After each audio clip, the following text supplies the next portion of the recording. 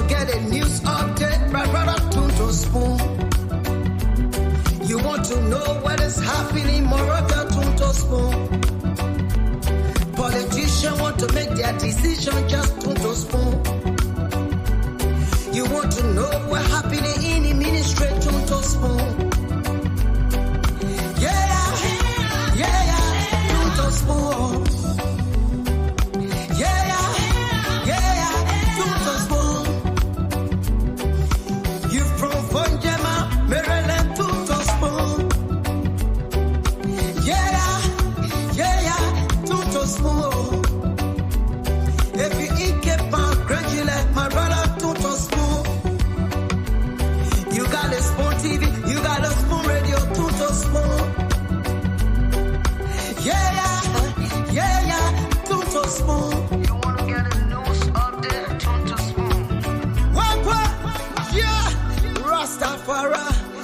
Kilibamba, kilibamba, kilibamba, kilibamba, kilibamba, kilibamba. What I want? Yes, what you bought today? Spoon TV. Yes, what you bought today?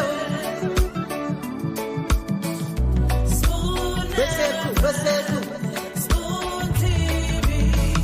Spoon. Ba-da-ba-de-ba-de-ba. Skiddy-biddy-biddy-da-ba-do. Spoon TV. Spoon Entertainment. Kua.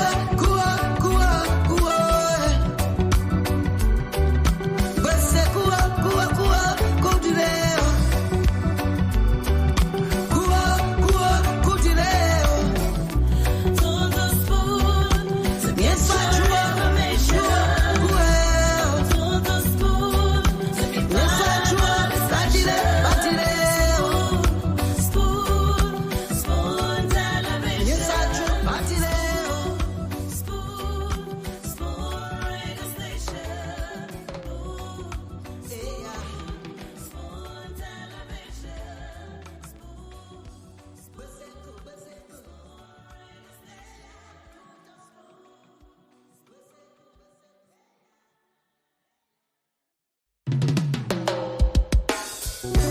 Yes, I, a special one from the CEO, stand coming with the spoon. And your boy, Friday the Southern Band, charges on the beat. Tunto Spoon to get your information. Tunto Spoon to be part of our discussion. Spoon television. Spoon radio station.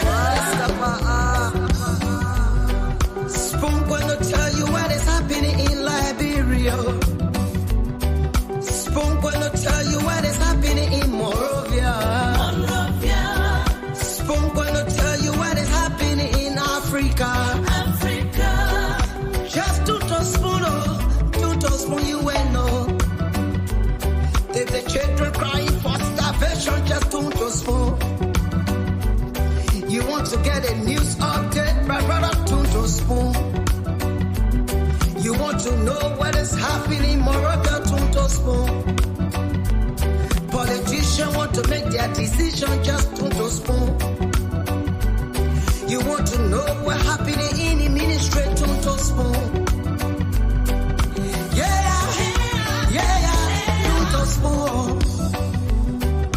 Yeah, Tunto Spoon. You from Fonjema, Maryland, Tunto Spoon. Yeah, Tunto Spoon. If you eat keep on gradually, my brother, Tunto Spoon. You got a Spoon TV, you got a Spoon Radio, Tunto Spoon. Yeah, Tunto Spoon. You wanna get a news update, Tunto Spoon. What? Yeah, Rastafari. Kilibamba, kilibamba, kilibamba, kilibamba, kilibamba, kilibamba. What I want? Yes, what you bought today? Spoon TV. Yes, what you bought today? Spoon.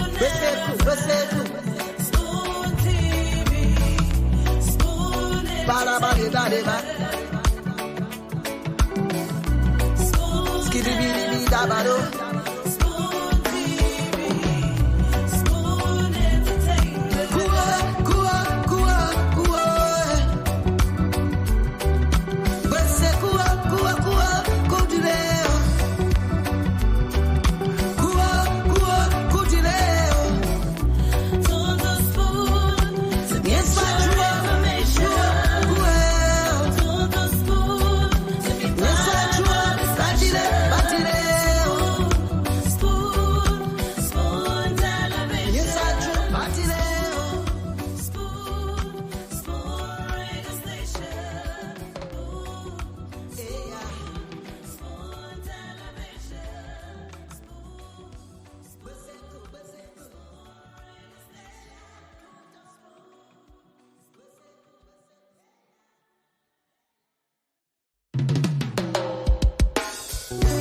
Yes, I, a special one from the CEOs, Dan Conan with the spoon, and your boy, Friday the Southern Band, charges on the beat.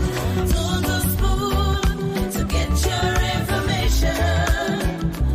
On the spoon to be part of our discussion.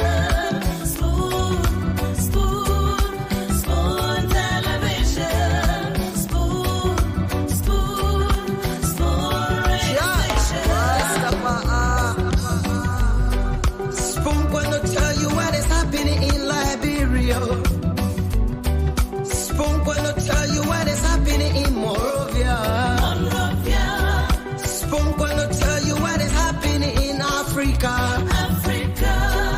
Just to spoon you will know.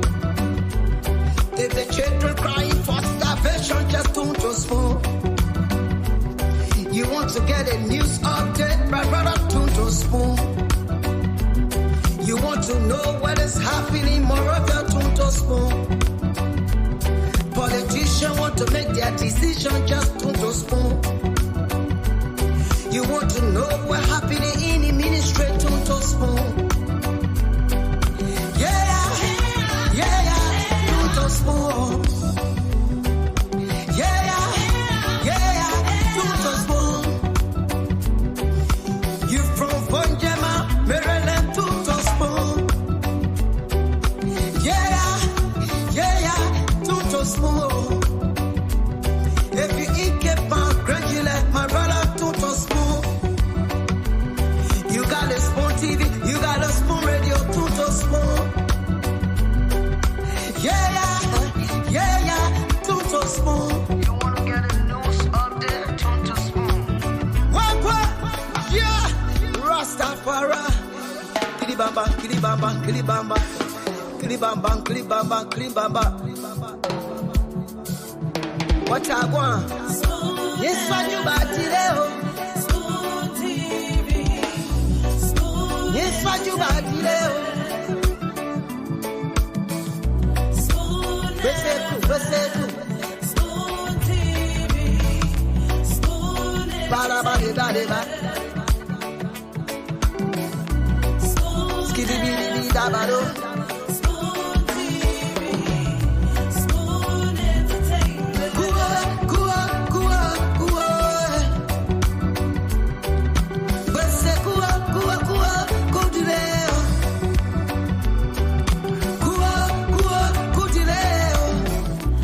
On the spoon to get your information. On the spoon to be part of our discussion. Spoon, spoon television. Spoon, spoon radio station. Spoon television.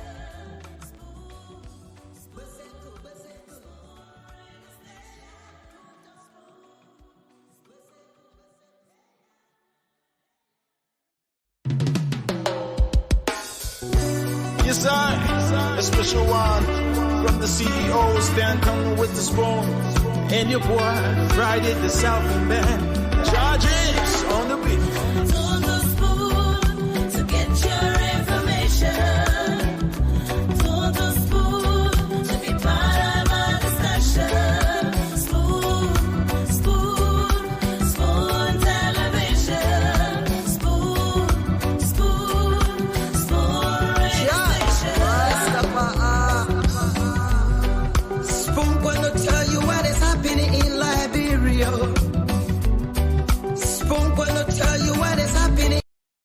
Okay, Spoon is going to tell you what's happening in Liberia. Spoon, this is where Liberians get the news. Of course, I like to say welcome to another edition of the program. This is Spoon Talk. We are back on the radio.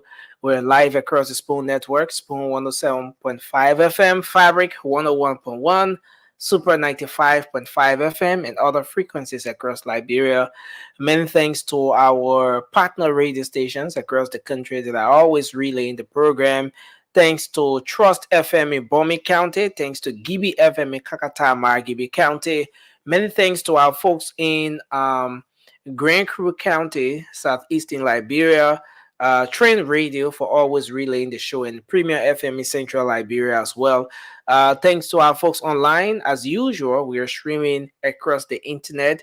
We're live on Facebook, on Spoon TV, Fabric TV, and Super TV. Many thanks to the folks that have joined us on YouTube as well. As usual, the YouTube handle is Spoon Talk Live.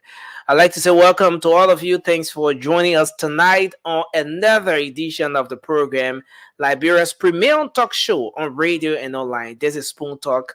This is where you get authentic information about the happenings across Liberia.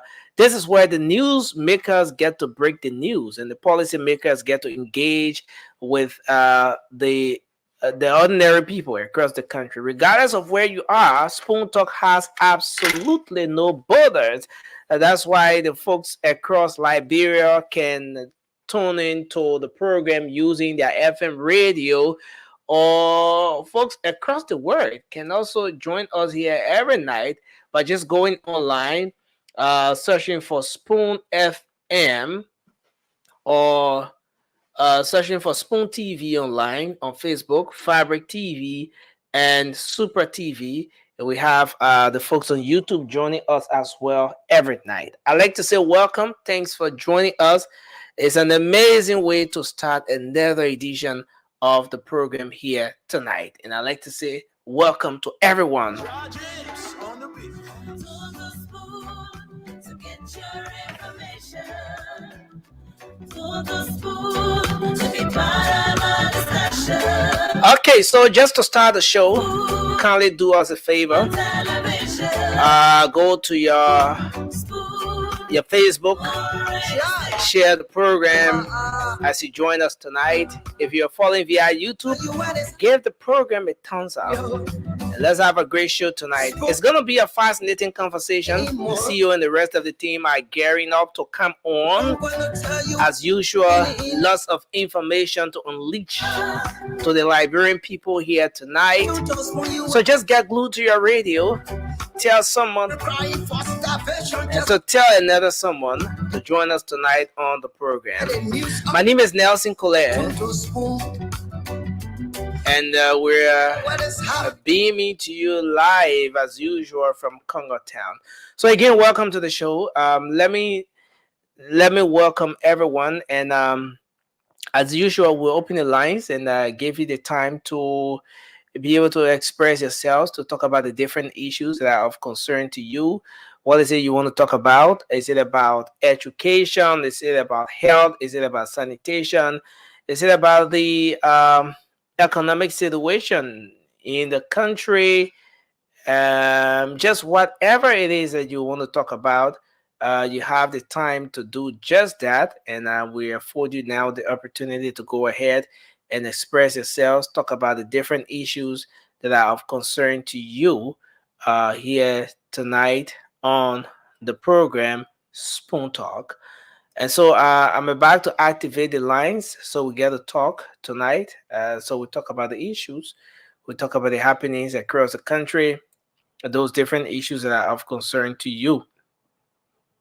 But just before doing that, I want to bring you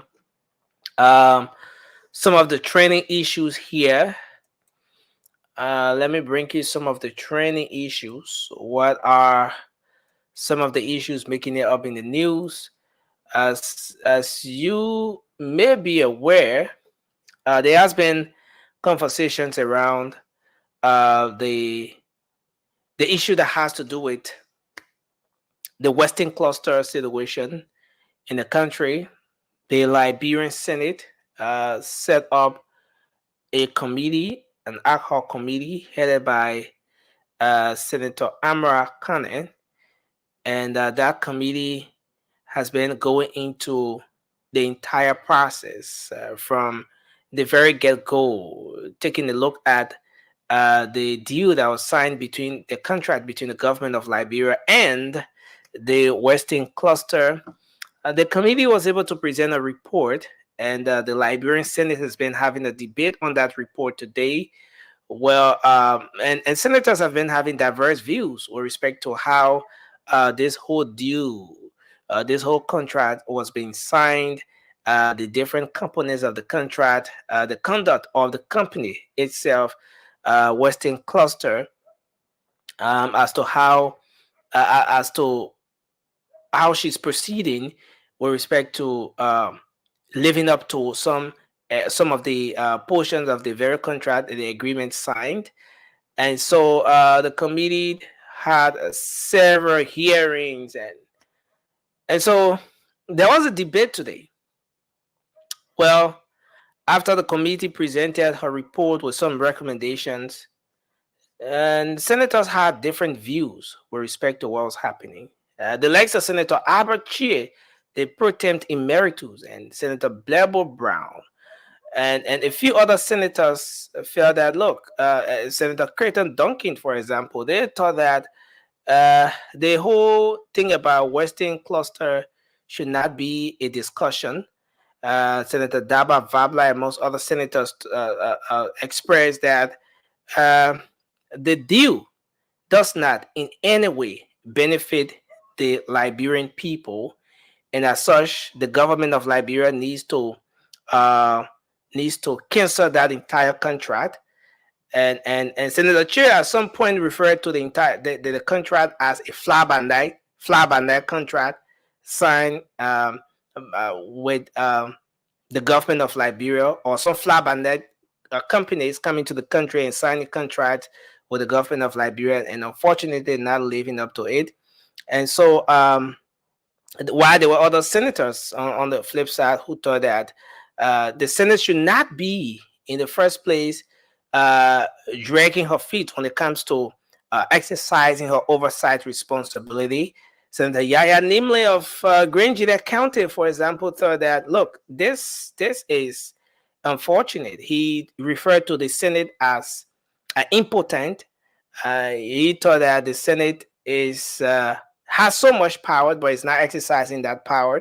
And unfortunately, according to him, the Senate has given the executive the authority to do whatever and get out of that Senate whatever she wants. And so that was his thought. And so after a very heated debate, the Senate then concluded on sending the report, the recommendations, and everything to the executive, requesting the executive branch of government to review the contract signed between the government of Liberia and Western Cluster and make some adjustments where necessary, where possible, in the interest of the ordinary Liberian people, so that the people in that part of the country and across the country can at least be able to feel the trickle down effect, the impact of the kind of work that Western Cluster is doing in the country.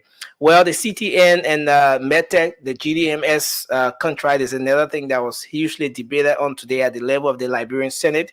Senators again have been divided on that particular issue. There were some senators who thought that, look, this deal is bad. It's terrible. It's not benefiting our people. The business people across the country are not benefiting anything from this because the process is huge. The MedTech and the CTN to some extent are performing somehow the same services. There's no reason why business people or Liberians importing their containers and other items in the country should be paying twice for a single service. While others thought that, look, it's important that this deal just be canceled. Again, some of the senators refer to that as a fly by night, kind of stuff. And then you had the senator Prince Moy of Bon County, sorry, who on the flip side thought that Western Cluster, sorry, not Western Cluster, but the CTN contract is not as bogus as some other lawmakers are saying it or other Liberians are seeing it. In fact, Liberia or the Liberia Revenue Authority is benefiting hugely from the technology that's being used by uh, uh, CTN or GTNS, GTMX rather. So there's a need to keep the contract. And so while it's true that the government needs to look into other aspects of, especially the recommendation coming from the ad hoc committee that was headed by Senator Amara Conan, but there's also a need for the Liberians to take into consideration that the technology, especially how items are tracked. He made specific reference to the ammunition that entered the country and was confiscated at the free port of Monrovia. He said that was through the help of the technology that CTN or GTMS as a company has introduced in Liberia. So he thought that it's very necessary for this to continue. Well, there will always be diverse views, and so they're expected to make a decision on that again, forwarding it to the executive to review that particular contract. Well, and a lot of other stuff happening in the country. The first, no, that's the second lady. Yeah, second lady of the Republic of Liberia dedicated a refurbished a group of 77 facility today. Uh, the facility was reconditioned. A lot of you who have been at that place in central Monrovia prior to today, if you went there, you find it difficult to recognize the place because of the level of work. So that was a great one. Yes, the information about the United Nations Office on Drugs, that report is something that Liberians are talking about as well. That says about 1.5 million Liberians are on drugs or some sort of substance, you know, and so that's another issue that's another training issue, and a lot happening in the country. But we'll go to the phone lines, and then finally, let me just throw this out that the director of passport, the chief of protocol, along with 140 local government officials, were confirmed today unanimously by the Liberian Senate. Yes, so that is just to say. So let me open the line so we take some calls. The CEO and the rest of the team will come on. They have more details on this, plus a lot more coming up tonight. You want to get more information on the park, some of what transpired under the previous administration. There are documents coming up on the show tonight, and you don't want to miss. You don't want to miss. You don't want to miss this edition of the program. So let me open the lines. Call us up now on 0555 0555 You can also call on the WhatsApp number that I'm about to pull up now, and you'll be live on the program tonight. So let's take you on 0555 and you'll be live tonight. Let's take our first caller here. Hello? Hello, you are live on the show. Your name and where you're calling from. Okay, we lost that person. Hello? Hello? Okay, so let's see who can take this one. Hello? Hello? Hello, you are live. Your name and where you're calling from. I'm calling for just but I will now call my name because of security. Oh, you will not call your name because of security reason. Okay. I won't ask the host of Senate and Representative what are they paying them for? What they giving them salary for? Giving them car and every other thing. Then they give them salary. What are they taking the salary for? Okay, so let me say it away.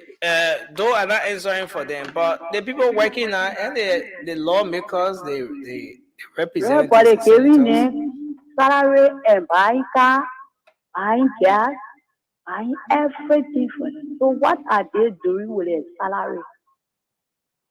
Mm. I don't know what they're doing with that salary, but thank you. Yeah, that good question there. Okay. Okay, thank you. Hello. Thank you. Hello. Oh, Yeah, please go ahead. Your demon, where you call from? my name is Conan, and I call you from real life. Okay, let's hear you. What's on your mind? What is it you want to talk about tonight? What's on my mind got to do with it die in real life. Real life is very, very, very dirty. We backing the NCC, whosoever that is responsible to take back from the street. Please come and help. Today I went real life. I couldn't even skip. I got sleep on that. Real life is actually dirty. We begging the government. We begging Liberian people to do something in real life. It's not so some of us will come down with different kinds of sicknesses. Wow. We begging them. Thank you. Thanks a lot for your concern. That's a very important one. Hello. Hello, Tamo. This is Nelson. Go ahead. You are live. Yeah, let's hear you. Go ahead. thank you so much. Yeah, Tamo. Thank you so much for the education from today on the Senate. So put some of the issue on the table today. But what I wanted to say on the decent platform, it go to the Musa Belede. Yeah, Paco, go ahead. So we take all now. Yeah, go ahead. I wanted to tell the representative that we are going to demand counted to the 7. We wanted the material in use and web all the info in our village. In you creator. In our creator came for and to my former millions of today. The report what from him. He brought the comment. The former millions of brought the comment. That's what the report they're doing. You can walk up to the second mansion and speak to your president. You know, that creator today, if it were me, if it were someone, if it were ever Liberia, to say my last week, Paco Sembla, go to Thank you. Thank you, Paco. Thank you. Paco, let's hold you there and take another person. Hello, you are live. Please go ahead. Hello? Hello? Yeah, from the WhatsApp line. Go ahead. Let's hear you. My name is S. Mamadou Gretawe, calling from Baltimore, Maryland. Okay, let's hear you. My name is S. Mamadou Gretawe. I'm calling from Maryland. Yeah, Gretawe, you are live on the show, sir. Let's hear you. It's good to have you on. The hard time that our people catching in Liberia is, I said, sure. All the hard time our people catching in Liberia about the economic means is caused by the House of Representatives and the Senator. They are too highly paid. What are they producing for the country? What are they producing for which they are being so highly paid? And for them to do their work, the country got to go on a strike before they can pick an issue. Why? Why?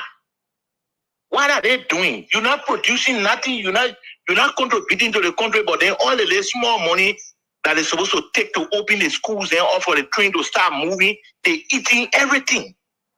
Okay. Thank you. Thank you, Gretawe. Thanks a lot for your input. Let's take another person here. Hello? You're live. Your name and where you're calling from? Let's hear you. Another person here?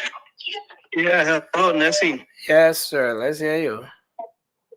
Yeah, I got an issue. What I want to contribute to the issue is that the yellow machine. We have been in our country for a longer time.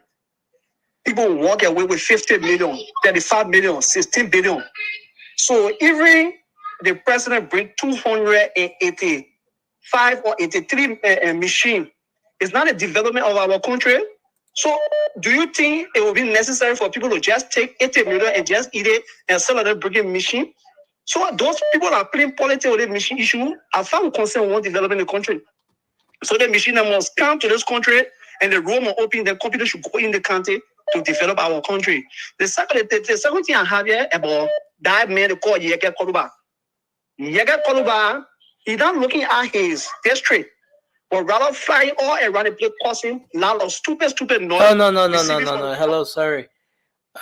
Please let's be your own radio. So you have to respect others as much as you have the right to express yourself. Let's hope you're doing that.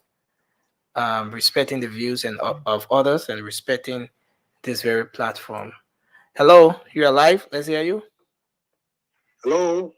Yes, sir. Let's hear you. You're alive. My name is Alexander Stevens. I'm calling from Minnesota. Go ahead, sir. My view has to do with the legislative branch of government. There's a previous caller that spoke on and asked a question: what are they really doing to be overly paid for what they are getting?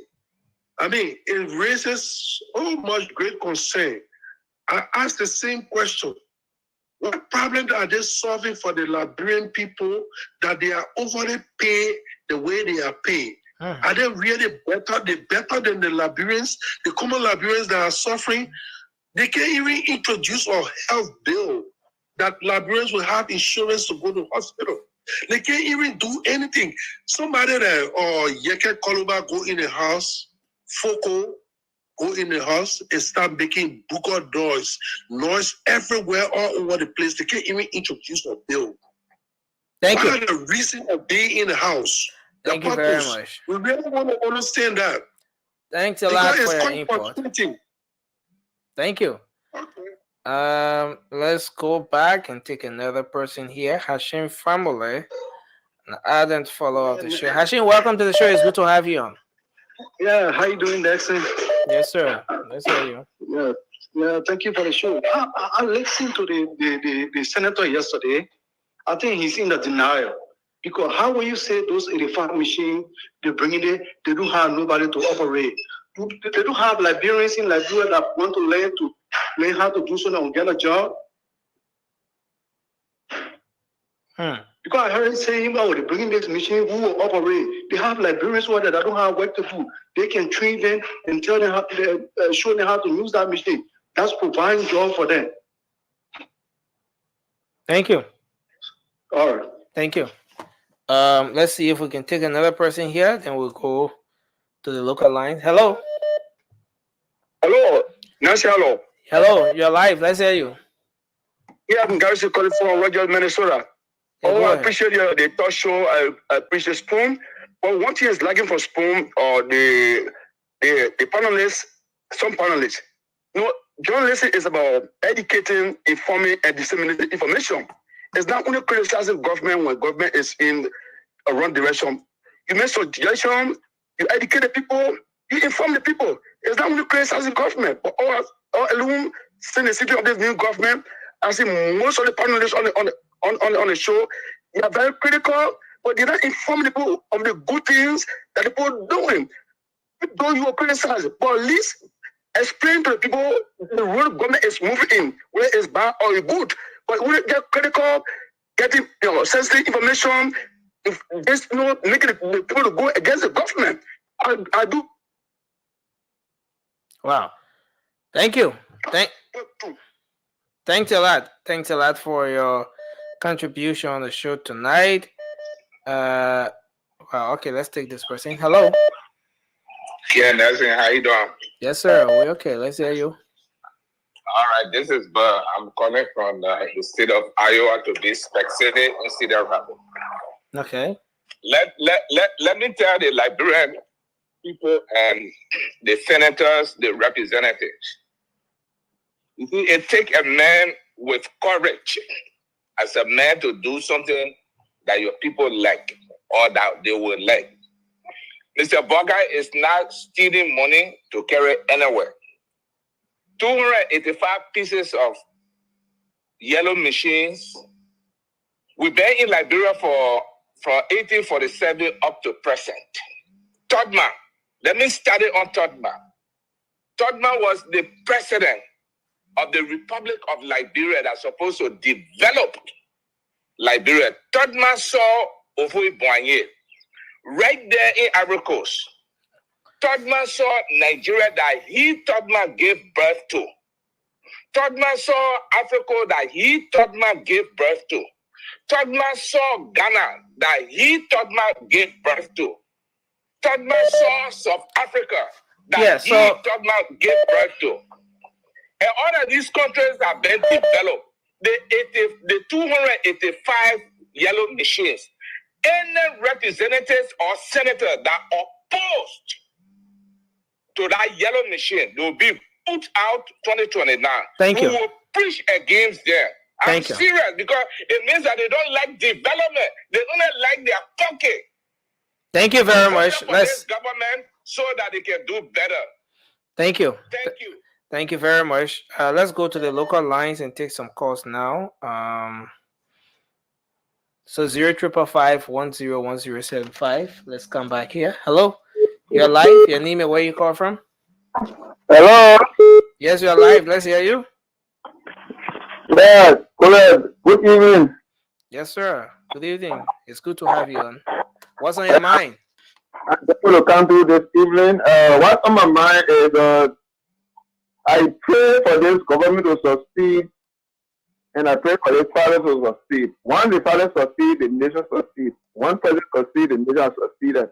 So my main point is for the yellow machine, it's important that the whole community just focusing on yellow machine. But then, that the last time I was listening to one of the stations, they were talking about this, our economy. The government said, I'm not going to be spending our economy now.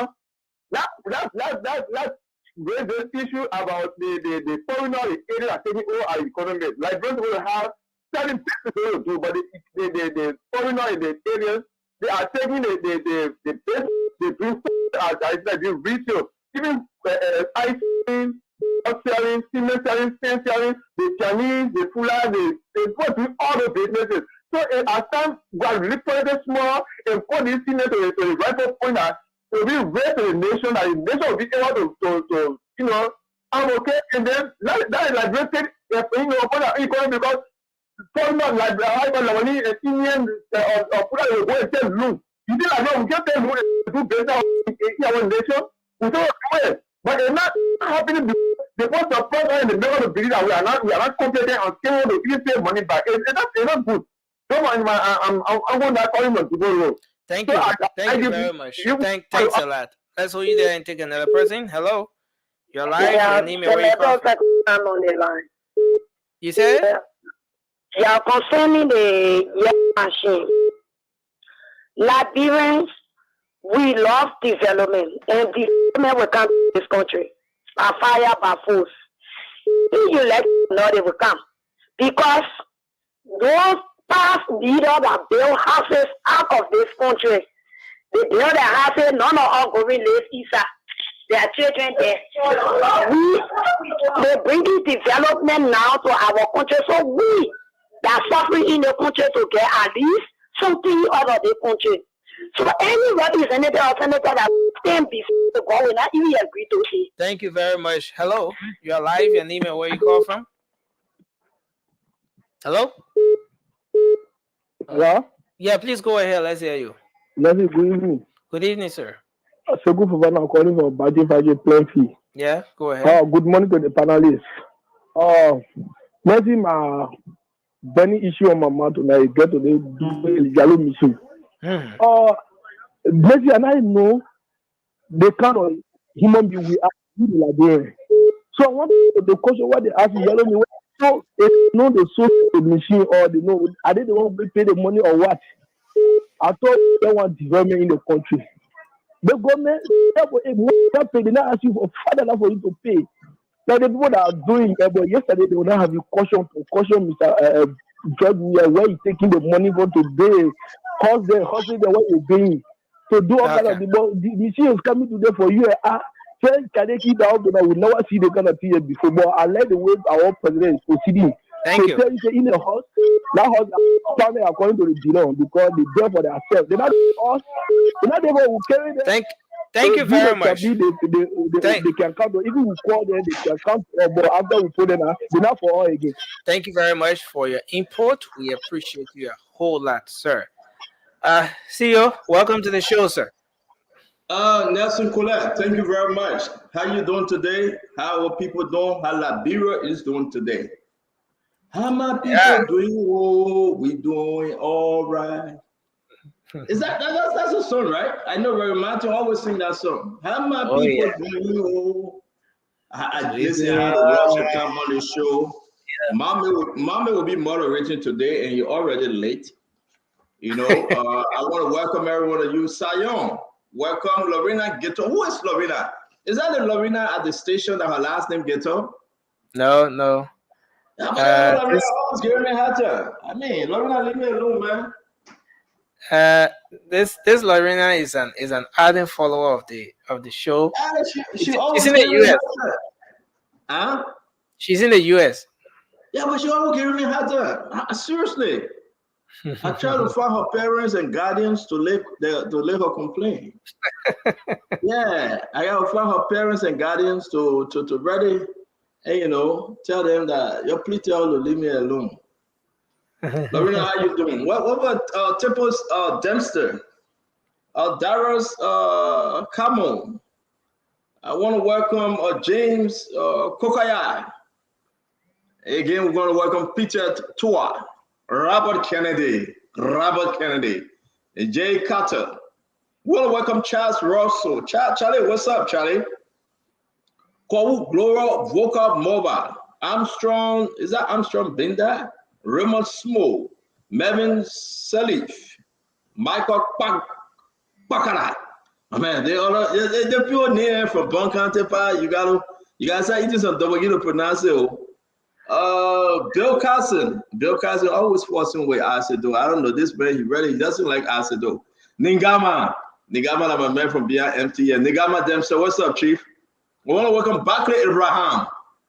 Everybody from MTA, Chicken Soup Factory, Stephen Tupper, SJ, LPRC, Bannersville, everybody from that area, you got to join the show. We got to talk Liberia. We got to think Liberia. We got to build Liberia. We got to love Liberia. We want to say, bring in your brother and sister, invite everybody, Nelson. The people are calling. The people are calling on the people's radio station. This is the people radio station. You like it at your business. The place will come with display everything. So Nelson, people say you're taking all your lame mad and what you doing here? I got somebody giving me some information on you, but I will keep it yet. I will keep it. I want to say love people asking about that. the lawmaker that I can see concern. Wait, folks. Let me ask you. No, seriously, I know Mama will come and take care of the show. Dr. Richardson is sick. After she had a big birthday party, she's sick. So maybe she's not coming on tonight. But let me ask you, folks. Nelson, what's going on? You always go over there. Did you ask Amara Conan for the receipt? Did he really do a deposit? I know I want the Liberian people to speak to me. Say I alone here waiting for the other people. And, seriously, did the Amara Conan got to tell the Liberian people whether he went to the bank and he make a deposit, whether he sent somebody, because listen, Tano, buddy, Barbara, it's a good question, right? Thank you, Barbara. Amara cannot leave us hanging. One minute he said, I'm mad, I'm going to do deposit. Then another minute, we hear nothing again. What's the receipt, the deposit receipt? See, the senator been busy on the medtech and CTN. My man, the matter will talk about it, man. The matter people, they are very disrespectful. How you come in our country, you disrespect our lawmakers. We're talking about it. Matter said they are not going to any hearing that the lawmakers don't call. I mean, that's pure disrespect. Don't get me, just seriously. That's pure disrespect. We're talking about it. How can Matter defy the Senate? I have never seen that in my life. They call them and they say, Amin Moda told them not to go there. No. They say they ain't going. I don't know if that Amin Moda. I shouldn't put Amin Moda name in this thing. But we get to it, right? We get to it. But that's disrespect. We got some information that President George Biden, we have information reaching us that the president, all the Invisible Park, the PHP Park, and everywhere, the president put it on his own company. And the president gave himself 70%. So we will talk about it. I'm just bringing these things up. You know, I saw on the floor today the lawmaker talking about Western Cluster. You go sleep, man. Western Cluster doing what they want to do. You ain't saying nothing. And, oh my God, I got a video of Sylvester. I got a video of Sylvester Graceway. Sylvester Graceway is so old. And let me give this fair warning to Sylvester Graceway. Stop asking people who giving me information. The Liberian people giving me information. The Liberian people giving the network information. You want to know who gave me the information? Just can ask me. Don't go behind me and be asking who gave Stanton all the information on the yellow machine, the information on they want. Even in your own house, I get your information from there because I'm NSA. So how can you ask the people who gave Stanton information? Ladies and gentlemen, boys and girls, let me get in the prophecy war. Ladies and gentlemen, boys and girls, we do not take fraud for beauty project. Hey, what a prophet? What prophet key? We miss Prophet Key. We hope that he's better. So Nelson, let's recognize some good people. Otis Prom, Kevin Stern. Kevin, what's up, Kevin? Edith Wattis. We want to call Edith Wattis. Everybody, please tell Fadiga I don't come on the show tonight. I don't like Fadiga. You're telling I really don't like him. Seriously, I used to like him, but I don't like him no more. Whole day you talking Tabata. So y'all say, okay. That's on Fadiga. Why you think Fadiga doing what he's doing? We got a couple of videos that we play on Fadiga today, where he used to speak truth to power, where he used to tell the Liberian people about Eton and Igbo man, when they have to travel all the way to Hong Kong, and he was so mad, but now Fadiga flipped. Today, it will be a crazy day. Lord, my fella, what's up, Lord? How you doing? Madia Zoe, how you doing, Madia? It's good to see you, Madia. As always, it's good to see you.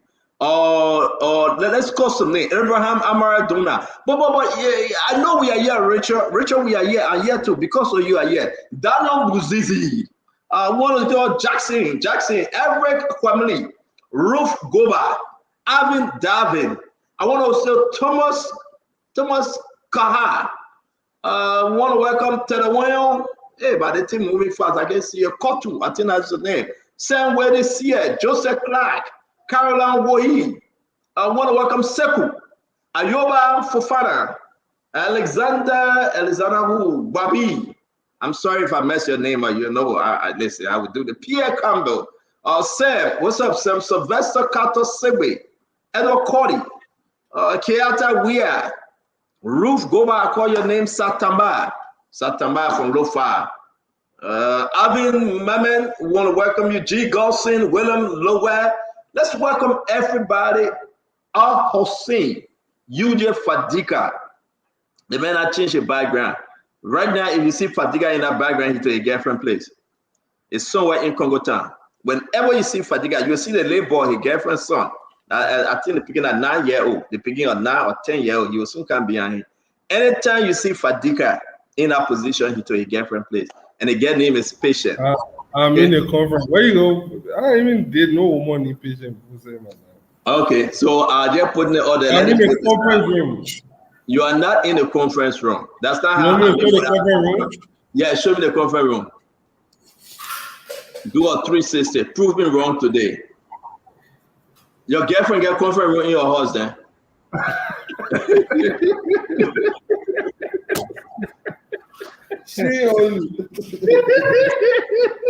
Your girlfriend get conference room in your house. Yeah, she get conference room in the house. 7 Grace. That's my business. The man girlfriend get conference room in your house. I beg you, yeah. I feel you are passing a long time. I beg you. But they say you keep fire. But no. They don't know. That's the issue, folks. It's so bad, Justina Gate. You know, Justina, let me say this to you. Justina, you must say, no problem. I love you. You're my sister. You always support Spoon and follow Spoon. God bless you. Philip Bala is always good to see you. Philip is in Liberia, by the way. I don't know whether he's back now. He should be in Liberia. He back now? Yeah, he's back. Yeah. Did he give you a letter? The thing I sent for you through him, he gave it to you? We got to meet. He came at the station twice. He came 2 different times, but I was always the man took your letter. Then you say that you meet him and my brother back, and then we same way working. The man will give us so Cornelius Hunter. Good to see you, Colinus. It's always good. Grace, as always. Grace, for coming out. Good to see you. We want to say Anthony Dodo. I want to send a pre-birthday treat to my favorite cousin. If I say my favorite cousin, the other one will get bad. To my cousin. They're all my favorite. Brother then Peabody from Virginia. I want to say her birthday will be on Friday, the 12th of July. And I also want to say a pre to my mother, whose birthday will be on the 23rd of July. Beatrice Sebadua of Waterspoon. We want to say pre-birthday to you. Pre-birthday to Madam Peabody. We wish you well. We're going to celebrate that birthday on the 12th. But Fadiga, I'm surprised. First thing first, I know Mom may coming. We're just getting in gear, folks. Share the show. And Fadiga, please be serious now. It's no joke. I'm not going to say I'm sending my staff to take the money back, right? It's just you and me right now. The other people will soon be joining. We see no document from Conan, man. You think that the senator from Babylon, you think he's fair? You think he's transparent? I mean, just take yourself from that ask case of Fadiga. Be serious tonight. Yeah. Well, he said it. Nobody push him. So as we start the show, let's just be fair. He said it though, folks. I'm not saying it, right? No, Abby McKay. I'm not saying it, Abby. No, Abby.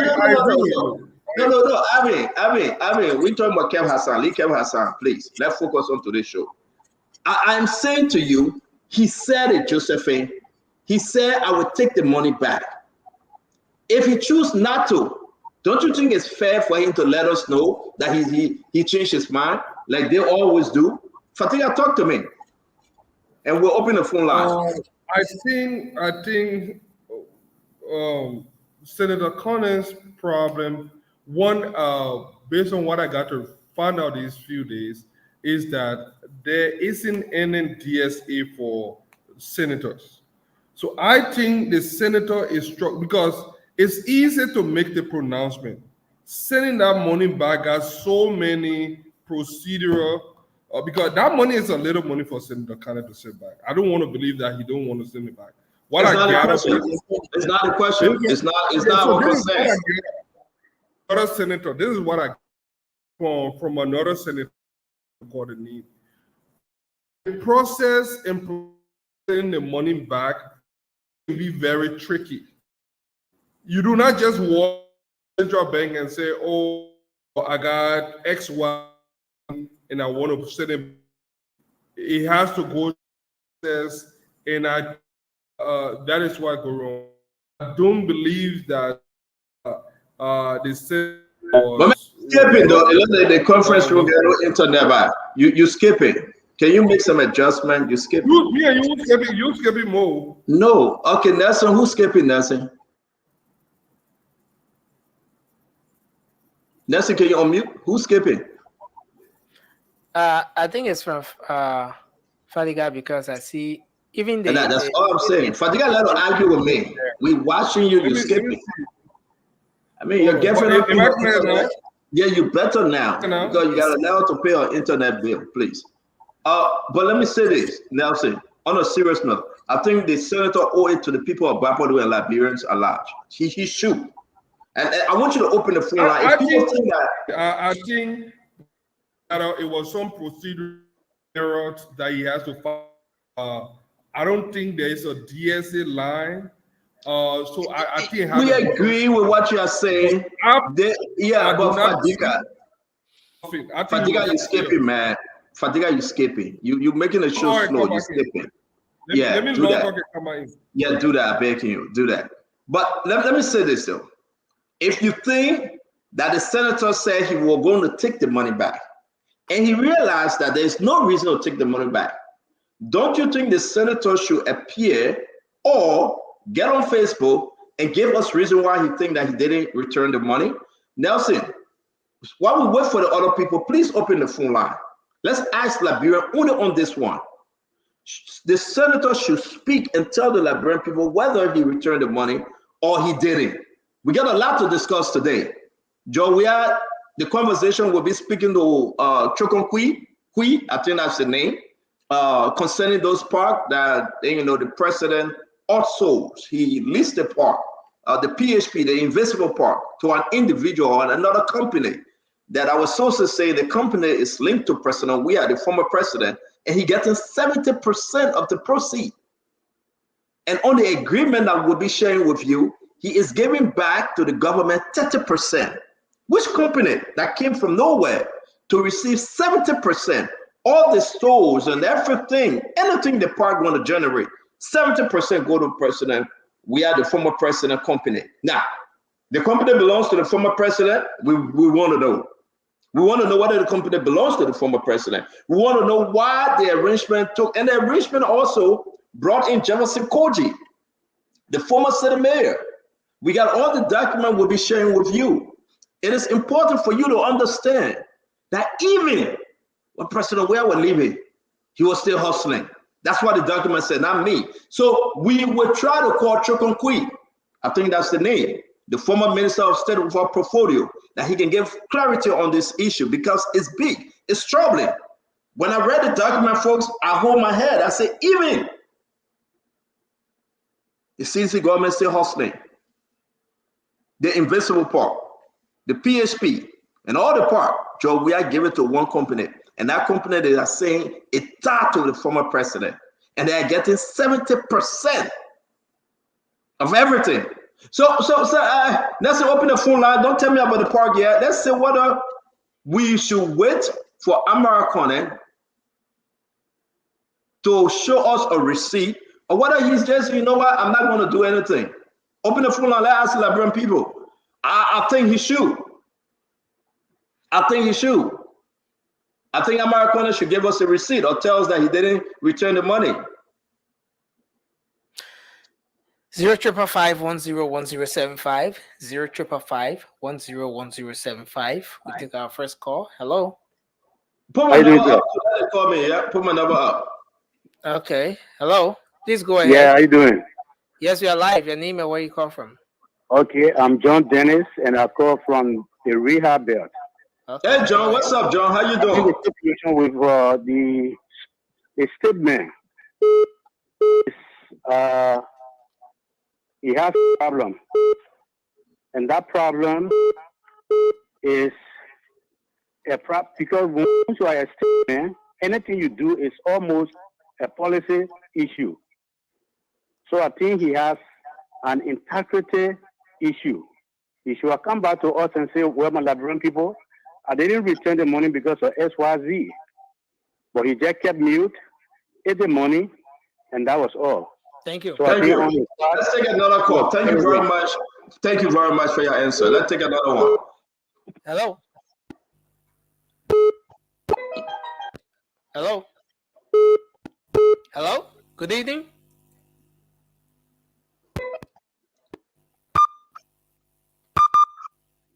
Okay. We got to begin. They don't even know how to use his cell phone.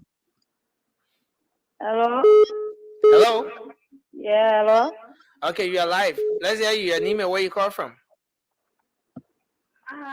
Copy about just one for who forgot to send me a number on this my number. I can't continue to tell him.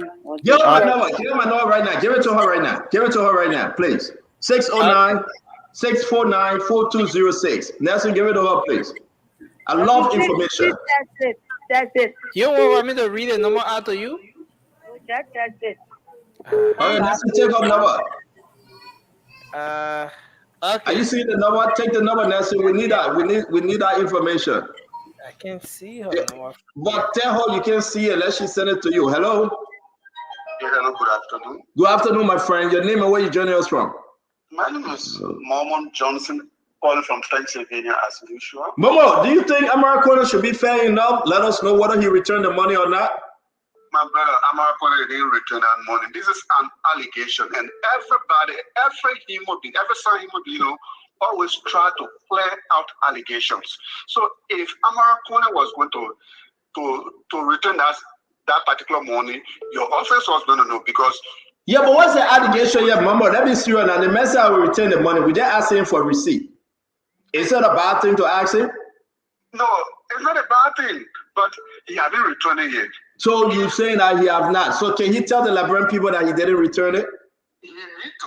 Thank you. He need to do that. Thank you very much. Let's take more calls, folks. It's important that we hold them accountable because they say we want the Honorable Amara Conan to let us know whether he returned this money or whether it was a vlag, whether he passed on a water. You know the coconut water is sweet.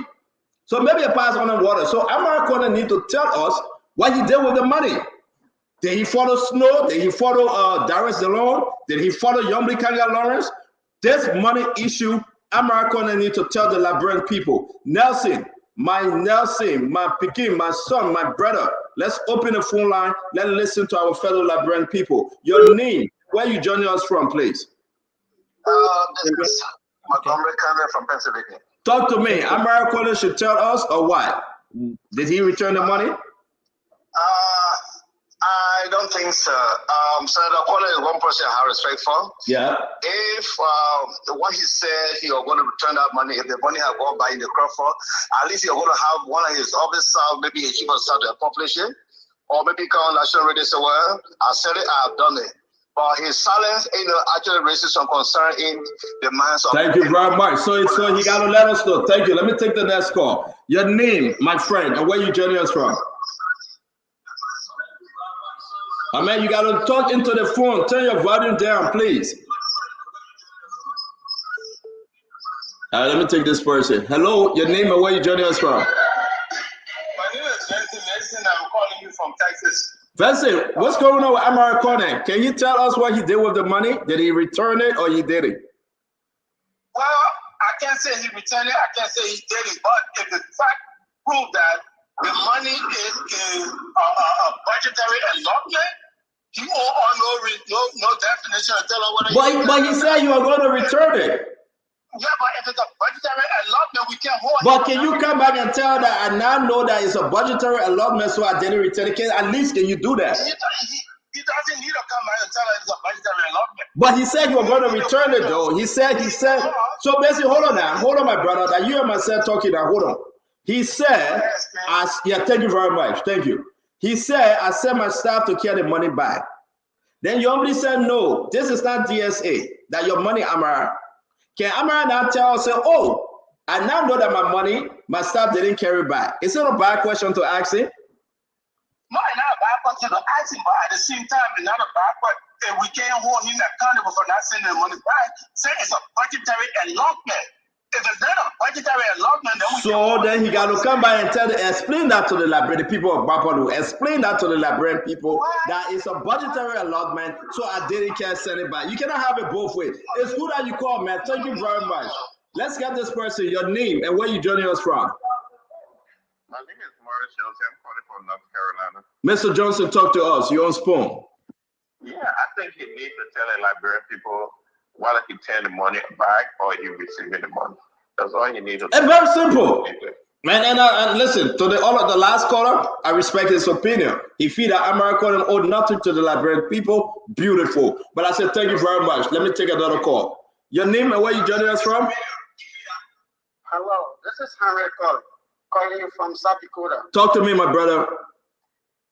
Hey, look, thank you very much for the show. I think Amara Conan should return the money. Integrity matter to this issue. He has said that he's going to return the money, so we need him to return the money. But we don't know whether he did. We don't know whether he returned the money. The only thing we're hearing, I will return the money. We no receipt. And Youngly told you, said, don't return the money. That your money, eat it. They don't say, don't return the money, eat it. Edwin Snow said, don't return the money, eat it. And Americans said, I will return the money. So where's the receipt? Did he return the money? When we called our folks to Central Bank, they said they're still waiting for Americans to bring the money. They have not seen him yet. So what say you? Yeah, that's why we are demanding, we're demanding him to provide a receipt to us because it's a taxpayer money. As long as he said he wants to return it, we want him to return the money. And thank you. Provide a receipt to us. Thank you very much. Thank you, my friend. Thank you, my friend. Hello, your name, and where you joining us from? Hello? Hello? Yes, talk to us. We're moving fast, my friend. Your name and where you joining us from? Hello? All right, we'll come back to you. Hello, your name and where you joining us from? This is Reverend Moore calling from Providence. Reverend Moore, may God bless you and your household. Talk to us. You live on Spoon. Station, this is character. A good name rather to be shown something great riches. Hmm. Nobody forced a man to say he's gonna give the money. Like you give, then you give proof that he gave the money. Period. Now, my people, Ajio. Hey, Reverend, may God bless you, yeah. Pass a blessing on to me too. Thank you. God bless you too. Thank you. Let me bring in my brother Steven Guitar. Steven, your turn. Steven. I mean, Steven, you taking me in slow motion. Hello, your name? Hello? Hello? Yeah, you gotta be fast now. You're on Spoon. Talk to us. Yes, my name is Aaron Giver. I come from Ohio. Talk to me. Right, a good name is better than expensive perceive, right? So if I'm out playing told us that you will return the money, then you return it. Nobody forces you to say it. Once you say it, then you return the money.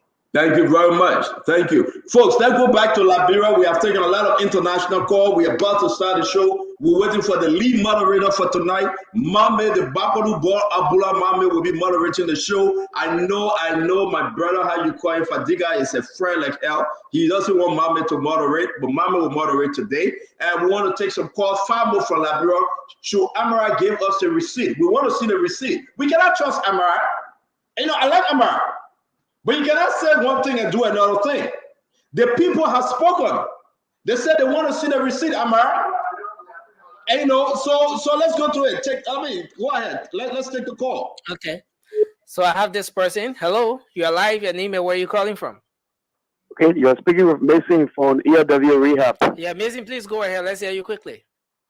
You know, it is not possible for that man to return the money. So I think Stanton is giving an idea to just get the central bank there and get some fake receipt and give it and bring it up to the public. It's not possible. Okay. And then. So that issue on here for now. So you can call back later to speak to the other issues. Hello, your name and where you call from? Well, this is Woodway, and I call from the Oro. Weber, go ahead. Let's hear you. So the center and the rest of the folks out there, look, nobody taking budget shortfall serious. The Amazon is still get money back. When these people begin people of integrity, let people hear me. Thank you. Thank you very much. Hello. Thank you. You are live and name and where you call from? My name is Alhaji Ibrahim, coming to as Ish Blama. Yeah, Alhaji, go ahead. Quickly, let's hear you. I'm calling from Motherwell County, precisely District 11, Opokawa. Okay, go ahead. Yeah, just what CEO said. No, Senator American, let his value receive so that everyone can be able to locally receive to show that he return the money. Oh, okay. Let's take the last two. Let's take my people. You're joining the show. You share the show. This is your network. This is the Spoon Network. We coming to you live from Congo Town. When you get, what was the address? Congo Town Bar Road, right? Back Congo Town. Yeah, Congo Town Back Road. Odious Congo Town. What up, Congo Town Back Road? We come to you live. You can follow us on YouTube, please. When you go on YouTube, when you go on Fabric, when you go on Super, please do not look for Fadika. He's not part of the Spoon family. He's a regime collaborator, and you know he's executing people falsely. But we'll talk about it later. Let's take the last two calls. Hello, you are live. Let's hear you quickly. Yeah, please go ahead. Let's hear you. Hello. Okay, so somebody else back. We got time to wait. And hello. Yeah, hello. Okay, yeah, please go ahead. Your name and where you call from? I'm listening from Louisiana. Go ahead quickly. Amar will not return that money because he possessed with a spirit of corruption. That number one. Honorable Stanton information. Okay. Drove to SKD Sport Complex today, and I found out the people that are cleaning the bathroom and the yard, they have not yet been paid from January to July. Information. Complex. The people are not yet been paid and cleaning that. We will call Kobanga immediately to ask him. Thank you very much. We'll call Kobanga and ask him. I want to say thank you very much, Nelson. It's good. I mean, we're up to speed, folks. And you know what? I love to moderate, but today we have turned the torch over just for today to Ambula Mame. So I will decrease and let him increase on this platform for today. He's the lead moderator. We want to say welcome, Abula. Let me welcome Uncle Samuel Jackson, LSE, the best. Listen, you know Uncle Sam. Since 70 years. The very first time they met Ed Kasali in his own house. All this time he been complaining. Uncle Sam, I was happy to see that picture. I want to say God bless you. At least you have gone home and you can pass on in peace. Knowing very well that yes, indeed, you was able to eat in your own home. I also want to say on today's conversation, I know we come to you guys, let mute, getting a bad feedback. If we can only mute ourselves. Thank you, Elaine, from you, Mommy. I want to say, everybody, please share the show, invite your friends. Couple of things. Who will be the next finance minister? We'll be discussing it. You know, Boma Kamara resigned. We got two people right now. We're receiving information that they have made contact with the president, Jose Yimambwaka. Who will be the next finance minister and what that person coming with? Are they willing to do a pay cut? We're hearing the name, Gafwan. We're hearing the name, Molly. The two names running right now. What say you, my fellow Liberian? Are you willing to get Gafwan back? Are you really want to see Gafwan to be your next finance minister? And who going next? Who next on the chopping block?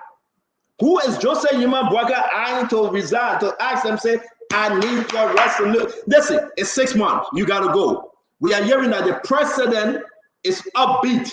He's going to let a lot of people go because of the misstep in the government. Finance minister gone. They all issue on ground. Former President George Banawea, all the parts, everything. He put it in the name that very close to himself, and they are receiving 70% of the proceeds. Can you imagine that? We got all the documents. Who that person? But we will be calling on Chokon Kui. I think that's the name. The former minister of state of our portfolio. He will explain to us these different contracts. The contract that I have in my possession, they got Jefferson Koji, they got other people's signature on it. I don't know, but Mama will lead our charge. And people say, why about the yellow machine? Folks, the House of Representatives have called on individuals to appear on Thursday. So we're going to lay low on the yellow machine. But the biggest question, why do the president know about yellow machine? What really he know? Everybody asking, but what President Barker know about the yellow machine? Is it free? Was it a gift? Are we paying 80 billion? What the president know is the biggest question in the nation. We already reached out to Sany, SANY, where the machine came from. They gave us the specs of all the trucks, the water tank, and everything. We got all the specs of them. How much each of them cost? All the machines, the equipment that enter the country, we got all the information from the company in China. How much each of them cost? So we'll break it down and we'll give it to you for you to understand where we are when we talk about money, about yellow machine. There's a lot to be discussed today, folks. Invite your brothers and sisters. Edwin Mango Point, thank you very much. My number is 609-649-4206. Every day you want my number, 609-649-4206. Just text me. If you call, I probably will not answer you, but text me and I will answer you. Vicky Ja, it's good to see you. Now I'm going to leave you with this before we pass it over to Amara. We're still waiting for Amara to Mohammed to speak on this. Amara need to show us that receipt. If he didn't do the deposit, he needs to tell us. Other than that, we give Amara a hard time till he tell the truth.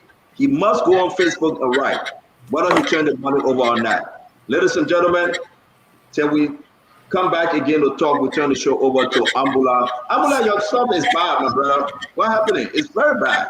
You mean the sound? Yeah, it's very bad though. I don't know why it's bad, but is it okay now? Yes. Just don't touch nothing. Don't tell your daughter. Your daughter shouldn't touch nothing. I know she around you right now, touching your internet wire. Is it okay? It's all yours, Abula. Take it away. Yes, Stanton, Uncle Sam, Fadiga, and the listening audience. It's good to be back here today. I mean, Akin, at the time you were having a discussion about Senator Amara Conan, providing receipts about whether he deposited the money back. It's a good conversation.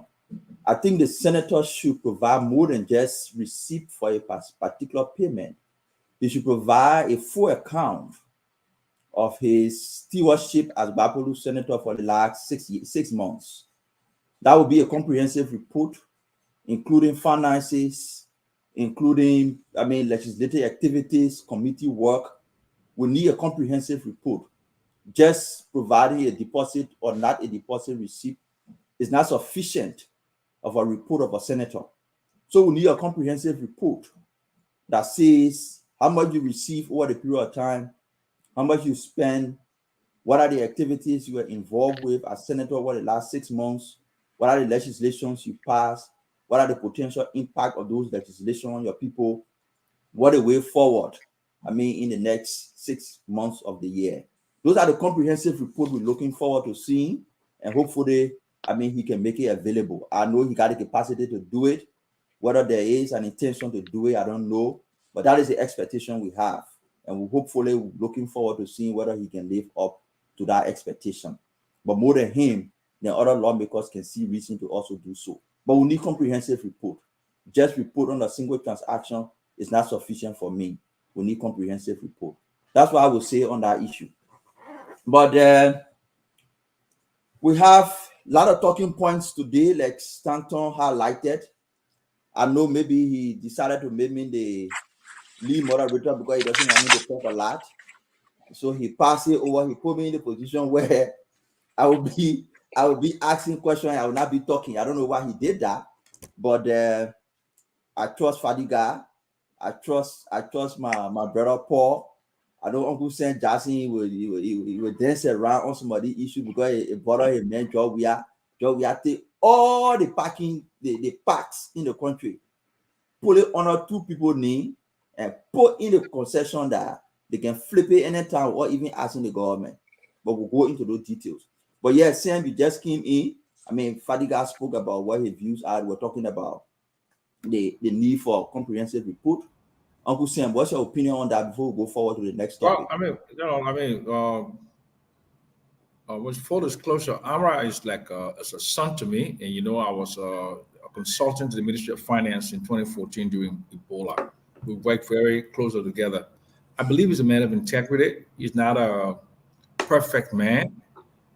He did say to me that he put some money in government revenues at the Central Bank of Liberia, and I would just urge him to be as upfront as possible and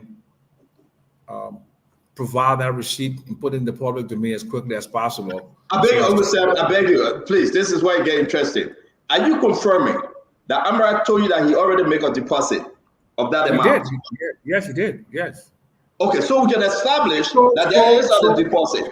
Okay, hold on a second. He and I did not discuss the magnitude of the amount of the amount. The reason why is because I am still very confused as to what is the form and character of that deposit. How much is it? What is it for? Is this Liberian dollars? Is it US dollars?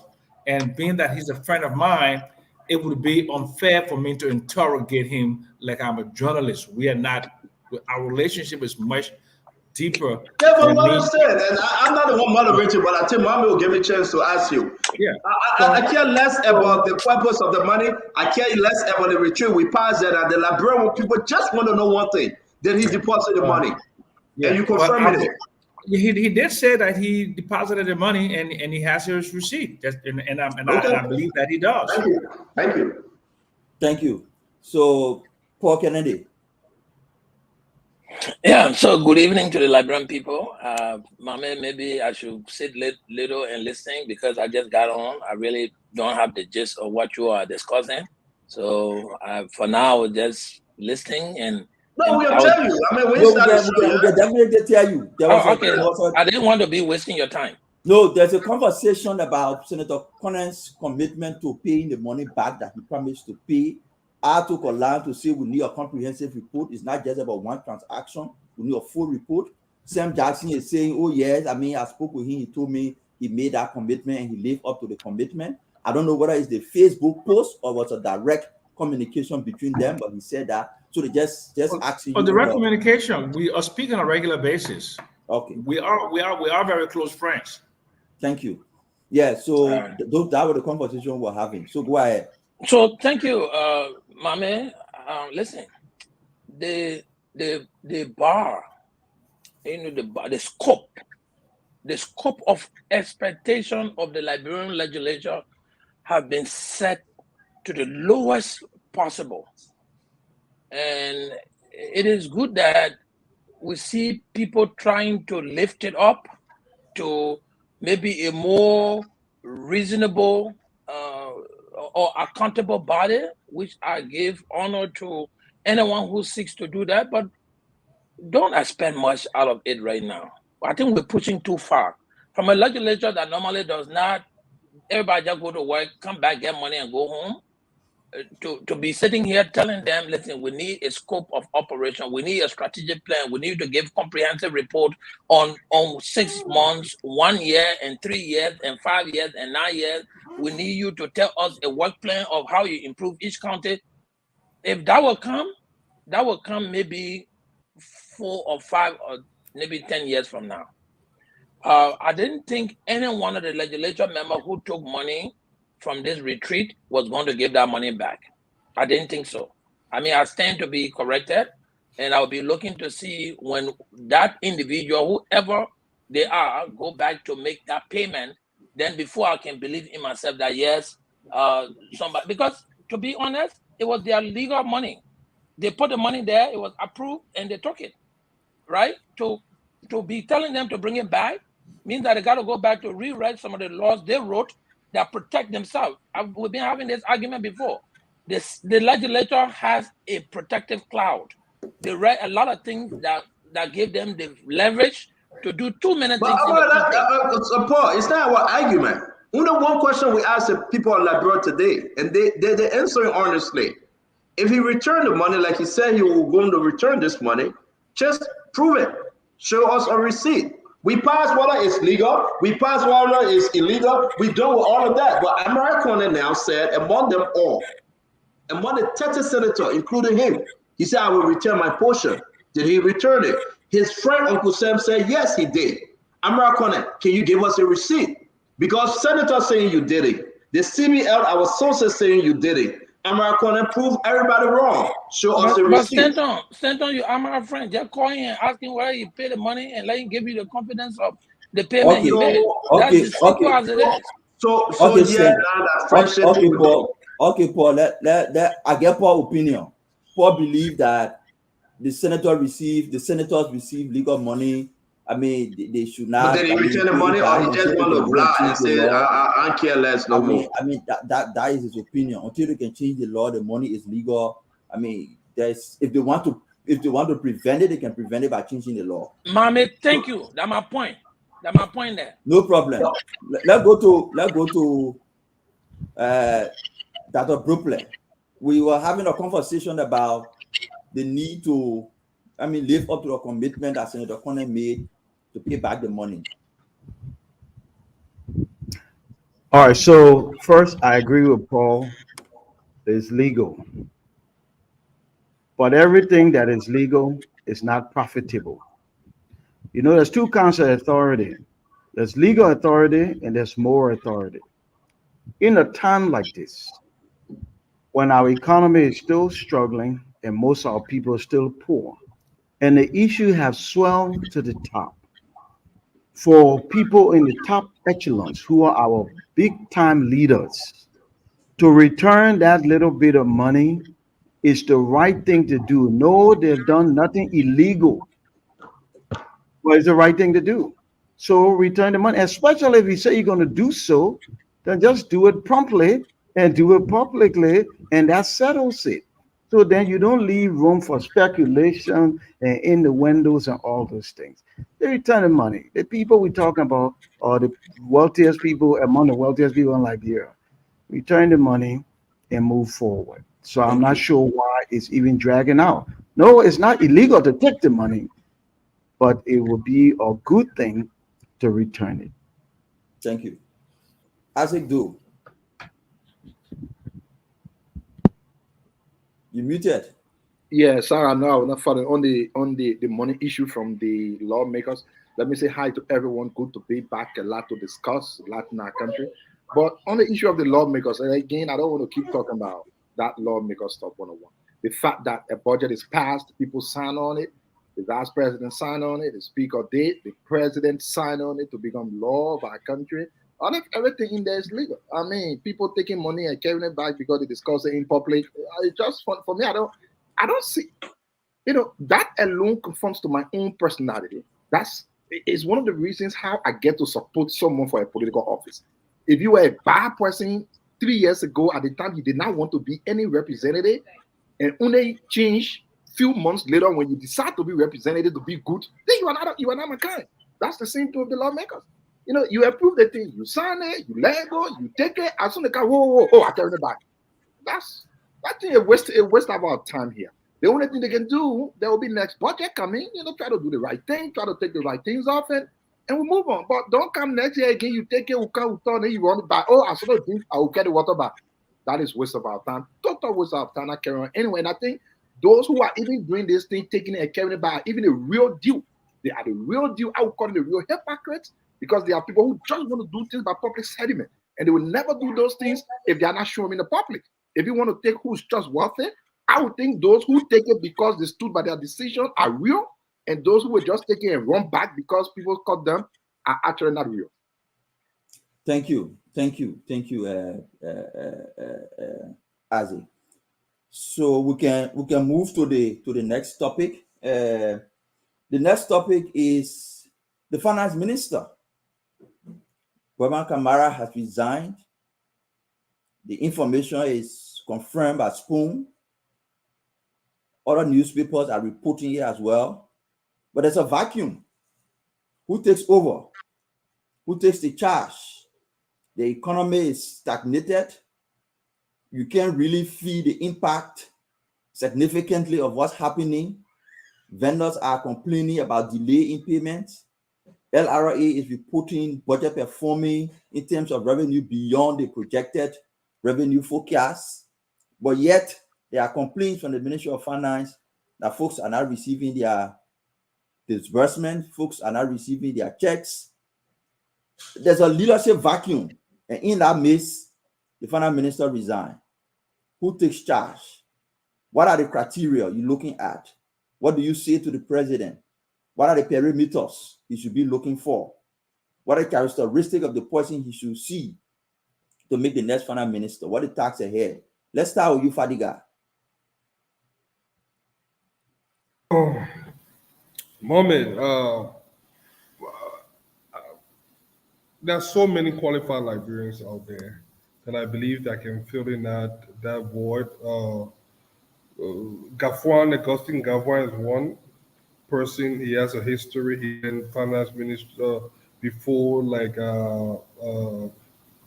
Boyman Kamara. But I don't know why. We heard that he was sick. That's why he left. So I just wish him well. Wish that he will go and get treated. But there's so many people out there. The first person that comes to mind is Gafwan. I know the former GAC boss, too, was also in line. I don't know what are they going to be bringing here because he's been a very vocal critic of the government. But there are so many competent librarians that can fill in that void. So I know sooner rather than later there will be someone filled in that space. What are the characteristics you're looking for? What are the elements you'll be looking for in a new finance minister? For me, I want someone that is both savvy of the few and someone with the experience. That's why Augustine Gafwan came to mind first. I want someone with a character, someone with a temperament, and more importantly, someone that has that international connection. And I think for me right now, I would just stick to Augustine Gafwan. He was foreign minister for X amount of years. He served as finance minister. With those two things on his resume, I think he's by far overqualified for that position. Do you think it'd be good to bring Samuel Tuer back? Why you want to mess up my day? Not even in 3 lifetimes. I think Samuel Tuer was the worst finance minister we had in this country. It showed by the fact that he's even unsanctioned. Samuel Tuer is just a very weird character. I think his arrogance landed him where he is. He had a chance to be a good finance minister, but he was just too arrogant, and his ego just led him down the wrong path, and he's where he is. But Augustine Gaffua is very level-headed, modest individual, not flamboyant, or down to earth. Besides that, he's very knowledgeable. He served as finance minister before, and we all know the work he did there. He served as foreign minister before. So with those two combinations, those two things on his resume, plus he has a very good character when it comes to his life in public office, I think will make a very great. I will keep Uncle Sam for later today. Today I will give him most of the time. You know that my old papa, we operate together. So, papa, today, papa, you just enjoy yourself. I don't want to tell you, just relax. Today, just enjoy the whole show for you. So I'll go to Paul. What are the characteristics you're looking for? You're looking for a finance minister who can, enter into a ballroom at the World Bank, move development policy and development resources to Liberia. You're looking for a finance minister who can engage private sector actors to attract investment, a finance minister who can go to the legislature and rally them behind the president's agenda to move it forward, who can sit on the radio and mobilize the country behind the president's agenda. What are you looking for? Character, experience, education. What are you looking for? So all of those words you've said come in one word called competence. When you are competent, you have integrity, you have good exposure to the position, you have a lot of experience. The combination of that is what in the organization development world we call competence. In fact, nobody gives you a job. You could have a PhD. If you did not have the competence that comes with a particular job, nobody's going to give you that job. You know, so you ask, what? I don't think there's a void. All of the characteristics you are looking for are those characteristics that should have been vectored in those people who now serve in the Ministry of Finance. I know there are about 3 or 4 deputy ministers there. One of them should just be sliding into that position. You should be doing internal promotion besides looking out there to look for anyone. But then the question comes, did we even find people to place them there based on competence, or we want to give jobs to people because they were with the party? So you see, when you get position based on party affiliation and really do not vet people who have the competence to deliver, to be able to grow the fiscal policy of the country, because the finance minister is very busy growing fiscal policy, bringing back foreign direct investment, opening the economy as far as empowering private sector growth. Those are the kind of things a finance minister is going to do, and it needs to be somebody who understands the economic trend of the country. So, you got 4 deputy ministers there. You got depots who are there. Depots who understand the economy. You got the other gentlemen there. I don't know all of them names. But should we take Tanya Branson, the deputy for budget? She's been there for long. She's a female. I don't know Tanya well. I think I've met with her once or twice in my working with government. She's a very humble lady. You go to her, she open her door, you sit there, you meet and talk to her. But now we need to look at, what is she able to handle? There are some people who are good at the top, but there are some people who are technicians who go to support. She may not be the one who will go to the media or around to talk to people. I don't know her level of international connections and her ability to bring foreign direct investment into the country. But does she understand the management, the governance, the internal workings of the Ministry of Finance? Probably. The president appointed 4 deputy ministers, 3 or 4. You look among them. They got some assistant ministers there. You'll find one of them to see whether you can give this position to them. I heard somebody talking about my friend Gavin. Are we going to keep bringing people back into the system every time? Or are we trying to grow people so that they are able to supplement those people? We shouldn't just keep looking at the same old names. Let's look at some young people in Liberia. If you can make somebody assisting a deputy minister, I'm sure you can also push them to the pedigree of making them minister, proper minister proper. That's my opinion. That's just what I'm saying. Thank you. So you're looking more towards internal recruitment. Elevating people who are in the deputy ministerial position. Like I always say, If you're vice president, you should be ready to be president day one. If you're deputy minister, you should be ready to be minister day one when the minister is not available. So you feel that competent people in the ministry should be elevated to the position of a minister. Dr. Brople, where do you stand? The Ministry of Finance, Burma has resigned. President Bouaka is faced with a situation of selecting a new minister. Usually, from what we saw, he's slow in making those decisions. You saw what happened with the justices of the Supreme Court. You saw what happened with the justice minister. You saw what happened with the defense minister. This is the economy, the lifeblood of the country. Should it take him long? The black book. Should it take him long to open the black book and make the decision? If he's making that decision, what the characteristics he should look at? Mohammed, first thing I want to say is, I wish Burma Kamara well.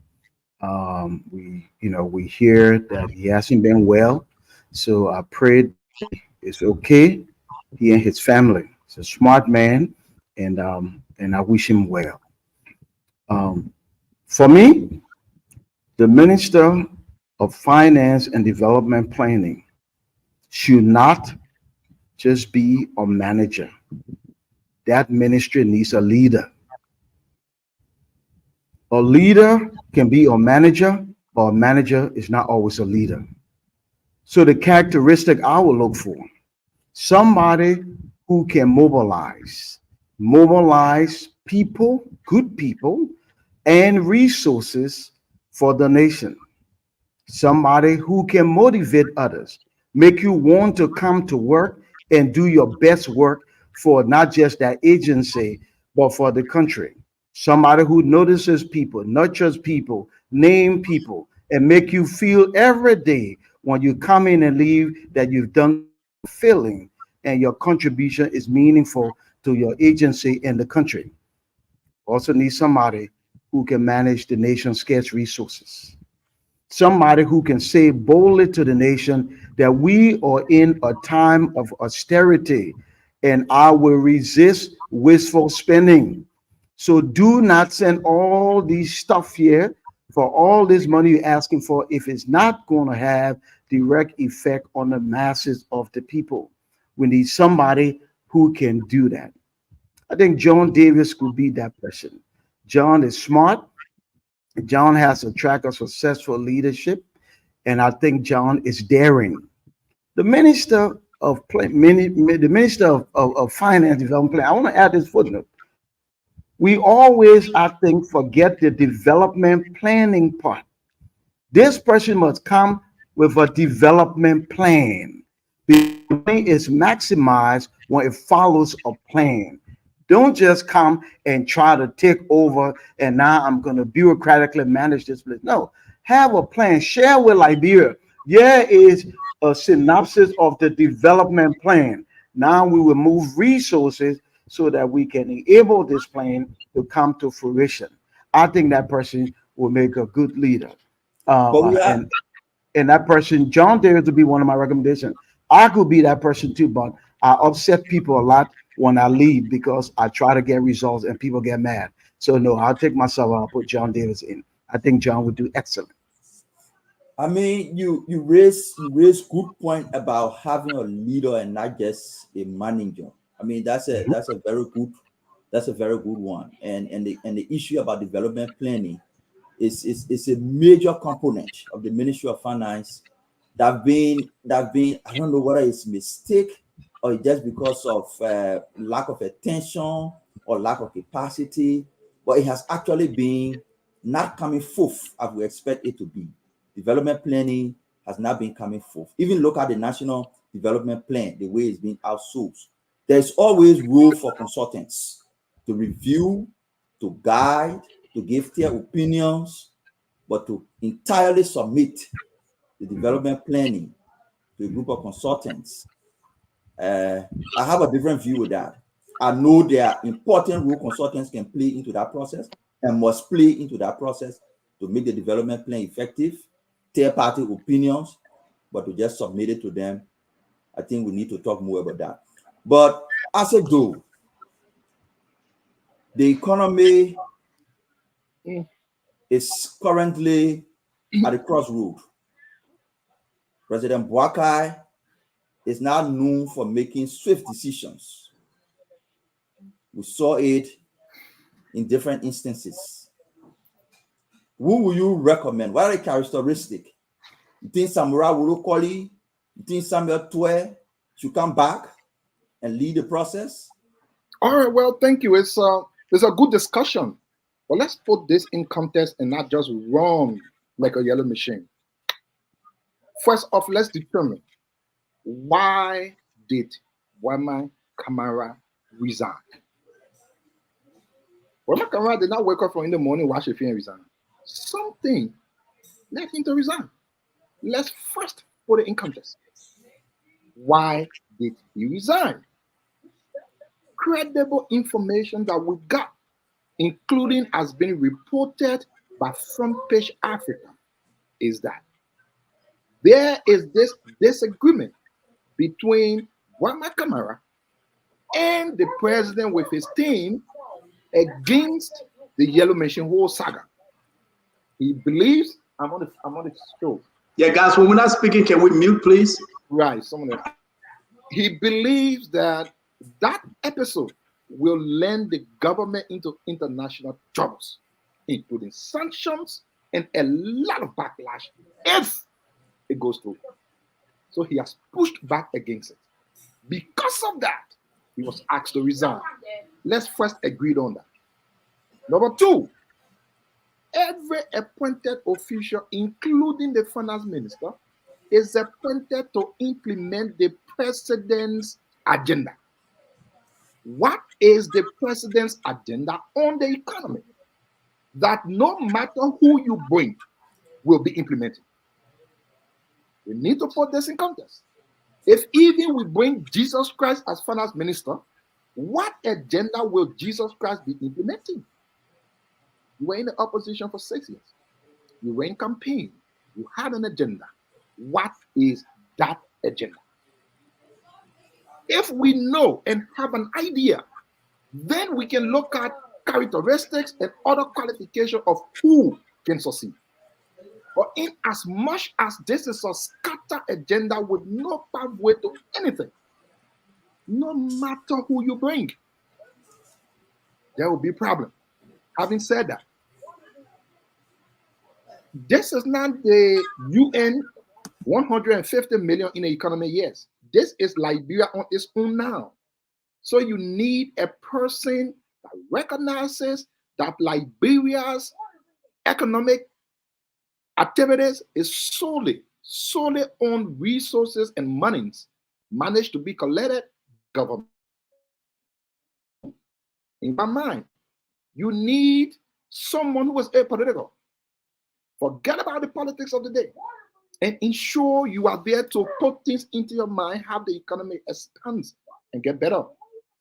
3, I will say, you need a reputable person, someone who can bring new ideas without trouble behind them. Unfortunately, Mr. Gaffwa has that trouble.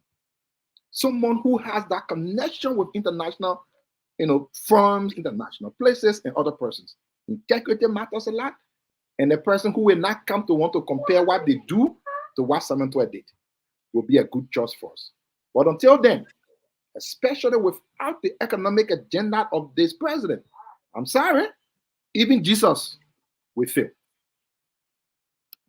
Thank you, Asik. We'll go to Dwalu, but just to piggyback on what you were saying, most of the time, the selection of a finance minister is basically based on the state of affairs of the economy, and not basically on an individual agenda. The state of affairs of the economy is more than a development agenda that somebody is developing, which is still in the process. So how you met the economy? You made the economy strong, you made the economy weak. Is there an economy recovery? Is there an economy ready to attract foreign investment? Those are the type of things you look at, and look at the person you put into those positions. Our economy, the way we made it, everybody knew, and the finance minister should be somebody who will be looking more at the economy as a bigger picture than just what President Walker has in his mind as an agenda. The country's agenda for development is being developed. The president has his own view. That view cannot be used squarely to determine who leads the Ministry of Finance. The state of affairs of the economy is the best way to use to determine who leads. That's my opinion. But Dwalu, where are we? How do we get a finance minister that reboot the private sector, take attention from government, create manufacturing, invest into industries, put the energetic young people to work through private sector, not flooding government payrolls and being constrained to harmonize only to create space for people? What do you see? What are the characteristics you're looking for? Boosting private sector. Remember, you're singing my song with private sector growth. Anybody who's been listening to the show for the last few months is the only thing I scream about. But I'm going to say this, though. I did meet with Boyman a few weeks ago, and I think a couple of times while I was in Liberia. And I said, though, you're absolutely wrong. The brother is not well. We have to sometimes take politics away from these things. But maybe I'm going to answer your question directly this way. Whether people know this or not, we believe the vice president is the second most powerful person in the country. We believe the Speaker of the House stays in line. But let me tell you something. The way Liberia's system is set up, the finance minister is almost equivalent to the presidency of the country. Now, people may think this is, I'm far-fetching. No, I'm being very, very realistic. The finance minister is that powerful. Let me tell you who we should be looking for. It's a person that truly understands this country. Look, the complications of the finance ministry or the Ministry of Finance in any country, I know people see the international connection. Once you hold that position, international connections will come. It's a plus. I'm not denying that plus. But the focus should be the person's grounded expertise in understanding locally our condition. I want the finance minister not to just come with a plan that he or she can articulate and present to the country, but our plan has to include every single area in the country. We cannot centralize this entirely in Monrovia. The finance ministry has to tell the president, be willing to tell the president, no, we cannot do this. And if the president continues to push, he said, Mr. President, this is why we cannot do this fiscally. This is why we cannot do it monetarily. If we do it this way, we grow the economy. But primarily, the singular most important person that we got to pick for this position is somebody who is eager to grow the private sector. Not just, I'm talking about aggressively willing to grow the private sector. He has to come with a plan, and he has to envision that plan. He has to live that plan. He has to be willing to say no publicly to the legislators and to the president himself. Because let me tell you something. Look, the country is dying. And I'm just saying this for the sake of saying, going to Bapulu County. Look, maybe I was just in your county. I went to my village behind Rick's Mission. And my village is not really far from Monrovia. Okay, I'm a Dangola Pele man. So right behind Rick's Mission, Kimita is my home village. So I drove further down. The country is isolated. That finance minister must bring the rest of the country. And I'm not talking about the southeastern portion of the country yet, because that is completely isolated for the entire country. At least my own, we can still come in Douala Ba Pepe. But those guys are so far away. So this finance minister must take the totality of the issues of that country. And for me, I will recommend this to the finance minister that's coming in. There's a paper out there, a simple economic guide to fix Liberia, a step-by-step approach to usher the entire economy where it can incorporate the entire country. But you have to do it aggressively. And I think Dr. Gruber said this. We target the weak points that are so weak and the resources, and we put the resources where it's going to grow the national budget. Because the finance minister's primary duty should be to grow that budget. The more he grows that budget, the more we can do more things. So we want somebody who can grow that budget. And for me, this is the push for the finance ministry. Thank you, Dwalu. And you see this thing we always talk about, international connection. Dwalu, you're right. Yeah. Once you are appointed, for me, it's more of managing relationships than having relationships. Once you are appointed as Minister of Finance, the international connection comes. The fundamental problem that happened over time is, how do we manage those relationships? How do we leverage those relationships? Do we have the expertise to manage and leverage those relationships? That has been the problem. But what a finance minister, and managing them. yes, Public developing and managing. any role you are placed in, you get the connection. How do you manage it? How do you leverage it? Has been the missing gaps. People write you emails, you take the phone and call them back, say, I receive your email. You don't make follow-ups. Yeah. That has been the problem. But Stanton. Yeah, Mama, thank you very much. Thank you, What you folks. hearing? Again, What you hearing? Because in all I'm hearing a lot. I'm hearing a lot. And it's a good thing that you make Uncle Sam laugh. I think it's a good thing that you make Uncle Sam laugh. This is scary. This is, I'm serious. I want to wish Muammar Kamara well. Yeah. He came with a good intention to serve his country. He left his job, making between 12 to 15,000. It's true. I know. I want to wish him well. For whatsoever reason that the president asked him to resign or he stepped aside, we'll wish him well. If you ever travel outside of Liberia and you were able to break through with everything out there, and you say, I'm going back to my country to serve. I spoke to Muammar Kamara. He used to appear on Spoon. We know exactly why it is. We know what we discussed in the back prior to the election, after the election. So I wish Muammar well. I pray that God can just take care of him and his family. Now, let's pass that point, and, for a new finance minister. Who is Augustin Gaffwan? 54 years old. 54 years old, born 1970. You can do the math. Who is he? He has served in this position before. Somebody said, don't bring a recycling finance minister. Don't bring a recycling politician. But ladies and gentlemen, you listen to us on the radio every day. What radio we want right now? What kind of finance minister we want today on day one? Day one, that will be implementing structures, like Dr. Bupler said. Internationally, you can say that to Dwalu, private sector investment, everywhere in the country, everybody knows Dwalu for that. Can Augustin Gaffwan bring this? Go back to his record. Remember now, people start complaining today. I spoke to so many people. They said, but he's from Lofa. That's the opposition argument they come with. Can you buy into that, but he's from Lofa thing? I mean, people bring slash and dies, my man. They will beat on Augustin. But is he willing to leave his almost $20,000 job? And you ask me, you say, but Stanton, how you know? Just go online. It's right there. I'm not making up a story. Thank you. This man made almost 20,000. That's what he made. We can read it. We can put it up. That's what he makes. And so, guys, if he's willing to leave his connection, his regional connection, his international connection, I really don't care. Like Mama said, once you're finance minister, you will engage, you will be connected.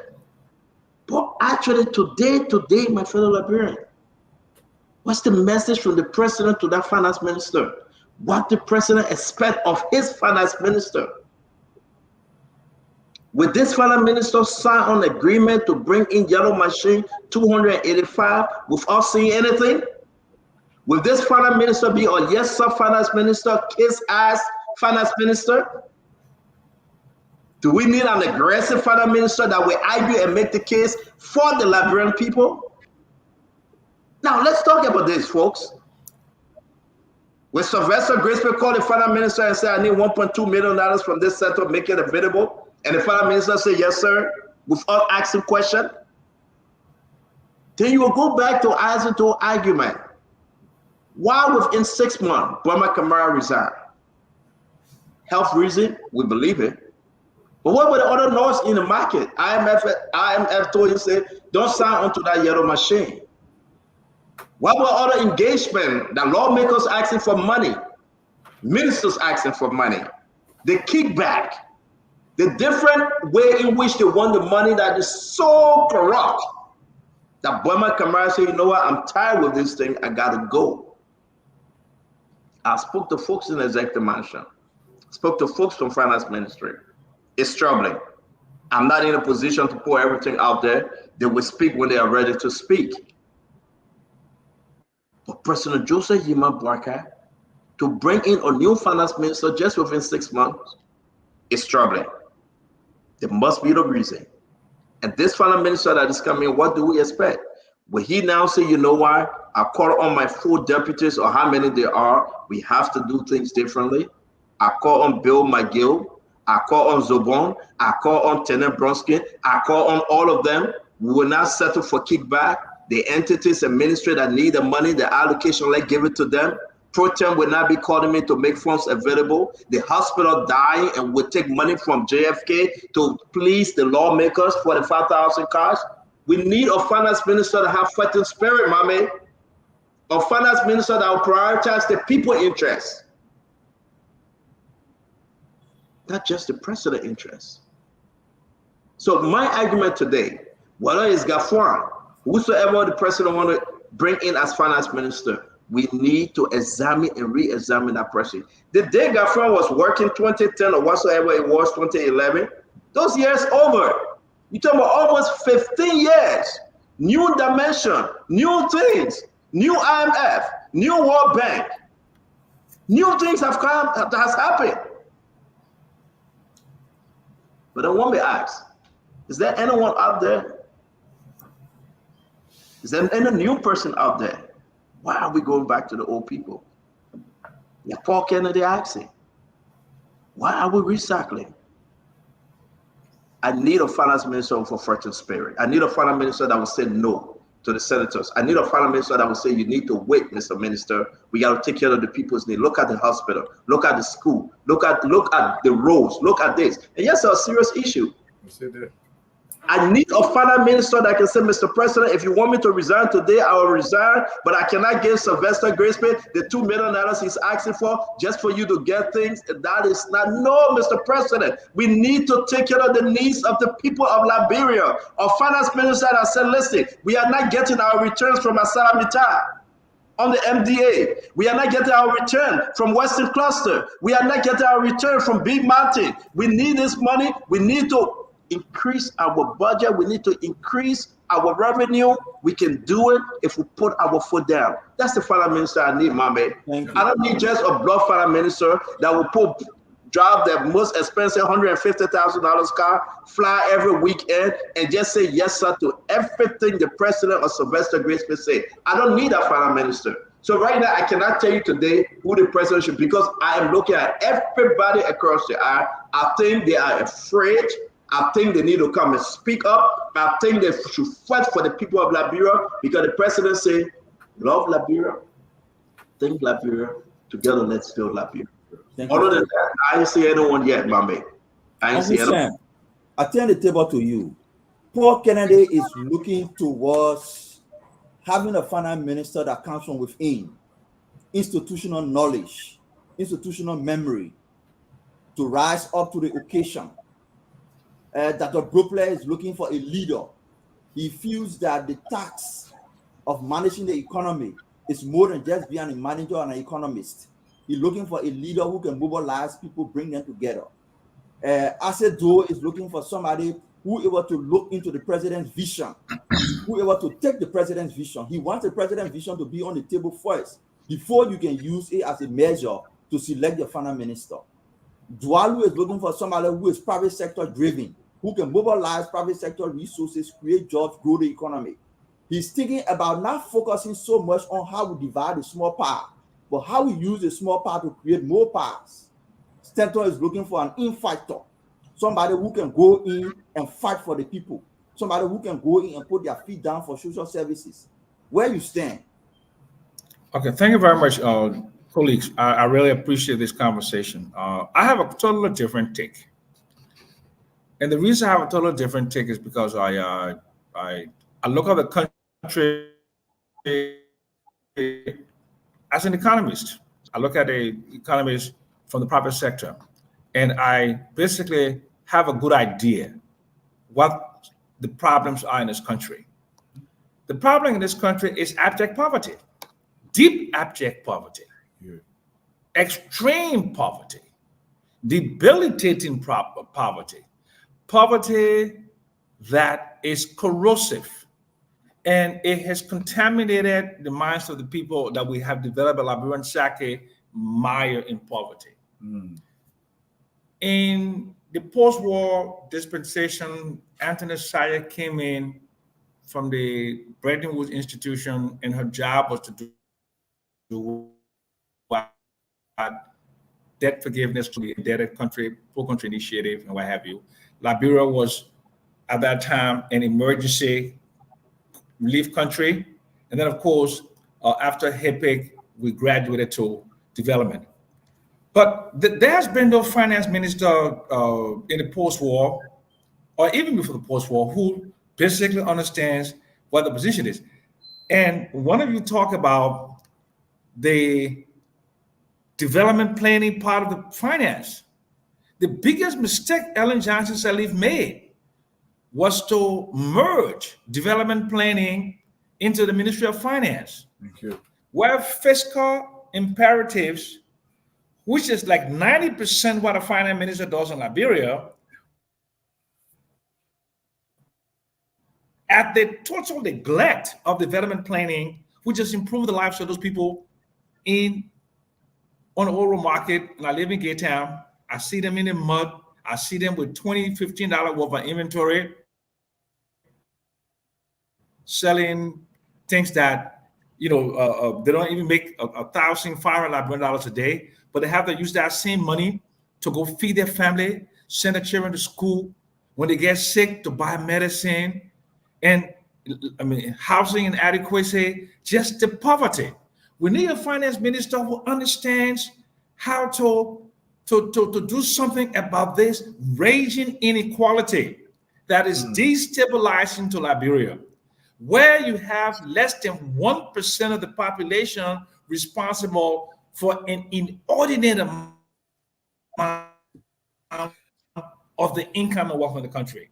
The political class, the elite, and their foreign partners, they control this economy. They dominate the economy. More than 90% of GDP, they account for more than 90% of GDP.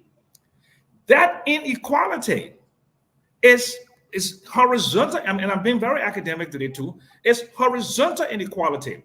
The native Liberians, original Liberians are poor. The foreigners. Uncle Sam, I will cut you off a little bit. I don't want us. Why are you stopping me? Yeah, I don't want us to go into adjudicating, like you can always say, the state of affairs of the economy. I want you, President Bwaka. I think that President Bwaka is listening to you. I'm telling you the kind of finance minister. I'm coming. No, but listen. Listen to me. I am not going to go with your narrative. No, what I'm saying, I don't care who is listening to me. Uncle Sam, 1 minute. I'm saying I will not answer it the way you want me to answer it. I will answer the way that I was trained to answer this question. I was trained to answer this question.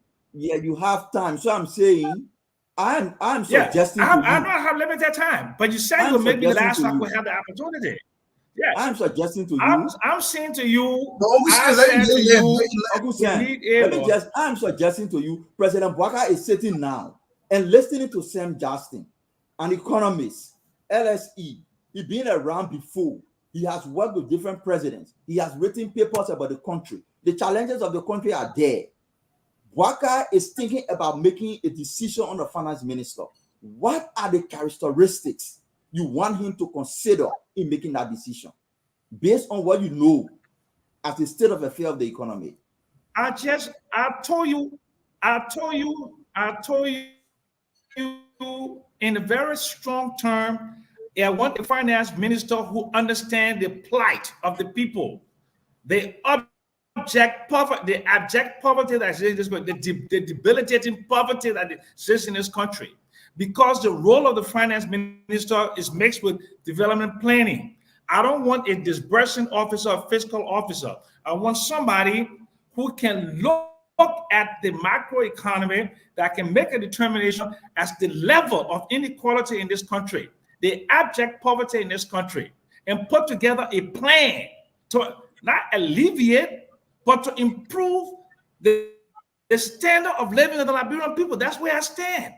And I will have to pontificate and make that speech because in the post-war, 21 years after war, no president, not even the one I supported, not Joseph Bwaka, not Ellen Sirleaf, have put a finance minister in that position who understands the plight of the Liberian people mired in abject poverty, social economic conditions in the country. Human Development Index, 0.481.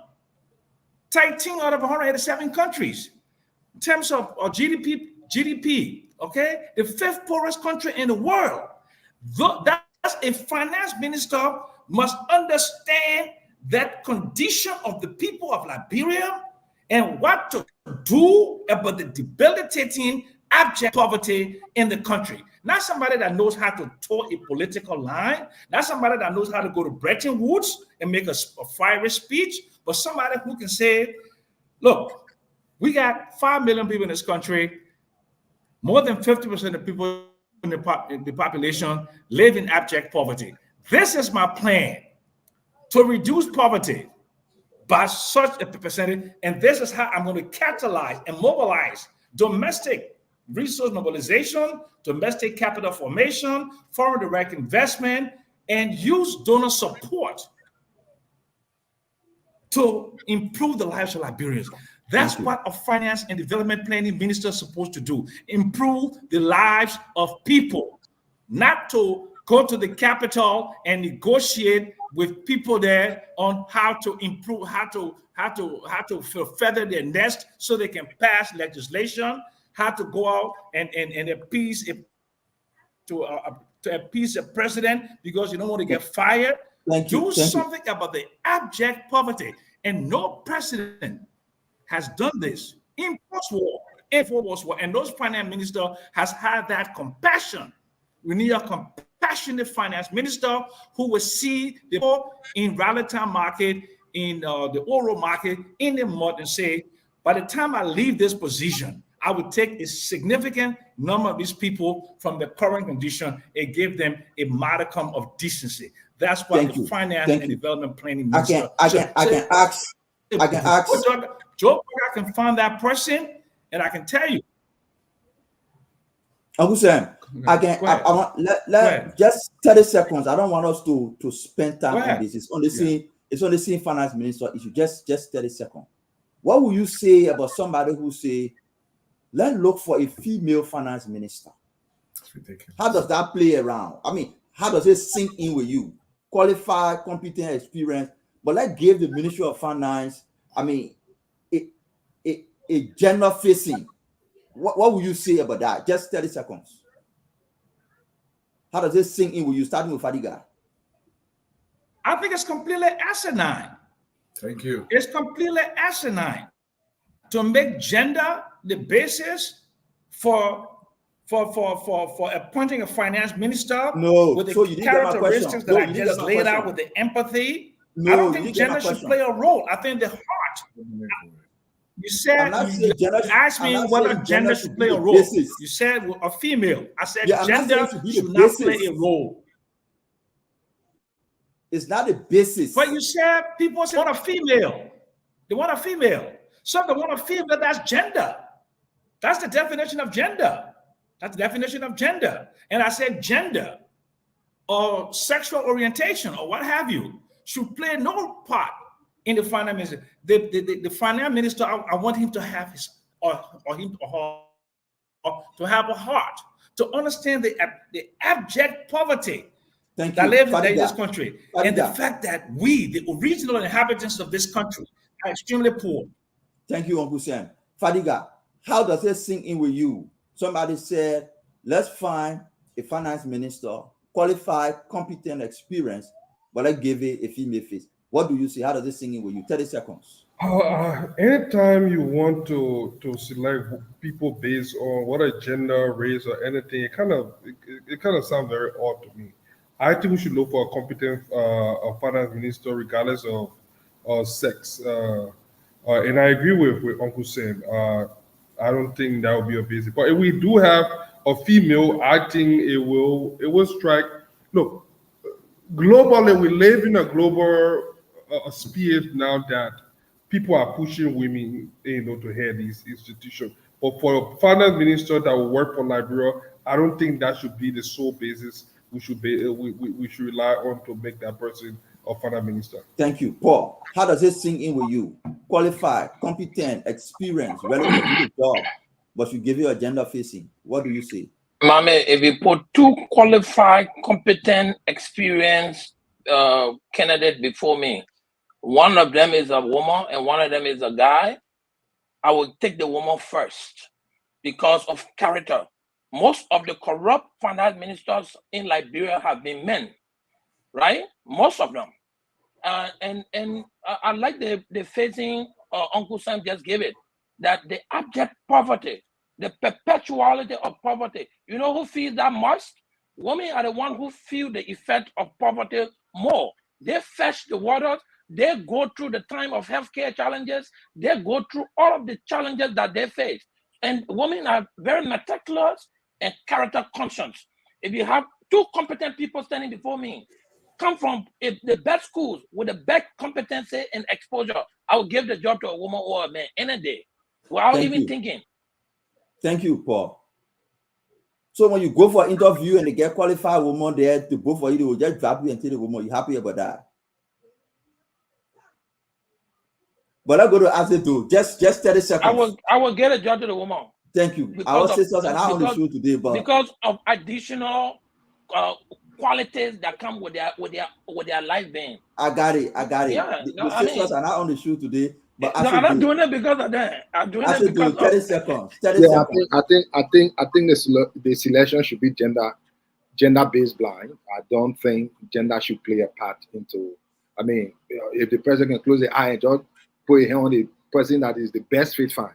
Woman, male, I don't think gender should play a part into it. I don't believe so. Why it is not a bad thing, but it should be gender blind. Dwalu. You muted Dwalu. That should not be considered at all in terms of gender based. In fact, for me, if you're looking for the finance minister, that regency not yet to deal. We should even put we should even put woman on the list. It should be blind entirely. Put a number on the list, go in the room and determine who's what. But let me say this before I run away. Look, guys, before I turn it over to you, Mehmet. The finance ministry, you think we're joking with? Everything that we've tried in the country has not worked.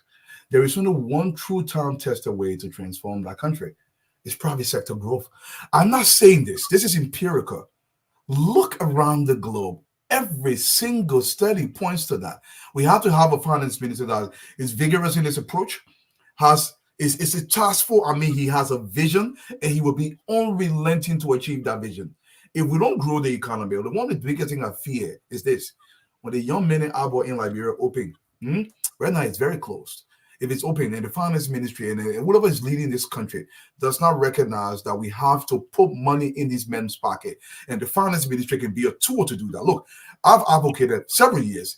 Every single year, $50 million has to be in the Liberian budget to grow the private sector. And I'm talking about we should divide the country into 5 different zones and kind of pump money into the private sector growth. Look, if you just put money into cocoa production on the southeastern region, in the span of 5 years, if you look at the number, it can add $50-60 million to the national budget. Currently, we get zero for that.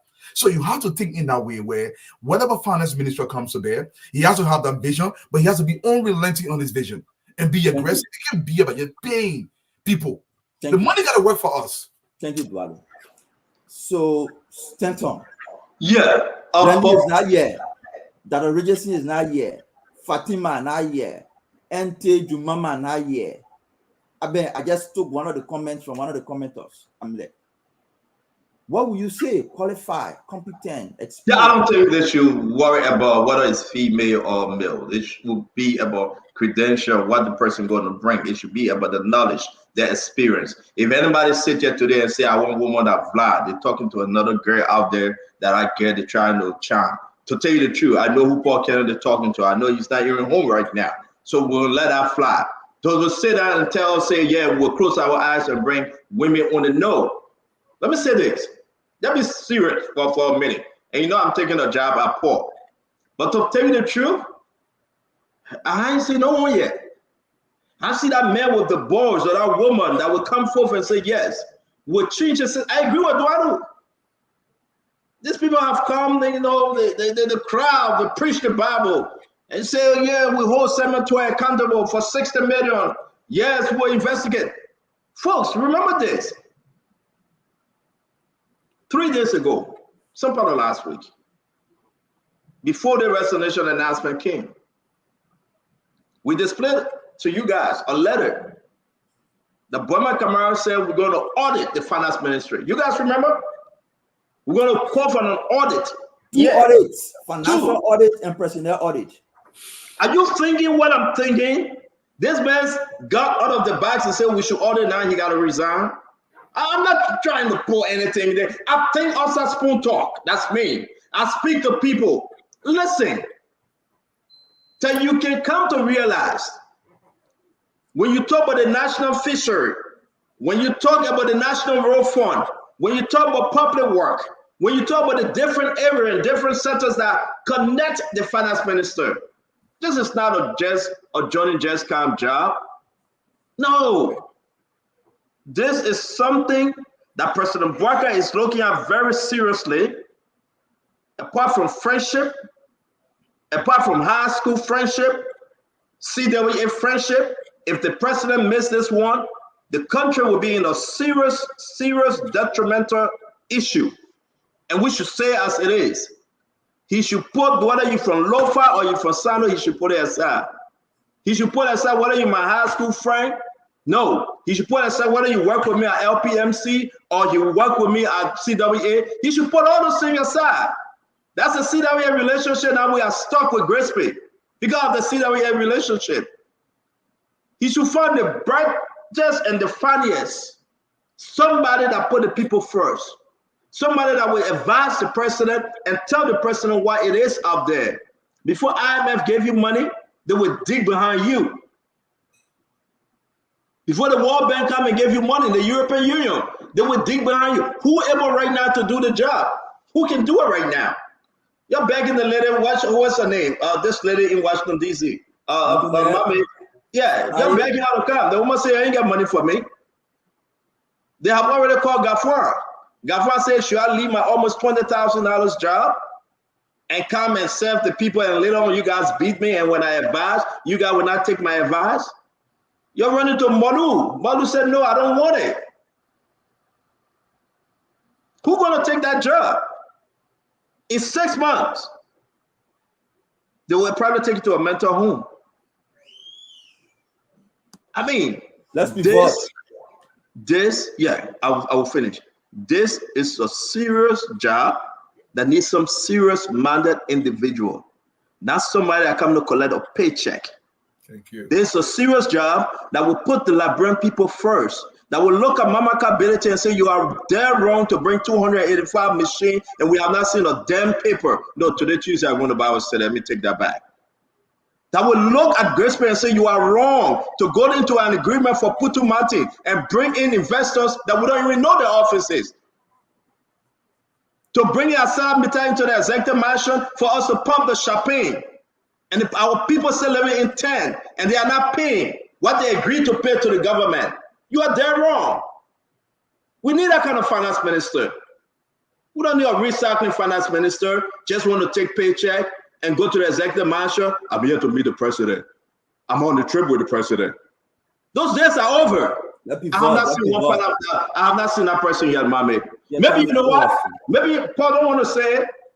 Maybe you want somebody that cannot even show one receipt when you say he make a deal. Put American back there. Put American back there. Ask him to leave his senatorial seat. Say he cannot give us a receipt for the deposit he told Samuel Jackson that he made. Put him back there and let him just mess it up again. Put American back there. Let him mess it up. Let him take another $7 million and go build his farm. Don't get me started, mommy. Let me go back in. Let me just shut up. Don't get me started. Our country got rotten liars, rotten thief, rotten. I will agree with Dwaru. I don't want to say what I want to say, man. Let's move forward. Yeah, let's move forward. Don't push me. Don't push me, please. We'll move to the next topic. My only comment, I mean, you people, you say everything from Sam Jackson to Asido, Dwalu, Kennedy, I mean, Dr. Brookler, Fadiga. We say everything. The only thing I would say to President Bouakai, the appointment of the finance minister should not take the path of the appointment of the associate justice, should not take the path of the appointment of the defense minister, the appointment of the justice minister. The lifeblood of the country, the fulcrum to drive the country. Just tell the president not to be slow, that you're always It's slow. at the That's Ministry all. of Finance. It has to be fast. And if Boyman has the energy to stay on, or whoever has the energy to stay on, you want that person to be there, and you appoint your minister, you go for confirmation, and then go and take over. It has to be fast. You must do it, and do it like yesterday. That's why I would say, in addition to everything you all said. But something happened in the country you need to know about. We saw all the parks president was building around. I got my own opinion about parks. It's different. I usually describe it as a beautification of poverty, especially in places like Liberia. But it's more than that. Who owns the park? We got documents Stanton can pull up. The president authorized his city mayor to enter into an agreement to lease the park for 20 years. All the parks.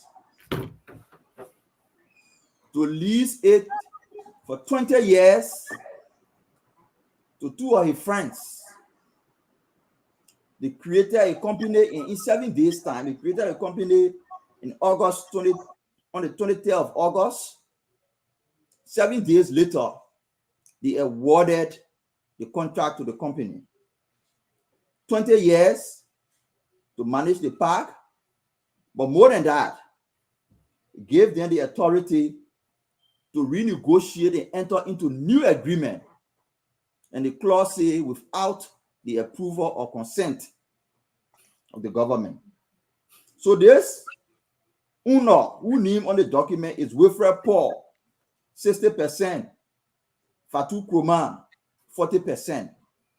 The both of them are only being used as a go-between to hold it and then flip it over to the main person that we are wants to manage the park. The agreement says the revenue they will generate from the park, 70% will go to the company, 30% will come to the government. That's the agreement. But the government will be responsible for all the major renovations. The government will be responsible to provide electricity and pay all the utilities. All the infrastructure, the government will be responsible. But the city will take 30% of the revenue that will be generated, and the company will take 70%. The state cannot do any ordinance in those areas until they can consult with the private manager of the park. It's written in the agreement is in the chat room. So we start the conversation. Why on the heels of the election,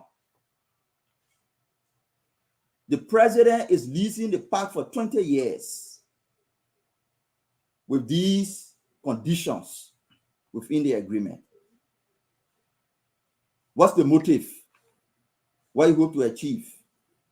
Let's start with Uncle Sam on this one.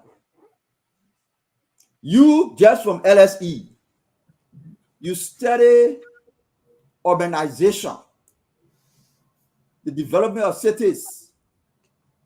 The government of the country has awarded the park to private provider, registered 7 days before the contract was awarded, giving them 70% share in revenue and 30% to government. But government is taking on the responsibility to do all the infrastructure renovation, pay all the utilities, and the company is there to manage and clean waste. What say you? Okay, first of all, thank you very much. Okay, I did a degree in cities urban economics. Okay, but I don't. That has nothing to do with what my opinion is on this matter. Okay, look, just as a matter of principle, a public park is a great idea. A public park for recreation is an excellent idea. A public park for recreation is good public policy. A public park that has not existed in this country for decades, where the children of Liberia were playing handball in the streets, in dirty water. That is a great idea, and President Weah and his administration should be complimented for building the parks. Contrast that to the park that your government financed through the company that you're working for, NOCAL, right on the banks of the Mesurado River there, which is a total mess, which is hardly used. But look at the parks. Look at the volume of traffic in that park. Look at the festivities that go on in that park. Look at the leisure that goes on in that park. Now, you mentioned that the park was given, so you did not explain to the public whether this is a management contract or whether this is an ownership. So if it's a management contract, I don't see a problem with a private Liberian company managing the park and sharing revenues with the government of Liberia. I really don't see that. Now, you can argue that it was not a competitive process, like we are arguing with the 285 machines, and you can argue that this is a sweetheart deal, and you can argue that there was some transgressions. You can make all those arguments. But the only way that we know that something is wrong with this agreement, that it didn't abide by our laws, is only by a competent court of competent jurisdiction. You're not a lawyer. You can read it all you want. Thank you. Let me finish that. Nobody on the panel is a lawyer. We don't come here to discuss but let me finish now. But why you always cut me off when I'm talking? I mean, you know I am so yeah. You know I thank you today for you. Have your fun. When I'm driving my point through, when I'm driving it to the boom, then you stop me. But it's okay. It's okay. You know I said today that you're dear, my papi. You know. No, but go ahead, Baba. But go ahead. You're trying to say that Jovial did something bad. I said maybe they did, maybe they didn't. You can't make that determination by looking at pieces of paper. I only explain what you can have an opinion. You can have an opinion, but to say that this is a devious deal, that this is a devilish deal, it requires a degree of scrutiny. But to make a value judgment, to say that this is devious, this is illegal, and that we should be condemning it, I'm not going to participate in that. No problem. I'm not. I only explain clauses of the contract. I didn't give a value. Your intonation and your insinuations were very clear where you were going. No problem. Let's go to Fadiga. No, but you said it. You said something very bad happened. You said something very bad happened, and you put it out to the audience there that this is so bad that we should not try to defend this contract. No problem. The contract is good. Or condemn a contract based upon papers that I've seen. There may be other source documents. There may be other source documents that will validate the legality or validate the illegality of this transaction. But until I get those documentation, until I'm given more and more information, I would say that the park is a great idea, and we should basically think and commend the administration for building these parks, unlike your government that built the what they call it. You give me some more time. You get all you got time. You get time too. You get my time. No, I finish. Y'all go ahead. Fadiga. On August 23rd, the company was registered 7 days later. Awarded a contract, a management contract, to take over the management of all the parks for 20 years. What say you? Mommy, this I almost shed tears today when I read those documents. I cannot even find the right adjective to describe how discouraged and disgusted I am with this deal. This is evil. Look, we're not talking about the construction of the park here. Everybody agree. This is one place that if I would give former President Weah credit, I would give him credit for building those parks. We need parks in Liberia. We need more parks. In fact, there need to be an ordinance that every community will have play for children to play and people to go and take, we all get away from all the stress. But let me tell you what this does to Liberia. The evil thing that this guy did was, before I even get to that point, few months ago, I watched a video on social media where people saying, oh, the new government, Jackie, they not start charging people for the park for free. That was the beginning of them weaponizing this evil plan. Thank you. Do you know what happens when you privatize something that is state-run? Why do we have the park? If for ordinary Liberians to have place to go and walk and have some quiet time, the public, those same people for which they call themselves pro-poll, the people from Sony, when the people from PSP, that park, they said that they were creating there for them.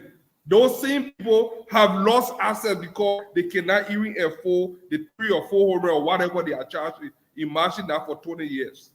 They have lost public access to it. How do you expect people that cannot even afford a decent meal a day, that live on $2 a day, being charged close to $3 to $5 just to have access to the park? And in return, George, we are going to be getting richer.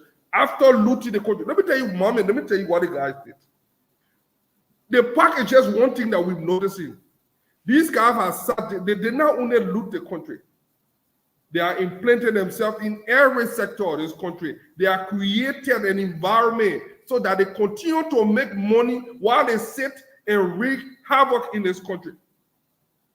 That's what they want to do, to carry on all the different subversive activity in this country. That's what they're looking for. So what they did was they have set everything in motion. Look, we're just talking about park today.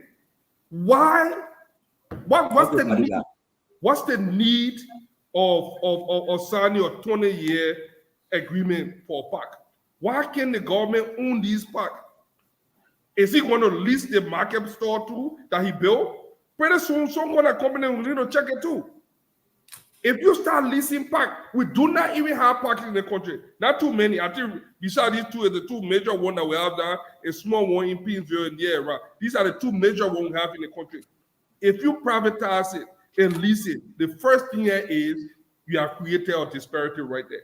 The rich and the haves will be able to go there. The young men from Gibraltar that George we are representing.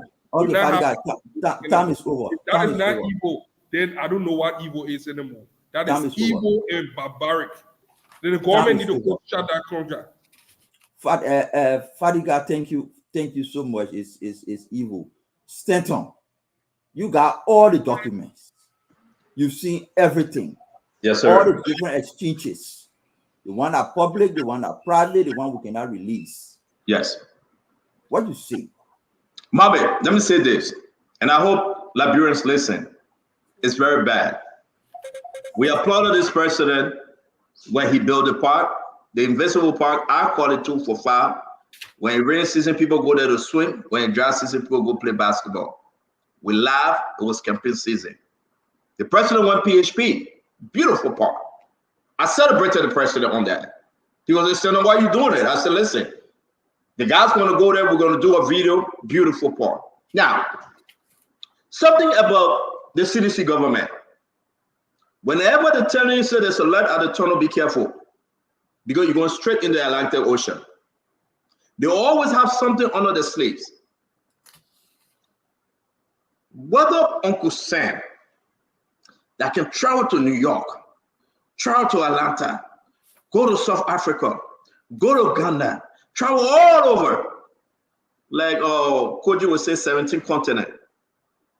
Now, Uncle Sam will sit down here and tell us, say, it's okay that the poor people must pay to enter that park today, and after which 70% go back to CDC government. 70%. Now, I want you to read this document. Say Uncle Sam wants to Vlad. Everybody should read the entire document. These people ain't doing anything. The government of Liberia will pay for LEC. The government of Liberia will pay for maintenance. The people only job is to pay their 70%. That's the only job. All the stores, if you pay the lease agreement, everything, the only job of this document I was showing you that Jefferson Tamakoji signed, mayor of Monrovia, and the Miss Kema Gotoma, or the authorized officer, the only job is for them to go and take the 70%. Paul Kennedy, for heaven's sake, and I'm happy that the Honorable Chokon Queen, we will be calling on the show. He was designated to do all the park coverage under the CDC government. So I would say, Mame, I'm backing you. Let's call the producer Nelson Colette to call Chokon. I'm backing you. Because we need to do it. Mame, it says that we don't have, no.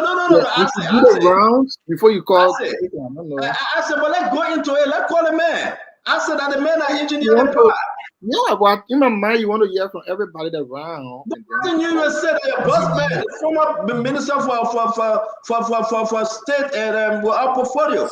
Sometimes you get a man number, call a man. Yeah, Nelson can't call a man. We get a man number. Don't make sense. I'm dialing the number now. I'm calling him. Yeah, Nelson call him. No, I said it doesn't mean. We want to hear from you. You just come like my opinion don't make sense. That you it doesn't mean the man will even answer the call. No, the man agreed. The man agreed to talk to us. The man agreed to come and clarify the part. Just say call the man like. Oh, I said we apologize. If he said it in the wrong way, we apologize. But we mean that we want to talk to Chukwunkwe, your boss man. I used to pay your check. I say you know very well he was your boss. But let me say this while we make contact with Chukun. I do believe there must be a reason why the president authorized that deal. But whatever reason it may be, read the document, Uncle Sam. Read the document you asked him. Well, what did he say? It's off. It's off. Oh, but he said but it's off. He said we should call him. They off again. He said we should call him. Please be informed. Okay, that's okay. I'm going to make contact from this end. I will make contact. So let me close. Mommy, these are some of the things when people beat on CDC, people get angry. But you know why? For my closing, this government should intervene. George, we are time now is over. If anybody amongst us, if anybody in the country think that this deal is a bad deal, this Joseph Yima Waka government should intervene. Yeah. Case closed. I'm not going to have my head. And President Bwaka, if John Shaffer, the MCC mayor, and whosoever that responsible for those parts think that it is okay, they must be quiet. But I think we give it to this government now. I tired beating on CDC people. If we start taking action, we will not beat on CDC. But if we sit down and complain that CDC, the people will get more power to say take us to court. So if anybody think it's an issue, of course I do, giving free 70% to that company that we don't know where the company came from. They're who going to receive the money. This government now should take action. I rest, Mame. I say do. Well, I come in. Let me put the question this way, and you can decide how to answer the question. There was a big saying in the town that you got free parts, 100% free. It is. The conversation around different type of free was not popular. Today we see an agreement that calls for sharing revenue. We see an agreement that gave 20 years management contract to a company registered 7 days before the award of the contract. We are concerned. The company has the right to enter into new contract with all the government consent. It's illegal. What say you? What's good about this? Well, thank you. So During the campaign, I've always disagreed with the CDC government that we should not come on spoon. I thought if we were allowed to come on spoon, we would have debunked all of these lies and fallacies and propagandas that the people who have heard the truth. This is one of those days. Let's be mindful that campaign is over now. It's time for governance, not time for propaganda and lies. Let's put it into context. Number one, thank you, Mame, for correcting yourself. No park has been leased to anybody. There is a management contract for parks. And in that, let me also tell you that they set the parking operations under the former mayor, who was then the mayor when Mr. Barker was the vice president of the country. So to manage the contract of a firm, they set the parking. What are you saying? Please, son, stand on. Let me. No, I'm confused. No, I'm stand on. Sorry. No, but can I say really take the time we want to understand because please gain chance. Go ahead, talk me and listen. So again, my man, go ahead, take your time. Again, they set the parking operations on an MCC is being managed by a private company. The same way today, the parks are being managed by a private company. Any government that brings up policies that will target improvement in the private sector is my kind of government. And thank you, Dwalo, you always talk about it. Empowering the private sector with a management contract of the park is a good thing. So let's go into this. Number one here, the park is free. Entrance to the park is free. So let's talk about the profit sharing we talk about. If you were to go on a park today, you will see people working there 24/7. People at their working station. Who pays them? You are not in government. If you bring a single government of those people on the park being taken pay from any ministry or agency, I will not come out on the show again. The same money that the company that got the contract to that park, that's why they used to pay all of those people. And I know you talked about the government paying this, no, not true. The government is not paying the electricity because it is an MCC controlled area. And let me say again, I'm not sure why is Ministry of State into this whole park issue. I don't know why Ministry of State into the whole thing. Sometimes we want to ask if these people know anything about governance at all, though they've always come and act like they know everything. The park is and should be an MCC controlled area, and MCC is controlling it. Do you know what is the annual revenue of the park? How they get money? The only money they get from that park, when you rent the facilities, from the stores, that's why they get money. Entrance is free, my people. How much are they making from that park in a whole year that George Weah will want money from them? Please call them and ask them for their revenue per year and see how much they're making. Let's not talk about a company being registered one day later they get a contract. Mo Ali is the managing director of Water and Sewer under the rescue government. He gave a contract to a company that was registered within a week. Mo Ali came on the show and he justified. He said, it's a Liberian company. Why don't we empower them? He was right on Spoon TV show.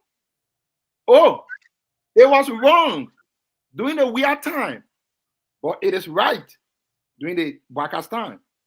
So, my people, in as much as you want to play Jacko politics with facts, I will end up to tell you, go and understand the deal. Know the revenue. If George Weah want money that people that are making a couple of thousand, why you take 30%, they even reach money to pay people. That's where they will get money from, man. I think yesterday George Weah making 1 million, 2 million, 10 million. How can you come into hundreds now? Thank you. So please, let us discuss what is important. And I don't even think Chogon should come on the show to waste his time on the issue of fact.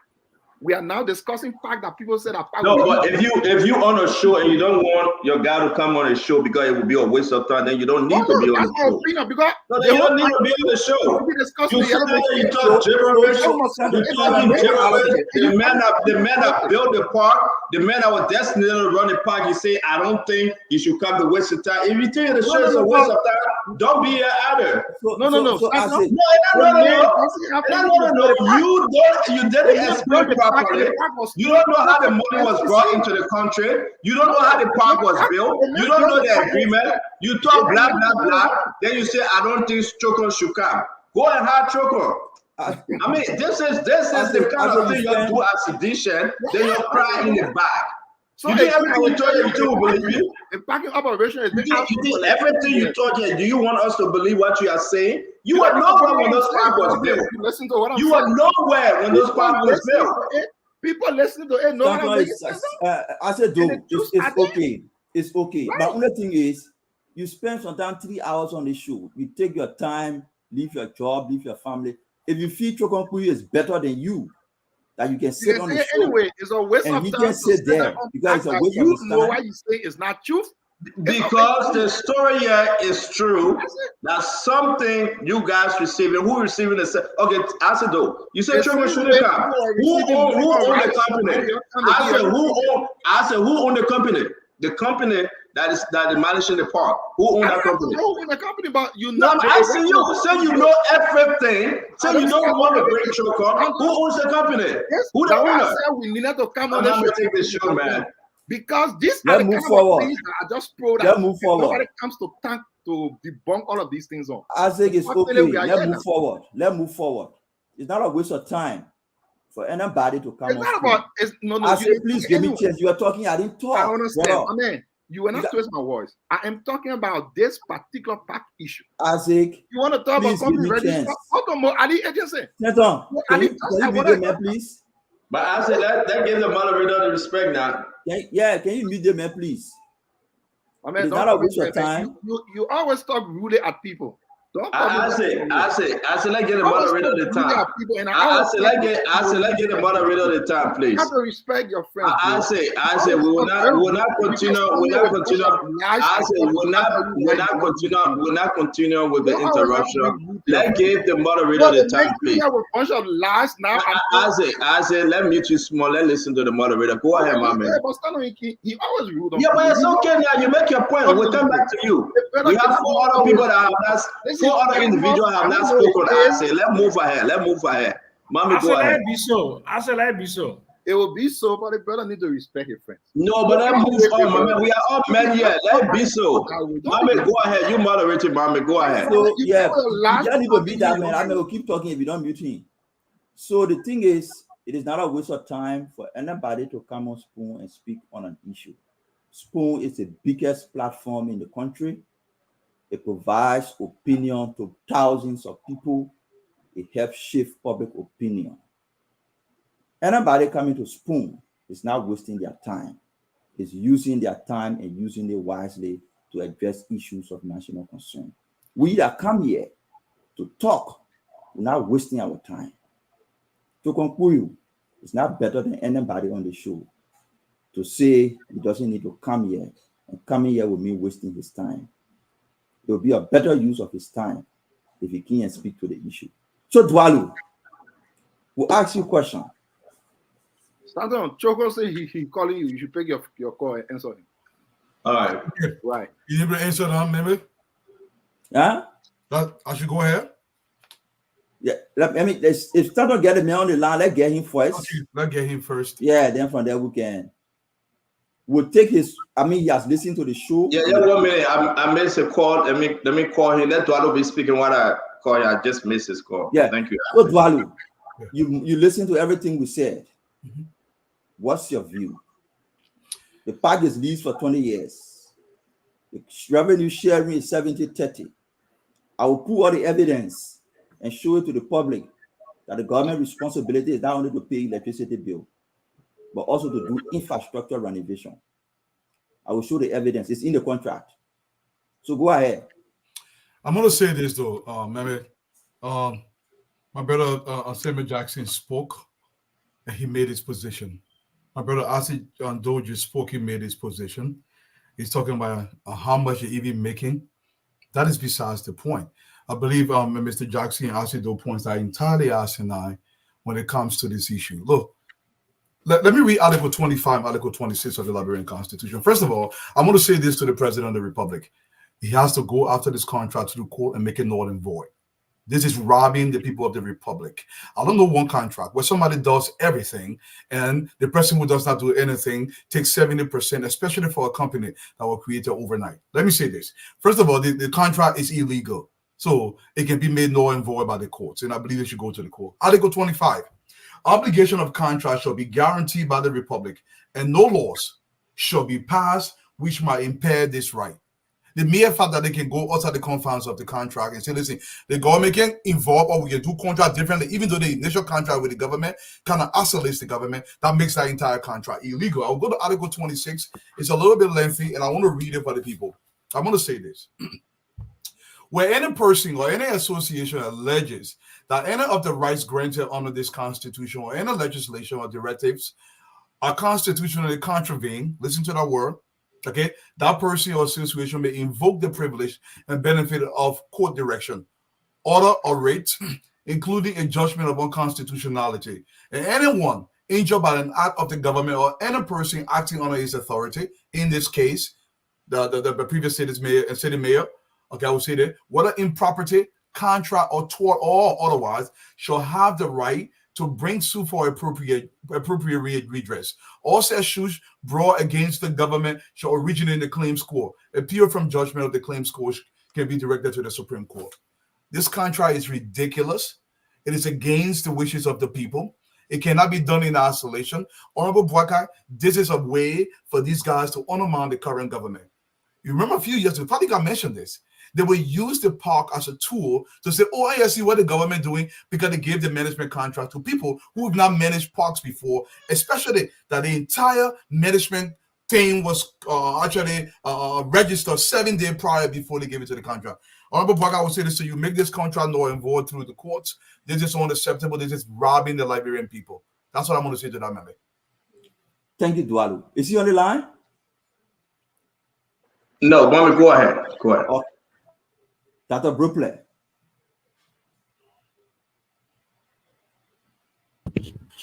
Thank you, Mommy. So let's put a few things in context, right? The park is a public park. Unfortunately, like Sam said, we're this old and we've been so long without public parks. No company in Liberia has experience in park management like that. None. So if you don't have much experience in something, to give you any contract for 20 years is alarming. You want to start small and give people an opportunity to prove themselves, not 20 years. That alone raises eyebrows like it should and cause people to take a second look. And I think this government should take a second look. And by the way, the government reserves the right to act in the best interest of the people. Every contract has an exit clause and termination provision. 2, private sector expansion is important. Nothing wrong with outsourcing management, but do it on a smaller scale with shorter time frame so you can evaluate results. And not this kind of ridiculous 20 years. It don't make sense. But here's the point I want to make. I keep making this point.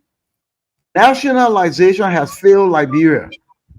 And when we keep doing things in different localities in Liberia and we omit and isolate the locals, not giving them a chance to manage, to grow their expertise, we are actually doing this nation a disservice. If the national government could develop this country 177 years later, will not be where we are.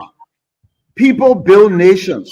So you have to trust people and stop having this messed up interpretation of eminent domain, where the central government involving everything, they sign every contract everywhere in the country. And we keep having these conversations that causes us to say, wait a minute, what happened here? This president, just look at the contract and restructure it. Let whoever's managing and manage for evaluate their management and then revisit. No 20-year contract on any public park. None. Zero. Thank you. Paul, have you spoken on this issue? No, not yet. Okay. Not yet. So that's the issue. So, Mama, we have the former Minister of State with our portfolio, Chokon Quay. We have him on. Chokon, welcome to the show. It's good to have you as we move forward with this discussion. You are live on Spawn. Thank you for having me. And Stanton, sometimes when these information come up, it's best to sometimes, try to get our number, talk to us, and get the real story, because sometimes it's like everybody already in crossfire before people get called, and if you don't call, it's like, oh, you're afraid, or maybe you got something to heart. Everything we did in the public space, we did it for the good of our country, and we serve with dignity. And thank you very much for your show. It's one of the show that is widely heard all over, and people look up to you. And we all should be mindful, because we have one country, and Liberia is for all of us to keep. The tendency of this habit that everything should be politicized. There is no blue or green Liberia. We are all Liberia, and some of the confusion that is being caused could have been handled, because we read in Monrovia, some of our colleagues that took over, we wrote detailed turnover notes. Or if there's something you didn't understand, you can call me for a coffee and say, oh, Chokon, what happened? And then we don't have to always get the public going against each other. So that being said, I'm actually here to hear what you want to know, and we go from there. Thank you very much, Chokon. Mame is moderating the show today, so let me turn you over to Mame. Mame, the minister. Yeah, because former minister. Yeah, all right, former minister. That's why. Mr. Chokon Quay. Sorry if I don't pronounce your name well. No, that country name. So anyway you call it, it can't be wrong. Are you aware? Did you participate into the formulation of the contract between the Monrovia City Corporation and this private entity owned by Wilfred Paul and Fatou Kroman to take management contract for 20 years of the park and take 70% of the revenue and 30% to government? Are you aware? Did you participate in the formulation of the contract? Then I would say you're asking the wrong person if you're talking about contract between a private company and the city corporation, the Monrovia city government. I think the right person to answer that part of the question would be Jefferson Tamakochi, because he's the city mayor, and the contract was done between him and a private company.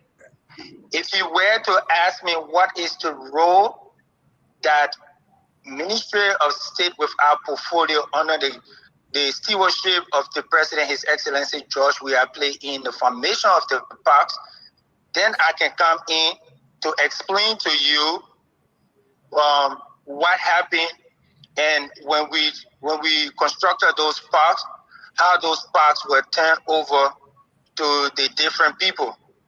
Thank you. Look, Stanton. So go ahead. Let me say this. We know the history about the park. We read all the story about how it was constructed and dedicated. The issue I'm just trying to say, you are asking a specific question Yeah, I come in, Honorable Former Minister.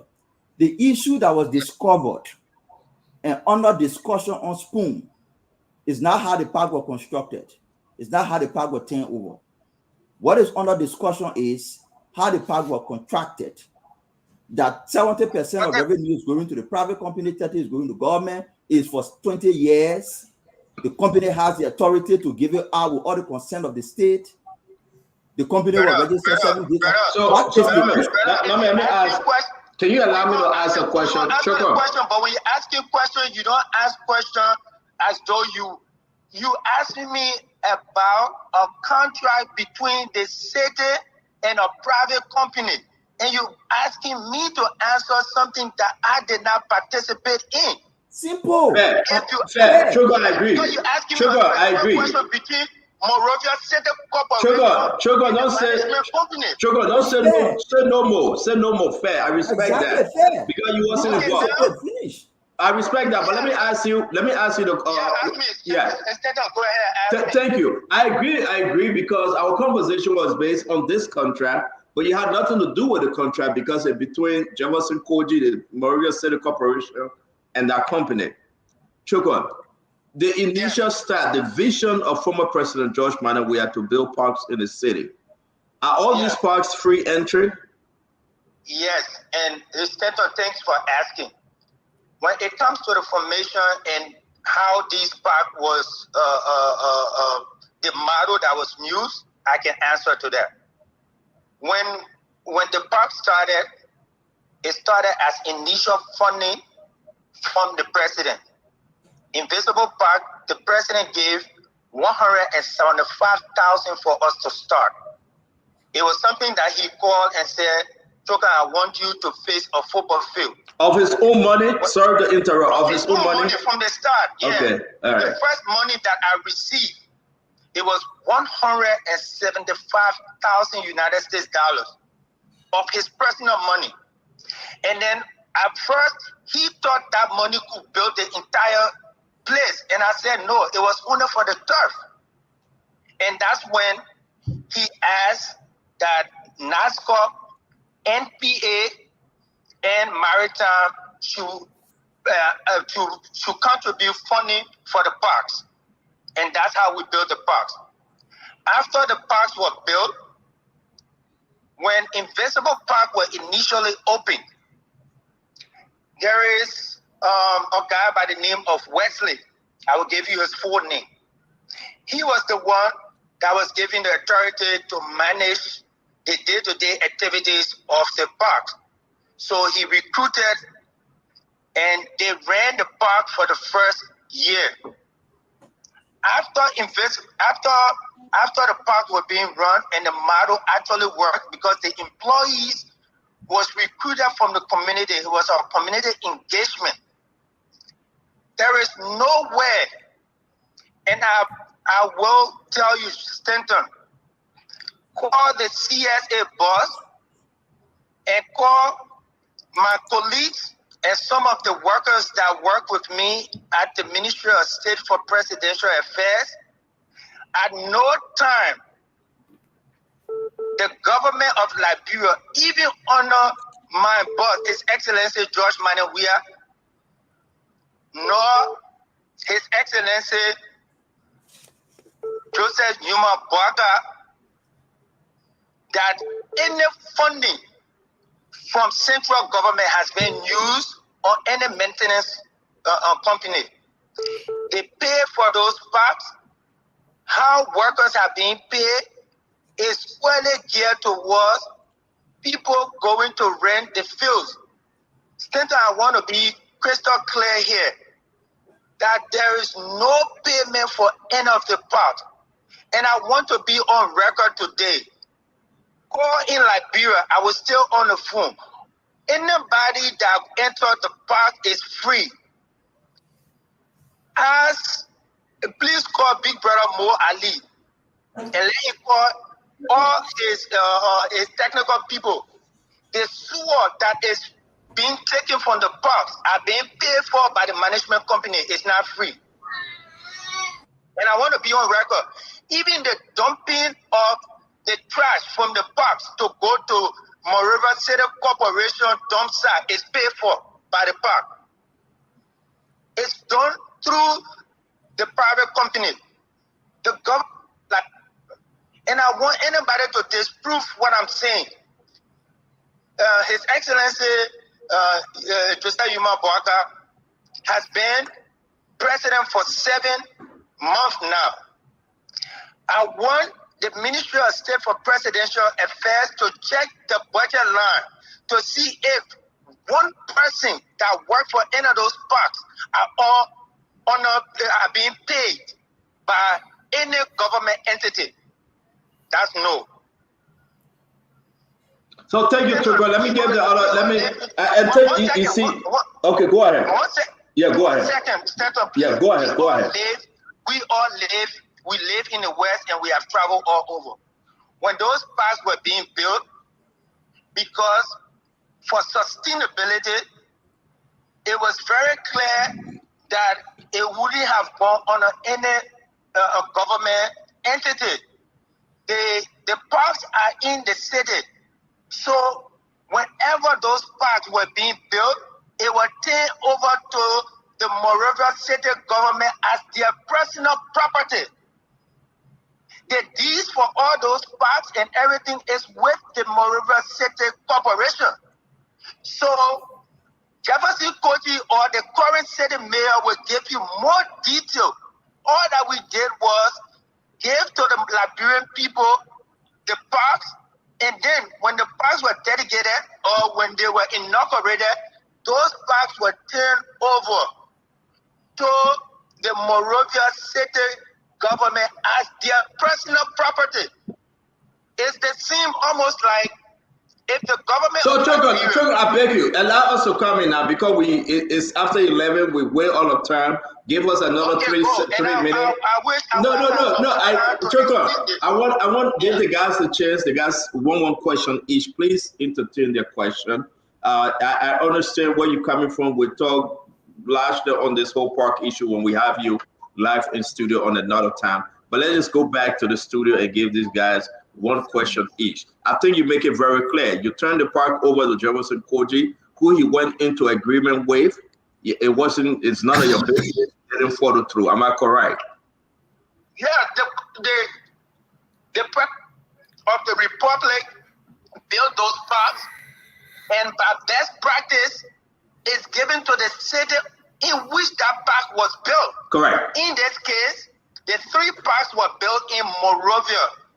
And so the Monrovia city government at the time, the city mayor was giving ownership to those parks. And the city mayor, the deeds of the park were given to the city. Correct. And Let me bring him. The city went into an agreement for the city mayor. We'll talk correct. So now we can get our information from John, the current city mayor. Duadu, your one question, quick. Thank you so much. And thank you, Honorable Minister, for coming. I just want to make some corrections here. President Weah, allow me to learn quickly. Before he came to power, he could not pay $200 in child support. He said he did not have money. Before he came to power, he could barely pin his own house. Everybody saw it in the country. He was borrowing his friend's car. And you would tell the Liberian people that he's donating 100 and some odd thousand. It's the same President Weah that went and said he roofed houses in Nuku Town. When they look in the budget, the money came from the budget. It's the same President Weah that said he built houses around the country when they realized that money was coming from the Liberian people. Let me ask you this question, Mr. Queen. And let me finish. Go ahead. Thank you very much. Can the government build a facility? The government maintains a facility. The government owns the land. The government does everything. And you believe a contracting company should come in and get 70% of the proceeds. Do you think that's fair to the Liberian people? Okay, to answer your question, first and foremost, I will come back to you and let you know, because sometimes when we're having these conversations, I think our feelings get involved. Remember, the president of Liberia gets paid. Remember, when I was working as the minister, I was getting paid. The president get money before. However, the president, we all can go into the budget and look at what is the budget line of the president. So when people come and start saying oh, you are here walking and today you get shoes on. The person was walking because they were now working. If the person is now working and making even $250 and the person buys shoes, don't tell the person, say, oh, now you're wearing shoes. So are you telling me the president just told us that he will give back 40% of his pay? Have you ever calculated 40% of the president's pay? Can somebody now come and say, oh, His Excellency Joseph Yuma Bwaka, when did he get money back? He get money back. He's working. He's taking his pay to give 40% back to the people of Liberia. And we applaud it. And so when you sit here and say, George Weah that used to not even get fast and used to borrow a friend car, there is no time in the life of George Weah when he has made money that he will come and borrow people's car. So these are the fallacies that you guys ran with, that today you are in control. Stop spreading that lies. And when we are online and we're trying to educate the people of Liberia, let's be civil. Because these people are looking at us as role models.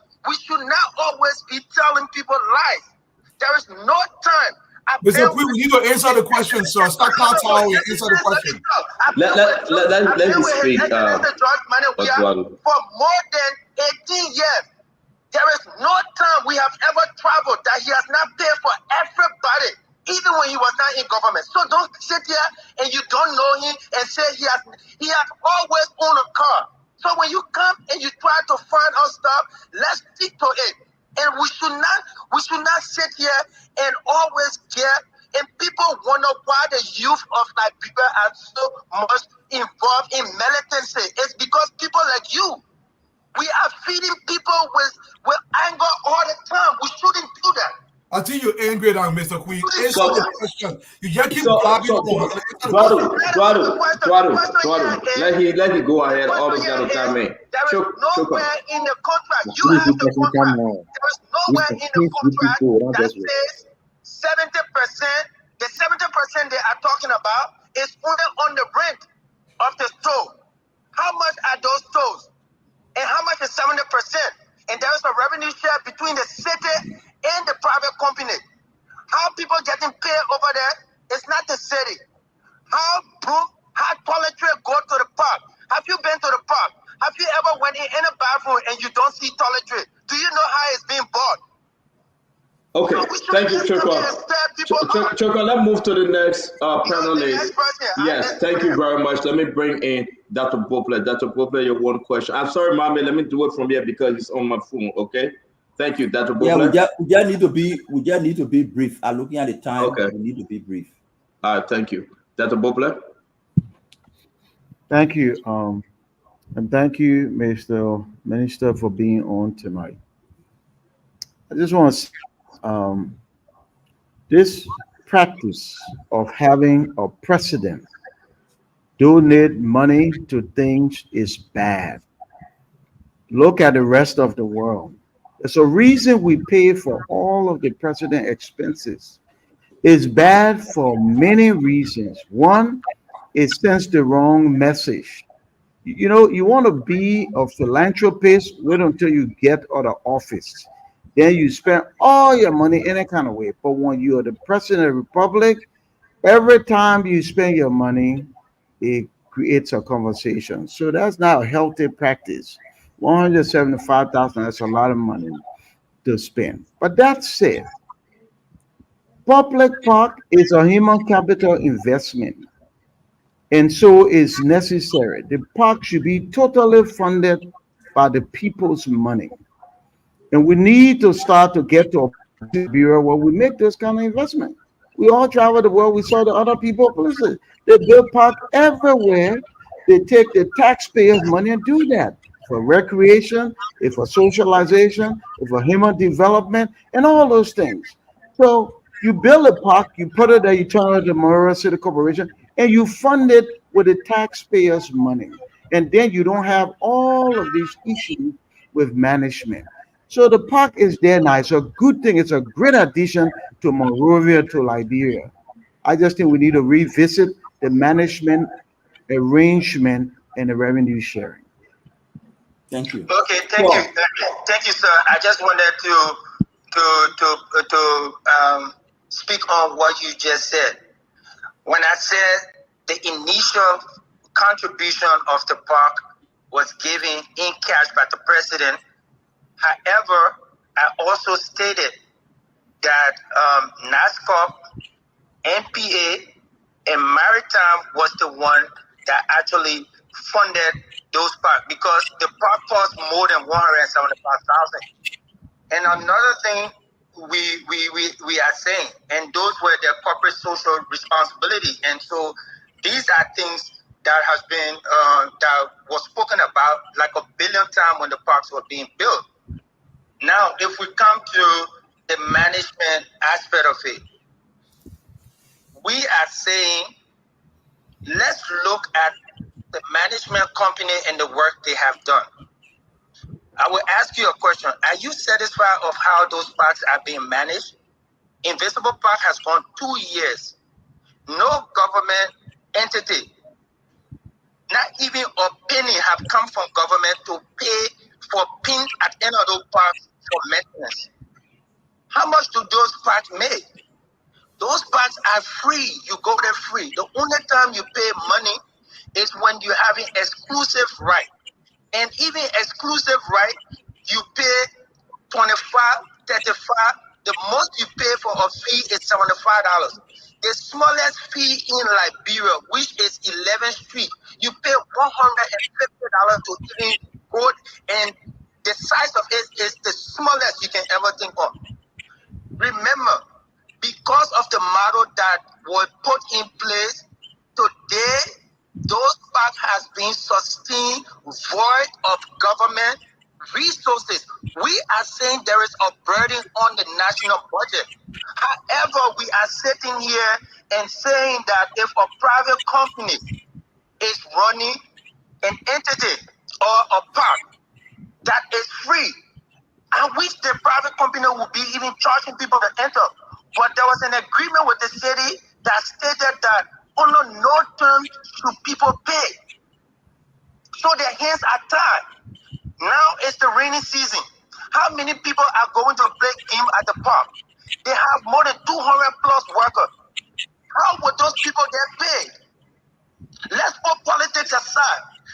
When you drive past Invisible Park, it's gone for 2 years. Are you satisfied with the work that the management company is doing?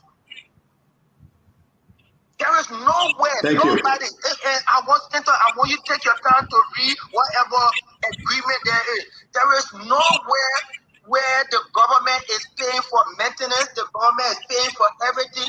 The only thing that the government is helping is utility, and it's one utility bill. And that utility bill is LEC, electricity, because the city government said under no term can the management company charge anyone to enter the park.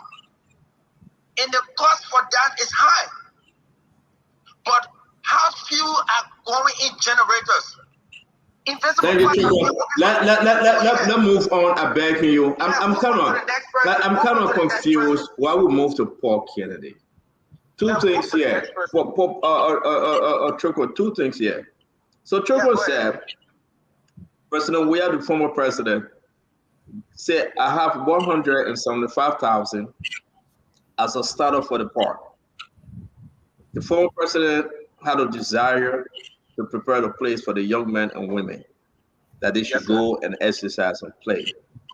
Do we have problem? Because I think that's what Eduardo was alluding to, that the president took 175,000 of his own money. Is that a Choco? I'm not asking you. I'm asking the team right now. Is it a problem for you, Dwalu? Was it a problem for you, Dwalu? Let me say this to you, Stanton. The president of the Republic of Liberia did not publish any document. Whatever claims Choco is making is that CDC claim. It's not a claim that he can substantiate. They didn't publish any document showing the $175,000 coming from the president's account. The president always says he do this stuff here, he roofs in here. No, I'm not talking about the publication of document. I'm asking you, do you have problem when the president came out and said, There's I a gave problem 100? with it. Yeah, there's So a you problem. can also say that if you say it is a problem, you can also say all the pledges that were made by President Walker is a problem also. Yes, the president of the republic should not be donating money in that fashion. Go through the agencies that are responsible. So that's your problem. Whether CDC or Unity Party, they are all wrong. Yeah, they're Thank wrong. you very much. I just needed that clarity from you because folks asking. Paul Kennedy, your question, sir. Well, not really a question. Just first of all, let me thank Conan and his leadership into establishing something we call a therapeutic space. For 177 years, nobody thought about making that kind of accessible part to our Liberian people. I must commend them for that.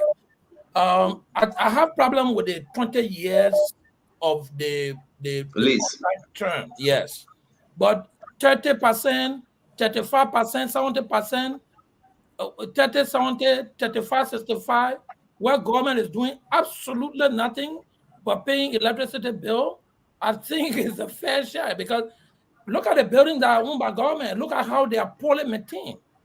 They buried SKD. They shut SKD down because of poor maintenance. FIFA had to get money to rehabilitate SKD. Most of the facilities that have been built by government, look at the ministerial complex, Stanton. That ministry has not been painted since the Chinese people gave it to us. So I think this concept of introducing a public management firm, a public-private partnership, where you have Liberian-owned companies taking over the facility, maintaining them, keeping them, making sure that it is accessible and well utilized and being well managed, I don't have any problem with that. One thing I think that it is within the purview of this government, let them go and look at the contract. Exactly. To see whether the 20 years, whether there's any violation there. Of course, like Dalu said, government always have the power to overturn contract if it is going against the interest of the people. But to sit here and try to question and chastise and talk ill against that park, even God will not bless. That park is one of the funniest. I wish I can carry one or two to Bapolu. That park is one of the funniest things the country has. You know, for us to have 177-year-old and we could not have something like that to psychosocially empower people, I thought Liberia was not serious. You know, so I wouldn't sit here tonight and judge them. I think they should just go back and look at the 20-year contract and look at the terms of it and see where it violates any kind of management, public management or private management agreement, and then let them readjust it. If the company does wrong, let them find another company. But I support a company taking over so that it can have that management responsibility. Thank you, Paul. Is 25, 30%, or 40%, whatever the agreement share is. Thank you, Paul. Let me bring in Uncle Sam. Uncle Sam, we have the former minister. Yeah, former Minister Chogan, we want to basically thank you, I mean, and President Weah for building something for therapeutic, interventions in the young people, psychosocial, and 70% of the people in this town live in slum communities, and to have those slum dwellers leave those zing rounds and those shanty towns and come to a park that is not very far from work class is wonderful. Look, let me just say something. At the beginning of this show, there was an attempt, and I'll use a big English word, to transmogrify, to demonize the park, to demonize. And the assumption and the insinuation here was that somebody was unjustly profiting from the park, and that not only was there a management, but they didn't even imply there was a management contract. There was an implication that the park had been ceded, had been given to some company that George Weah owned, and people were getting, fabulous amounts of money. Guys, your iron ore mine at ArcelorMittal, you have a 70-30 relationship with ArcelorMittal. And in the dozens of years that they have been running this thing, they have not even declared dividend. And then you're going to come here and try to demonize people who have done something significant for their country. And right now, I did not condemn it because I didn't have the facts. You always say I went to LSE, I went to this school. You go to school to have to be a critical thinker, not to be emotional. That's the reason why I did not condemn. And thank God I did not condemn, because here is new information now, credible information now from Trocomwe that there is really nothing untoward about this contract. But just looking on the face value, it appeared there was something bad going on. And you expected me to condemn something that is so sweet, is so beautiful, that is pleasing to the eye. When I see the young children playing in the park, Mame, that's what you wanted me to do. Don't be hiding your face there. Mame, where are you? Don't go personal now. Let's move. We still got Trickle on the call. You wanted me to condemn something that he did not have any evidence on, but he came to play on the emotions of the Liberian people, because the JMB government has no success stories to sell to the Liberian people, and they want to relitigate the election of 2023 to say that George Weah is skimming money from the park. People are paying access fee, which is a lie, a black lie. Thank you. So we still got Trickle. Trickle, thank you for being so patient. We got two more folks, and then you will do your closing, sir. Fadiga, please. Well, nice try, Uncle Sam. I'm sitting here wondering whether they went through the proper bidding process through the PPCC. How was that contract awarded? A lot of things were in my mind. And then we start checking relationship, because people, one of the beauty of being on Spoon and being on the radio is that you have access to information, unlimited access to information. Like right now, I knew this before, but somebody just re-echo it, that the president was reimbursed for that, for his $175. And I want Chokon to speak to that when I asked him the question. He was reimbursed. Hold on, Chokon, let him finish. Chokon, hold on, I beg you, let him finish. Let Fadiga finish. Yeah, hold on 1 minute. Go ahead, Fadiga. So we got information from within the same CDC government that told that when the Saudi or whoever, the Arab folks that gave the money for that other park, he was reimbursed. The next thing was the price tag. It was overpriced. The amount what we got doesn't commensurate how much was paid. So a lot of things happened. Yes, we like the park. Yes, we enjoy. I beg you, Choco, he almost done. I beg you, let him finish. Let him finish, I beg you. I just said here, I didn't disparage the park. I said it was a good thing. One of the things, only thing that I would say, if I want to commend the former president for, that would be it. But what do you have to say about those people that said the president was reimbursed? That's one. Two,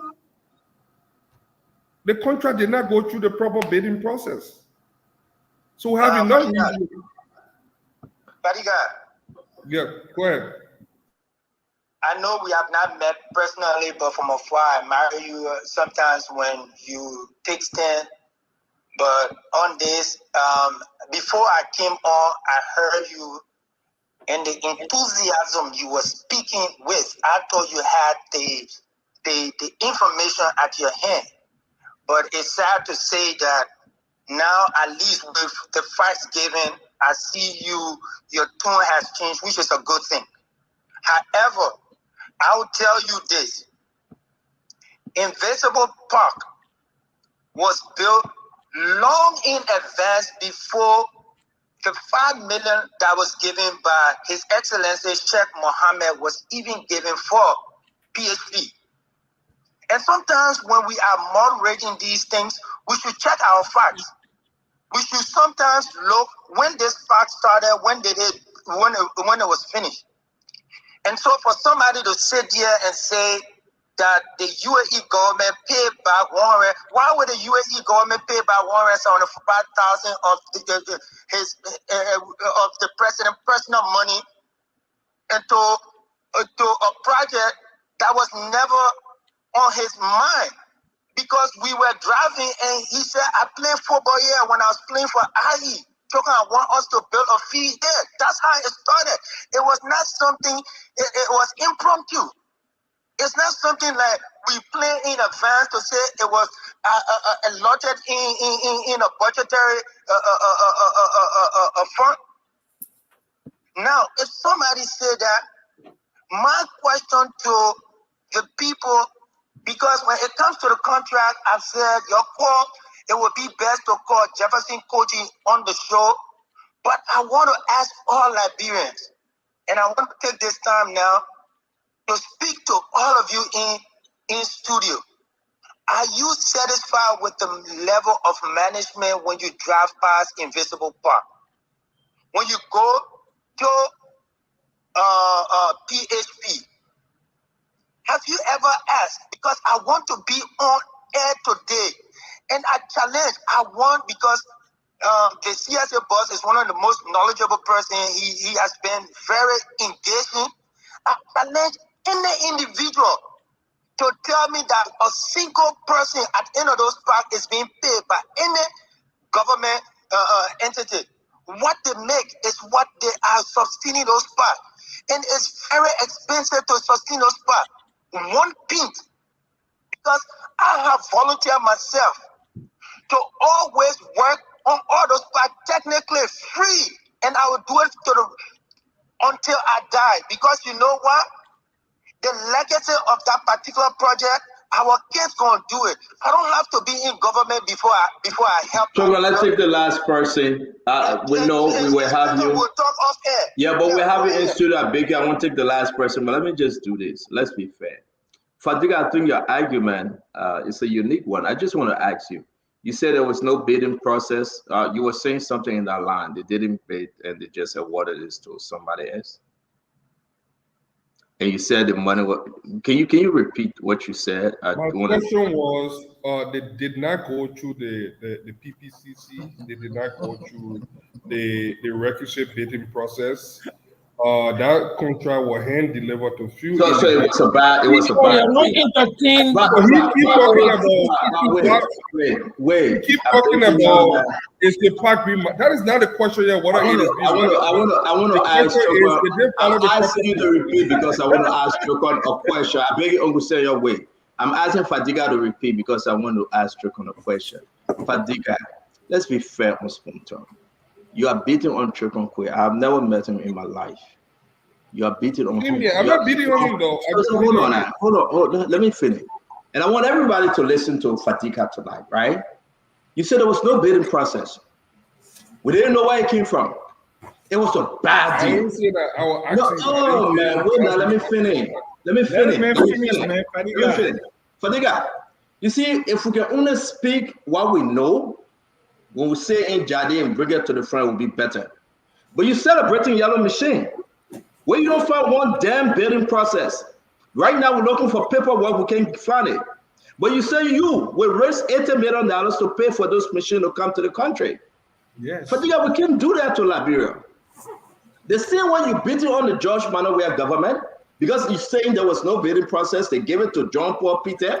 That is the same way Mamaka and Grace Bay struggling down our throat and 285 Yellow Machine. How can you balance your argument tonight?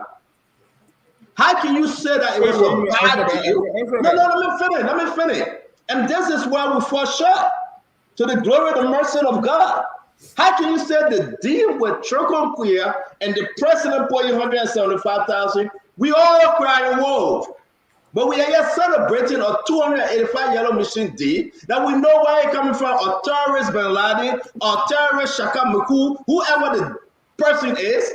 We celebrating, we jumping on the street, and you on Spontor, celebrating Mamaka Ability, celebrating Grace Bay. You have not seen no damn paper, Fadiga.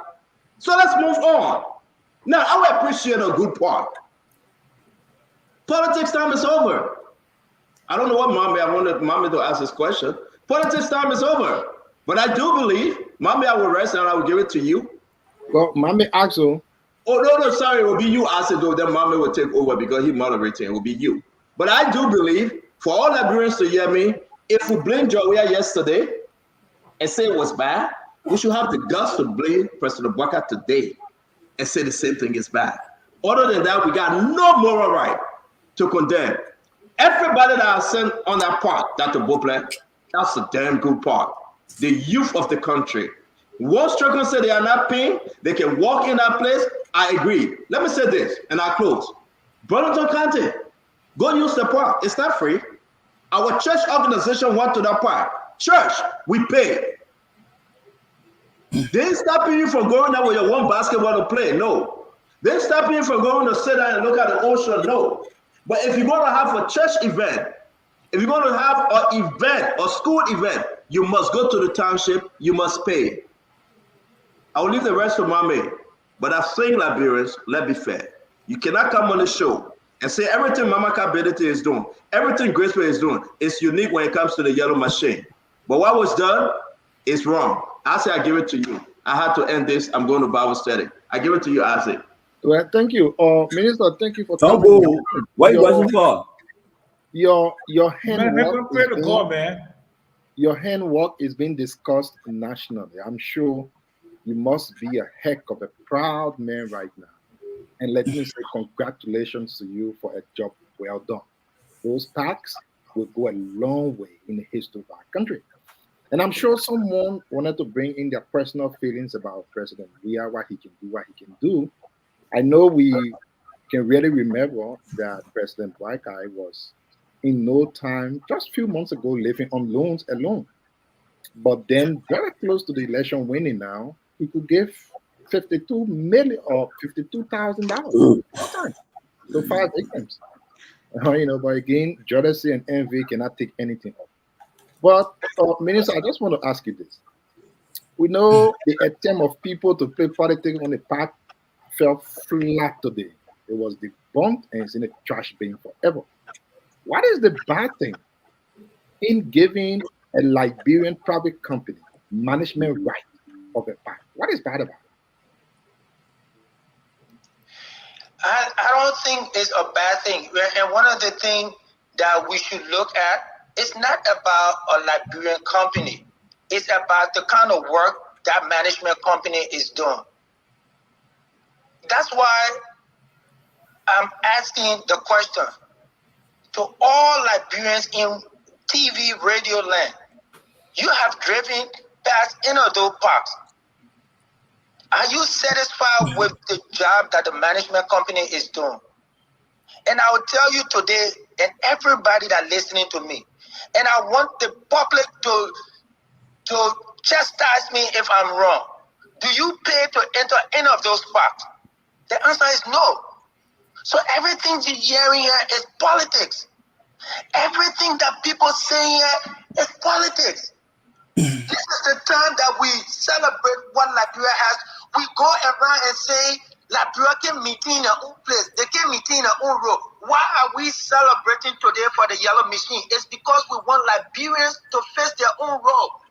There is a Liberian company that is managing a park or parks that are state of an art and is being maintained for more than 2+ years or 2 years. And here we are saying that millions of dollars is coming from there and going to the former president when everything at those parks is free. So where is the money coming from? You have more than 200+ workers. PHP alone has more than 150 workers. You go there and do head count. And I tell you today, CSA, I can challenge anybody. Look on any government payroll, none of them being paid. The $20, $30 that they collect is what paying them. This is a model that we have to copy, that we do for other things. And I know that His Excellency Joseph Yuma Boaka said that it would take Liberian to build Liberia. Today, there is a Liberian private company that is showing class of maintenance. I think we should applaud them instead of speaking politics here. Everything is not politics. Please, it's time that we build our country. We are thinking. We never left the country. Although I'm now a minister now, but I'm still working. I have volunteered my services to all those parts. Technically, I will work there free. I would want, if a light bulb pour over, I will change it free. Because tomorrow, if somebody come from Freetown, they will say, oh, investable park look good. It's not about George Weah. It's not about His Excellency Joseph Yuma Boaka. It's about Liberia. should be proud of what we have. We shouldn't do everything with politics, brother. All right, let me go. Mama, take us more now. You get the final question here, Mama, and we'll give it back to you. I will say a few things and I will provide facts. And I will really, really want you. I don't have, I'm sorry, Minister Puyu, I don't have a question for you. Since, in fact, the crux of my argument and the presentation I'm doing is on the contract that you know nothing about. And it's not about the formation, but I will speak briefly to the formation. So I don't have questions for you. But So you want him to close? You want him to close and leave? Yeah, when he can close. So Chokon, go ahead, give us your closing. Thank you for joining us. As always, you are welcome, and we appreciate your time. And I hope this time you'll call me the next time as brother instead of calling me always when there is suppressive fire going on. Sure, we will. You understand? Sure, we will. Okay. Thank you very much. And sometimes I will be the first to admit that one of the reasons why the Georgia-led government is no longer in power, it was our complacency to just sit that fallacies start to turn to reality. We were so much saying that, oh, la. And you see, when people start planting lies and you let go, it germinates into trees that you can no longer cut. This is a blatant lie for hell. Everybody knows and call all I want you to call anybody in Liberia. You walk to all those parks, it's free and it's free of charge. How fuel is being put in generator? No government official or the government of Liberia does not know about it. How those workers are being paid? No government entity is responsible for it. But every 6 o'clock, if you pass Invisible Park, you will see those blue uniforms and you will see people sweeping with dignity and proud. Because today, somebody from Ghana can say, oh, there is something in Liberia to go to. There is the PHP. Today, somebody can come from Freetown. I was at the park one time, and engineers from Freetown came to do a tour of Invisible Park because it was being used as an inspiration for them to build something there. At least today, we are proud of something. Of all that we make out of politics, I think we should get this out of the question. Because Sunday, if you went to PHP, people are happy. Nobody taking credit for this. The Liberian people are the ones that are benefiting. They are the beneficiary. And so I would say thank you for the time on your show. And please, I'm here whenever you call me. And I'm very much taken aback by some of the people at the Ministry of State for Presidential Affairs, because they could have just called me. We could have had a coffee. And I can explain to you. The presidency is not the one that owns parks. I wanted to make that clear. The Ministry of State for Presidential Affairs does not own any park. The president used it as a project, but it was given to the city. The city government is the owner of the park because it was built in the city. Thank you. Thank you very much, Chokon. From Minister for State, for portfolio, we appreciate your time on the show. Thank you, sir. Thank you. All right. Mama, we give it back to you. It was a good show, folks. You can go on with your takeaway, but we give all back to you, Mama. Give us your closing argument. So let me dispel the rumors and the lies with facts. And I will ask you, Stanton, to give me a chance and put up everything that I will say here from the contract. I don't take pride in coming on a show that has more than 10,000 viewers to lie. There are two types of fees in the contract. One of the fee is user fee. It's not entry fee. You can enter the park free and walk around. But there are user fees. If you want to use the pitch, if you want to use the facilities, you pay. In the US, you can walk in any park free. If you want to use, you pay. There are two types of fees written in the contract. The first one says 100% of the fees generated by the management agency is to the exclusive right I of the shut your man management agency. Fadiga down quick. You're looking sorry for. Stanton, Oh, yeah, looking sorry for it. Stanton, You bring it down. 100% of the fees generated. Can you hear me? I'm asking which one you want me to put up. The one that have fees. You gotta keep herself behind there talking tabata. Why The you one bring that on have the show? fees. I send it to your I send it to your website. Have fees are two types. Sometimes you can pull it up.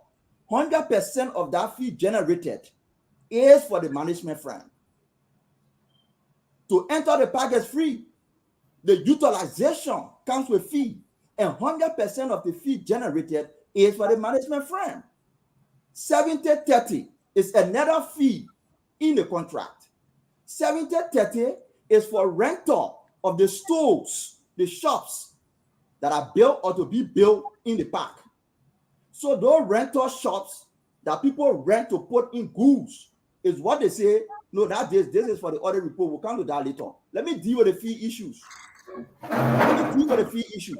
Because it's important that people will go to the park today and say, oh, CDC people say, well, free, we should use it free. But when they're charging them fee, they say, Joe Parker administration charging a fee. So let's go to the contract that the CDC administration signed. Not just one stamp on the other one. It's small. Okay, hold on 1 minute. Let people see everything in black and white. Yeah, I just got back. Hold on 1 minute. Yes, put it up. Is this?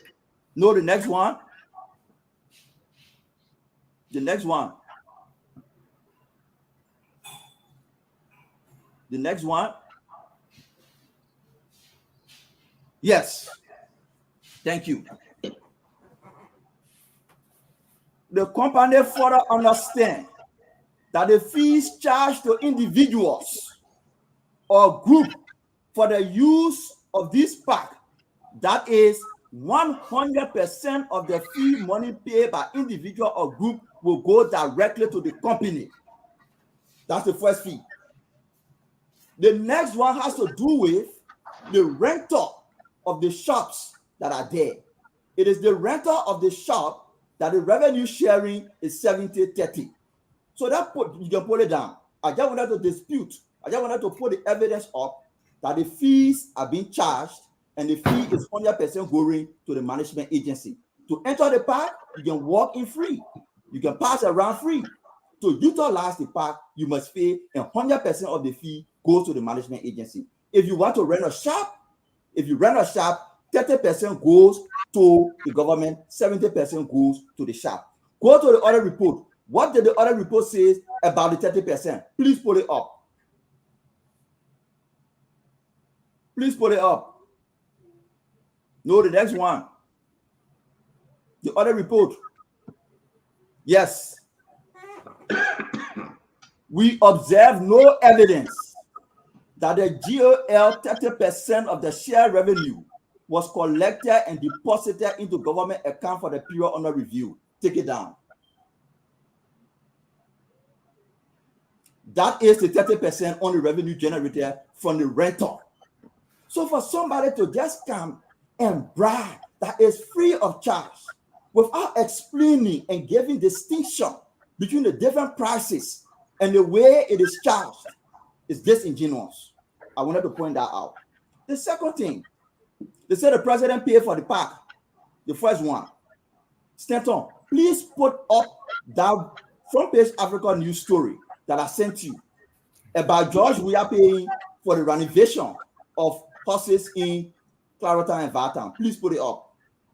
Hold on 1 minute, though. Let's adjudicate this issue about facts and fiction on the show today. Thank you. Evidence. Hold on. What you said it? You didn't send it to me. No, you find it. Let me send it back to you in the chat room. You get it, I can send it back to him myself. You get it there, right? Please send it to him. Please put it up. Send no, guy. You know what you doing? No, I don't have it. Stanton, let's do it. Let's do it for our people. Why you put the poor to sleep, man? I'm gonna go sleeping. You don't got it. You were not sure it. You be falling asleep. I see these people. I just send it to you. You were not Mommy, Mommy, put the poor to sleep, man. yeah, mommy is okay. Wait, mommy, let me put it Why you up. put the poor to sleep? Demolishing you. I don't think we should be,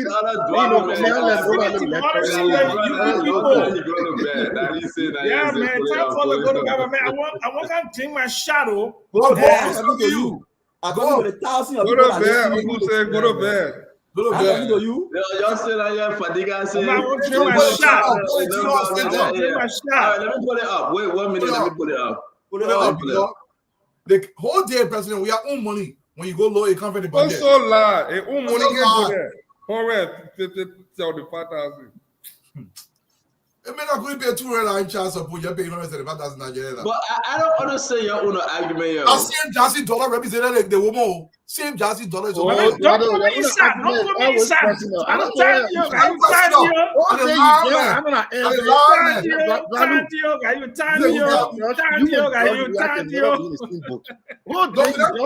be the same boat, Joe. I'm gonna be the same boat, Joe. You ain't gonna be the same boat. You know, without the same boat, I say you get your job. So you were watching him. Yeah, you were watching him. Personal. Yeah, watching me. You must have in the same boat. I said, you must have in the same boat. Yeah, Joe, in the same boat. You must have in the same boat. You must have in the same boat. Yeah, that's true. Now I can tell you. What you got? Yes.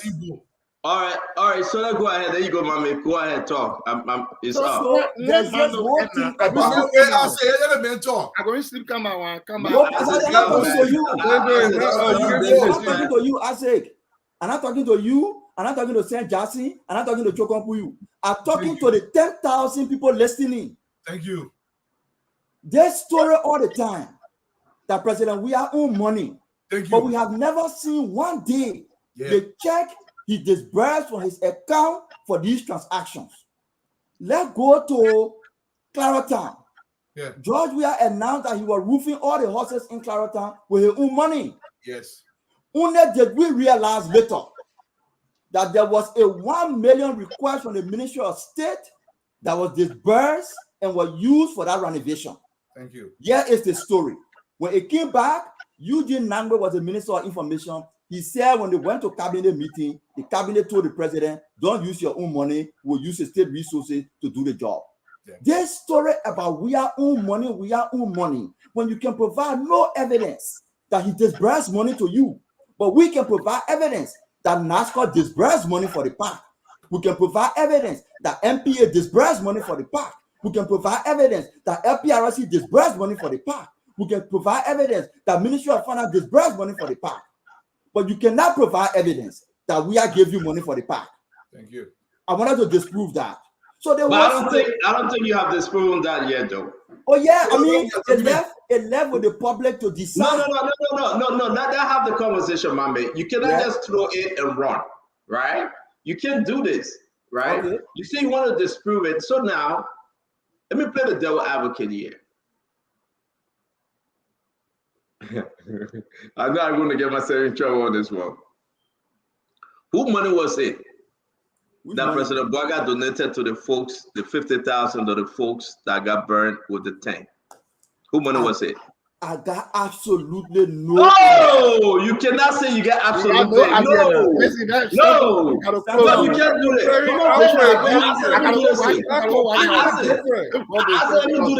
I said, let me do this thing, right?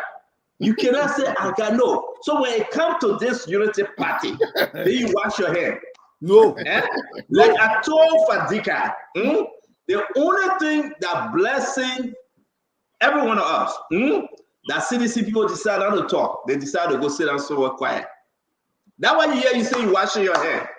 Let me say something to you. You're spinning the thing, Senator. I'm spinning? You're spinning it. I'm just spinning my son. Okay, so let my finish. I'm saying I ready to speak. Then I spin it. But when he read the spin, he not spinning, right? No, right? Spinning my Still, time. when will Stand Mami on. end now? Mami Stand been on, talking spinning for my the time. past. Please give me time. Mami, how many minutes Go you ahead. give for that thing? Yeah. Point of information. The point Yeah, of go ahead. information.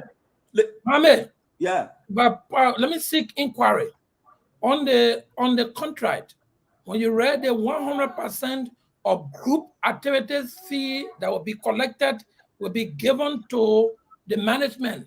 Did you end that money will be so purposefully a used reason. for the management of And the upkeep. park? That you didn't mention that. Stand on. You just said they will collect that. You didn't say what they will do with it. No, I come in now. Because on the contract is there. It said they will take that money. Every money that is paid. Yeah, every money that is paid. Why do you fight angry all day? All of y'all were talking. All of y'all were talking. So let's give Mama a chance. Right. So Mama right. Let's give Mama his All of time. y'all were talking.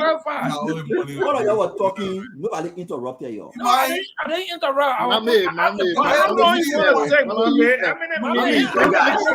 So I said, though, Paul Kennedy, let's go back to Mama. Mama, have your time. Permission. You give me the permission to ask. Mama, have your time. Then now you come back and start interrupting. Paul, the minister said, yeah. Isaac said, yeah. That the park is 100% free. I am telling you that it is not 100% free. Fees are generated. But and 100% access is free. The minister clarified that But he finished, guys. No, but still, they're making it wasting our time. No, it's not fair. Guys, it's not fair. Let Mami finish. Thank you, everybody.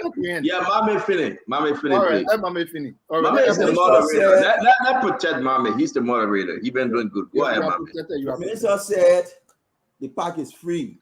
You can walk in. I'm like, yes, you can walk in free. But I pull off from the contract that the contract authorized the management firm to allot fees for the use of the park. And 100% of that fee goes to the management. That's the fact. The second fact I established was there is another fee that has to do with rental. And it is that rental that is distributed 70% and 30%. How they use the money is a whole different story. But to say that the park is 100% free without distinguishing what is free, and the free is just to enter the park and walk around, but not to use the park, is what I was trying to clarify and provided the evidence that there is a fee for the use of the park, and the park is not free. The second thing I try to prove here is, I'm not saying somebody is right to take money and give, or not right to take money and give. I am saying there is a practice in CDC that when government spend money on something, they blow it and say it is just we are own money. I am saying I have evidence that places where you say it was just we are own money will get evidence that it was government money. Thank you. But you have not provided evidence to show that it is just we are own money. And I gave you an example of what happened in Claratown.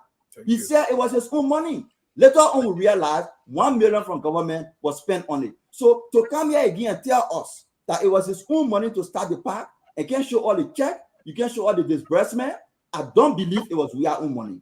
But the conversation to conclude in 30 seconds is, we lease a park for 20 years to a firm, revenue sharing on rental is 70% to the firm, 30% to the state.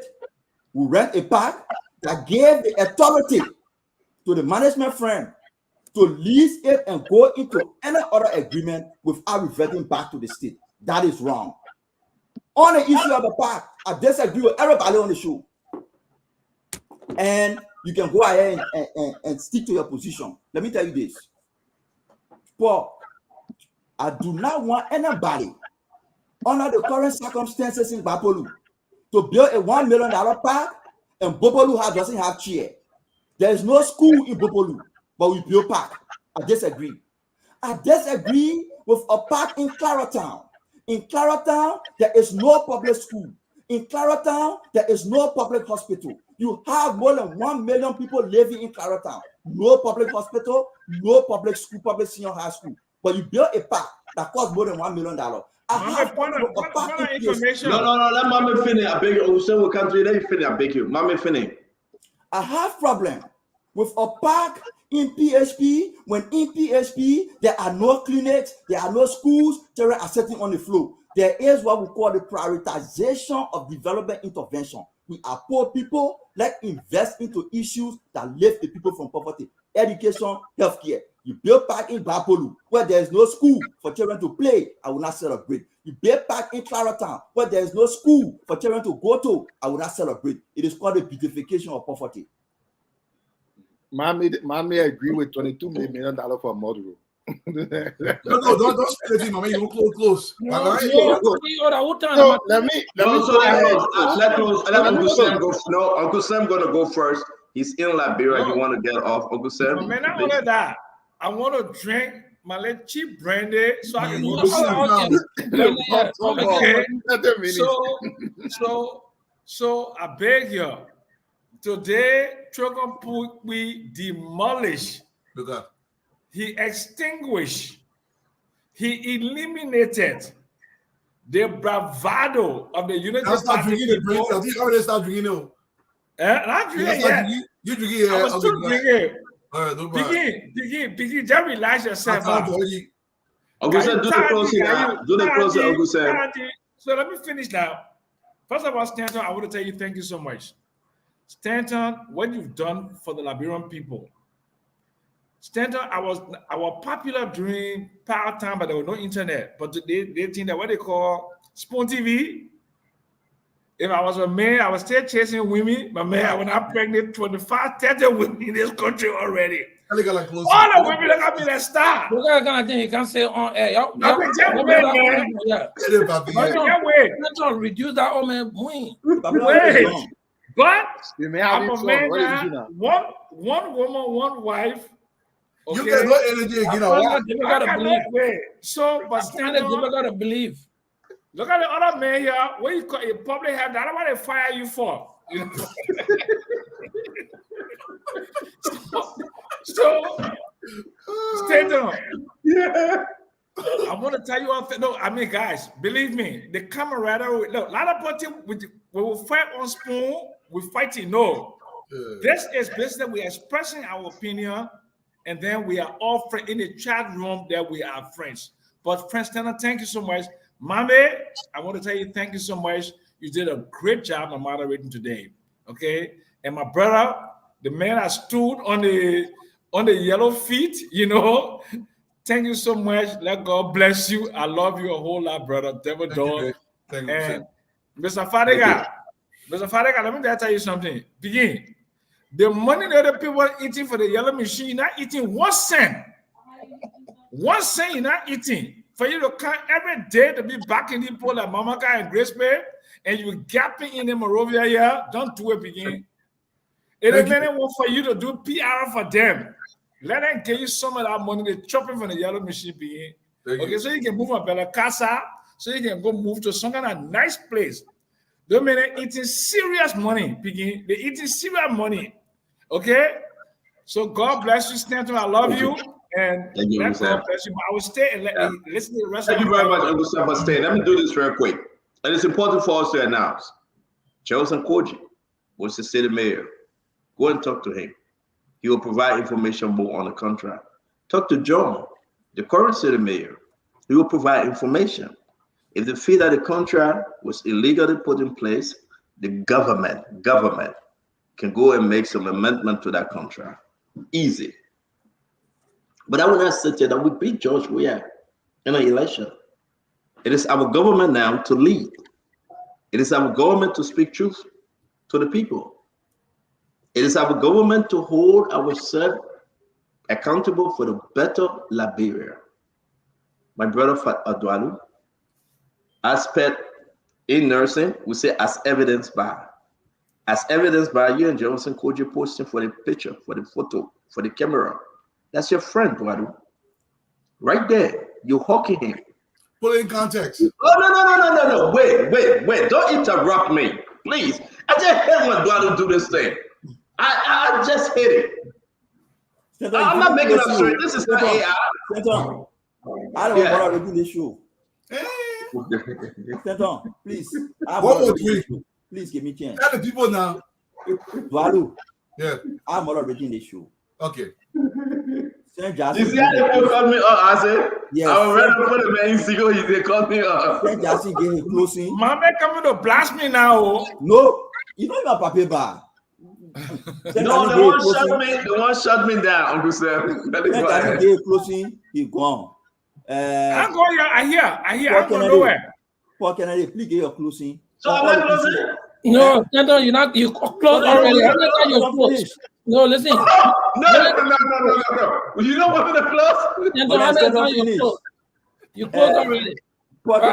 It was a good show, Mame. Thank you for the leadership in moderating it. There are certain issues that were fights. Of course, we can't prove anything else except we got a hard copy, a detailed copy of the contract in our hands. 70-30, 65-35. When it comes to, in fact, I think government should outsource most of the things and to private companies that take the liability of personnel costs and management costs of government. Government should only be getting money and putting it in the cupboard. For instance, I thought they were trying to do the same model to MPA, but MPA still got a lot of people sitting there after APN terminal got it, but MPA still paying people. That defeats the purpose of trying to outsource stuff. When you outsource it, government should only sit on there and collect, their 35 or their 40%. It go up or it come down. Government will come and inspect. Government will do the more regulatory. Government will come and make sure that you are living within the means of the contract. And I want to emphasize on that. This government, the United Party government, has the responsibility to review all existing contract that they incur. Let them go back and see the contract. I have problem with the contract, the 20 years, but I have not read the contract in details. So let them, let us say the mayor who has the authority, go back to read the contract and see what it says. If there's an adjustment clause that can be made to return you as far as the year is concerned, let them do it in the interest of the people. But because there is, Mami, let me give you an information. In health system planning, we do population density per health facility. You can't be passing all around and just building health facility. There is a hospital, or there is a clinic on PSP. PSP starts from public work, cross the road on the other side, on UN Drive, going straight to the ocean, and then Central Street, going to the ocean. There's a Red Cross clinic right there. The government has refused to empower Red Cross to run that clinic. So that clinic? Yeah, Red Cross has a clinic. You don't know that? Red Cross has a very good clinic out there, but government has not been giving money to them. The last time it's been there for years too, Paul. Paul. Been there for years. So you can't leave that renowned clinic there and start building another clinic. If you build so many clinics all around, which the politicians do anyway, they shouldn't be doing, it takes away from the quality of health professionals. It brings accessibility, but then the sustainability becomes a problem. So before we build clinic anywhere in the health system planning, we go and assess whether there's a need for a clinic supposed to be there before we put it there. So, I thought what needed in that area was a park. You saw that whole area, there is no recreational facility. Then you got the prison facility right there, South Beach. So I think the person who thought of putting that park right there was an idealist. Also, the historical importance to Paul. Forget the historicity. I just think the psychosocial, of the taking who are executed in a place. The psychosocial intervention of it. People should be, the city mayor should make sure that they shouldn't sell all the land in the country. Let them make allocation. Mama, here in America, before the people even start building houses, they already finish allocating where they're going to have their parks, where they're going to have their shopping centers, where they're going to have all of their things. They just don't take all the land and build houses and you're left with no parks. I think we should begin now to look into this. And then as far as management is concerned, I think the management of the parks should continue to be outsourced. You'll go back and review the contract and see whether it can do the term of the year. And if government can able to negotiate to get 60-40, I mean, it's up to them. But I don't think there's anything wrong with outsourcing the park so that it becomes that clean and it is properly maintained. The thing I got problem with is the longevity of the time. 20 years, I think it's a little too long for a contract agreement. Let them look at it. It can be 5 years, renewable, 5 years or 10 years. I think they can do well on that. Thank you. It's been a good show. Uncle Sam, listen, I resigned willfully from the Liberian National Public Health Institute. You know, they fire you. They fire you. Why did they never resign? I see how you lost the election. I came to America. I was not going back, and I don't think it's sound to be sitting in America taking pay, and that I'm a. That was honorable. That was honorable. You see anybody who got conscience and integrity is Paul Kennedy. I refuse to truck people in Babylon is why I lost the election. Paul, don't talk it. We were talking for you. It was honorable for you to have resigned. It was honorable for you to have resigned. Nobody fired you. I came from ethnic solidarity here now, right? Ethnic solidarity, right? Walu. Let me call my closing. Yeah, kind of closing. Let me do my closing quick. Walu. Just wrap it up. We'll talk about the finance minister. We'll talk about the Sonny. Just wrap it up quick. No, I'll wrap it up quick. I didn't even go all over there. Look, guys, we got no enemy in the government. I got 10,000 pictures of literally everybody in government, out of government. We meet you, we talk, we take pictures. This is quite normal. But I want to point to something the honorable minister did say. What the minister did say before he left. He said one of the parts got 200 employees and one of them have 150 employees. Great news for me. So if they're paying a minimum of $75 per person on the 200 employees, that's approximately $15,000 per month. If they're paying the 150 employees just $75 a month, that's $11,250 per month. What made me there tonight was to break down some of these lies. Look, if the park can generate this kind of money, minimum $75, I didn't get the plenty money, just $75. Where is this money coming from if they're not making sufficient money from that park? The issue is not about the park. And maybe it has a salient point. People will make it say, oh, and maybe listen, if we don't have decent quality hospitals and healthcare, nobody is frowning on a park. But it's a park. I mean, should the park be our priority? When you go to public school right in Monrovia, there is no chair. Why are we taking $5 million to build a park? We can use $500,000 and build a decent place for the kids to play, which we recommend, and put most of that money into expanding the brains in the country. We got work to do. Nobody this, that. Look, if you are not angry about the way Liberia has been governed for some 177 years, something wrong with you. For those of us that come here, we want to strengthen the institutions of our country. Yes, if the private entity can come in and do the job adequately, but I want Liberia to get a fair share. I want the money to come to Liberia, not to an individual. Our contract should be revisited, hopefully. And if they're doing it right, everything is okay, great. Let Liberians eat. Let the employment go on. But don't screw Liberia in the process. That is my place. Thank you so much. My position, brother. Stand on 1 minute, then Fatika. No, I didn't get a second because you interrupted me. Let me be fair. When we do the show, we bring in everybody. So let me say this. And I agree with Dwalu. We want the people to benefit. It's true, But you got access to your friend Jefferson Koji. Call him. You got his phone number. You guys hang out to the Calabash. You're friends. You want to party together. Call him and ask him about this. You're just in Boston, by the way. Stop lying. Here you go. You see, Mama, what? I mean, they are stepping on my freedom of speech, Mama. Thank you. So I just want to say again, it's a good step by Amin Modal. Amin Modal is saying, President Waka, congrats. You cut 40% of your salary. I would do the same. That's a letter from Amin Modal to the president.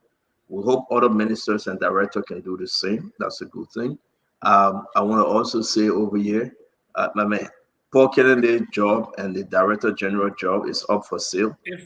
They are saying they put a job vacancy announcement. They say if you want to take Paul, Uncle Sam, why did people interrupting me, Mami? So, ladies and gentlemen, Paul Kennedy job up. If you want Paul Kennedy job and the director general job, please, it's up there. The vacancy announcement. You can apply for it. But I asked Paul to reapply, and they said they don't want Paul to reapply. So there you go, Paul. They don't want you to reapply. Correction. That's not a truth. Oh, but why my own closing can be a problem? Yeah, but I will interrupt you. I can say anything that I can't say one lie. I will resign from job. Only to go reapply for So again, let me finish. I'm giving you guys all this information. My hair hurting me today. Paul Kennedy went on the computer where they say put your name, your date of birth. He put his name, and the computer went off. He tried again. He called me this morning. I said, Paul, keep on trying, but they keep on rejecting him. Each time he put Paul in, they will kick him out. So maybe I don't know who's doing that to Paul. But ladies and gentlemen, Mama, you did extremely well. I must applaud you. Though the seditious say you were slow, I said those send me the text and say you were sleepy. But I think you did extremely well. If I were moderating today, I was going to put in more fire because there was a lot of opening. But I think you did extremely well. I'm disappointed in Fadiga. I'm disappointed in Duaru. We should do the people's job. We should do it today like we did yesterday. Okay? Because above all, the people. All right? I want to say thanks to all our followers. Come back again tomorrow. Let's have fun. Fadiga. Go ahead. Fadiga. I would ask you to deal with you.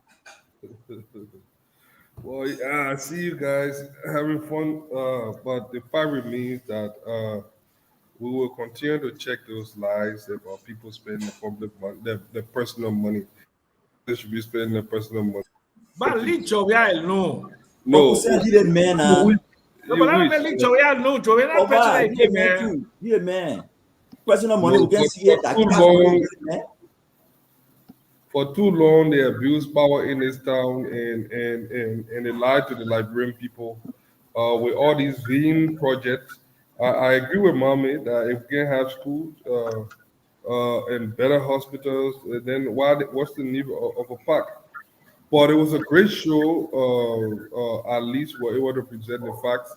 The finance ministry for that, I have explicit confidence in Augustine Kafwa. He has the integrity, he has the international connection, by him being foreign minister, and then he understands the local politics.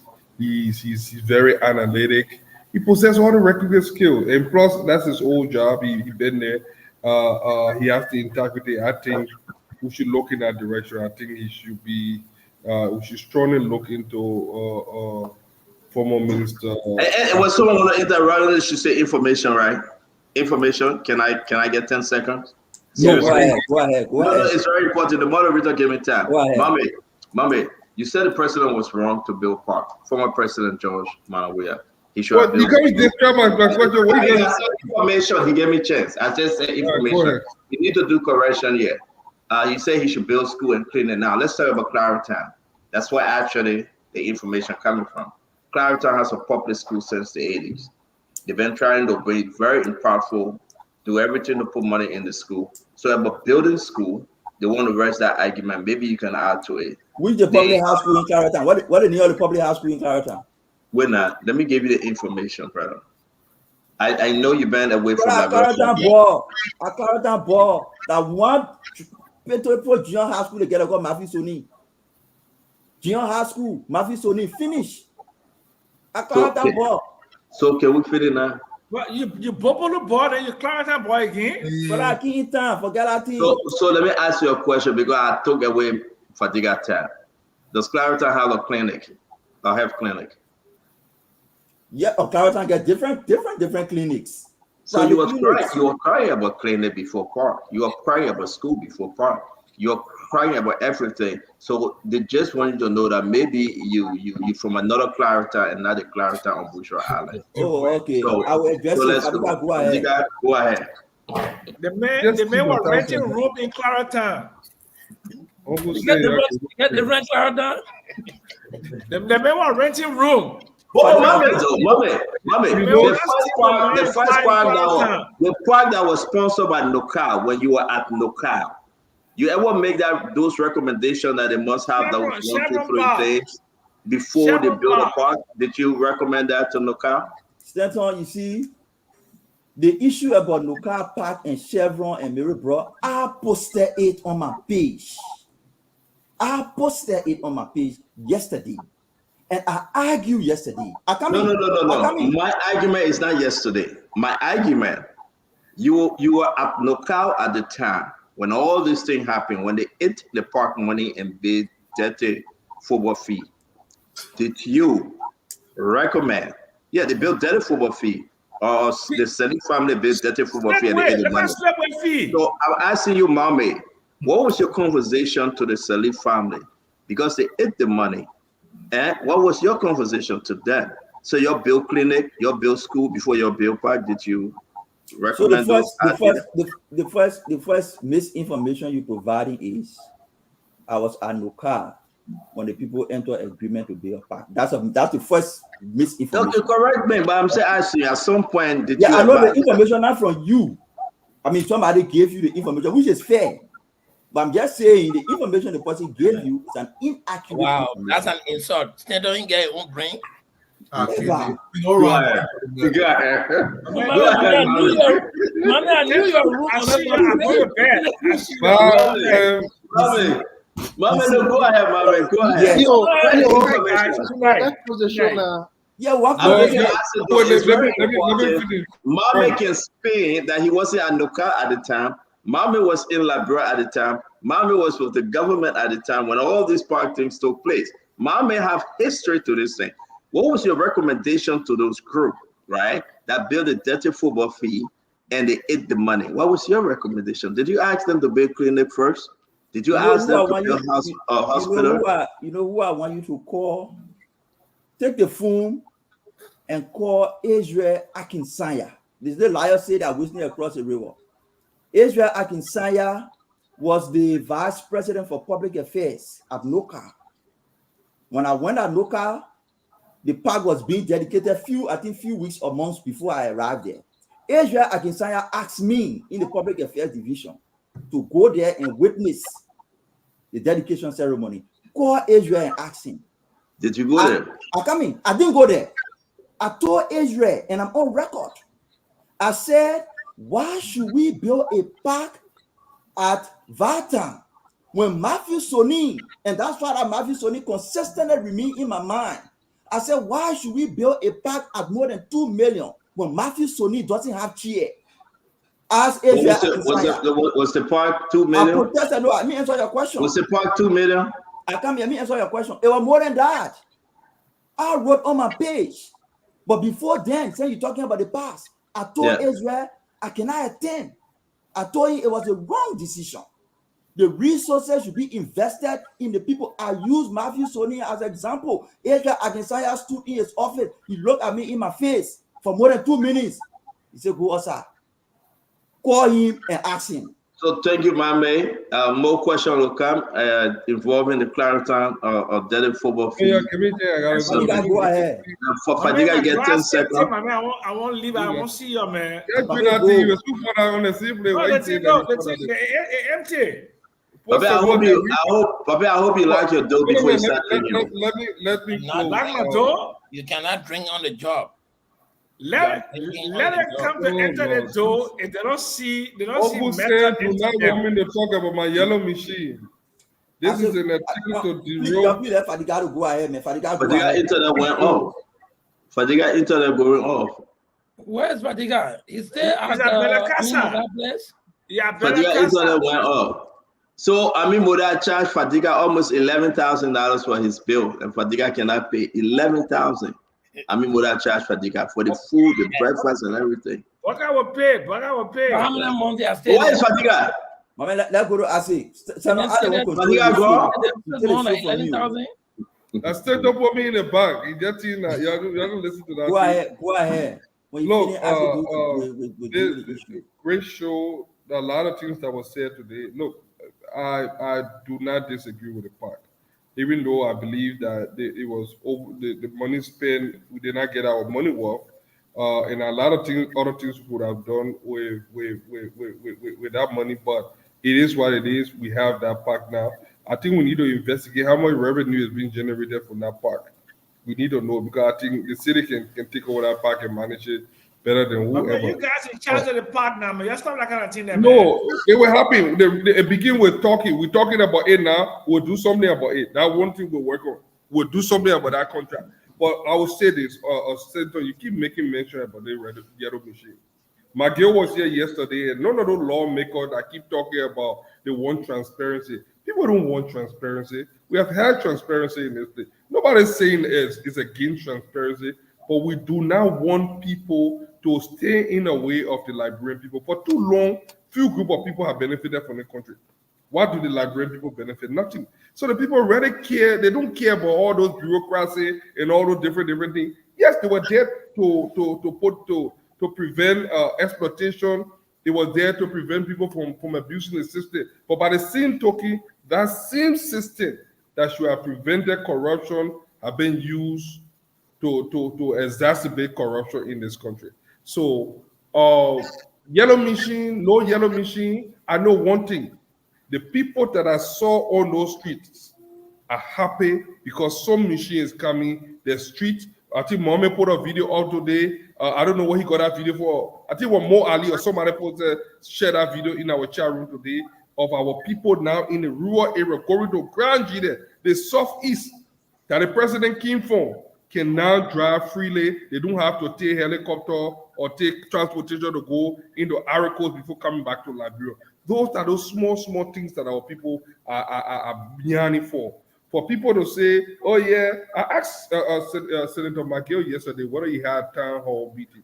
Whether he have asked his people whether they really want those machines. And you know why? He couldn't answer that question. Because if you go Magibi County right now, what the people still need roads. And tell them, say, we don't want yellow machine, watch and see what would they say.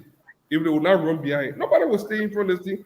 This thing got 2029 embedded in it, and now what is scaring a lot of people. Will be no yellow machine in 2029. They will all be messed up.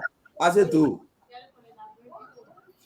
So Fadiga's logic is that because the police is there to stop crime and somebody killed someone yesterday, so today there should be no police. Because the laws are there to prevent certain things, but yet and still people did. That's your logic, that's not my logic. So today the law should not, the people in care for a yellow machine should just count 5 billion of them. If the police is corrupt, I'd rather not deal with the corrupt. Somebody you can make people laugh with this funny thing that they say. And you know, I'm sure we don't have universities and college and schools all in Bapolu, but we're spending $80 million on yellow machine, man. We don't have schools and clinics and hospitals in Bapolu. We're spending $22 million on Dusty Road, man. Is everything okay? I'm not sure it is. I'm thinking, you know, where you stand. They want that aid, they want that aid. The same thing that come out like it's crazy. But again, to say this is what I've always believed, and I still do today, that as a government, CDC, we were wrong to avoid spoon. We were wrong to allow people sit with no knowledge of what they thought they just talking, and our people got consumed by those things they heard, for which we are where we are today. Imagine how Chokon dismantled.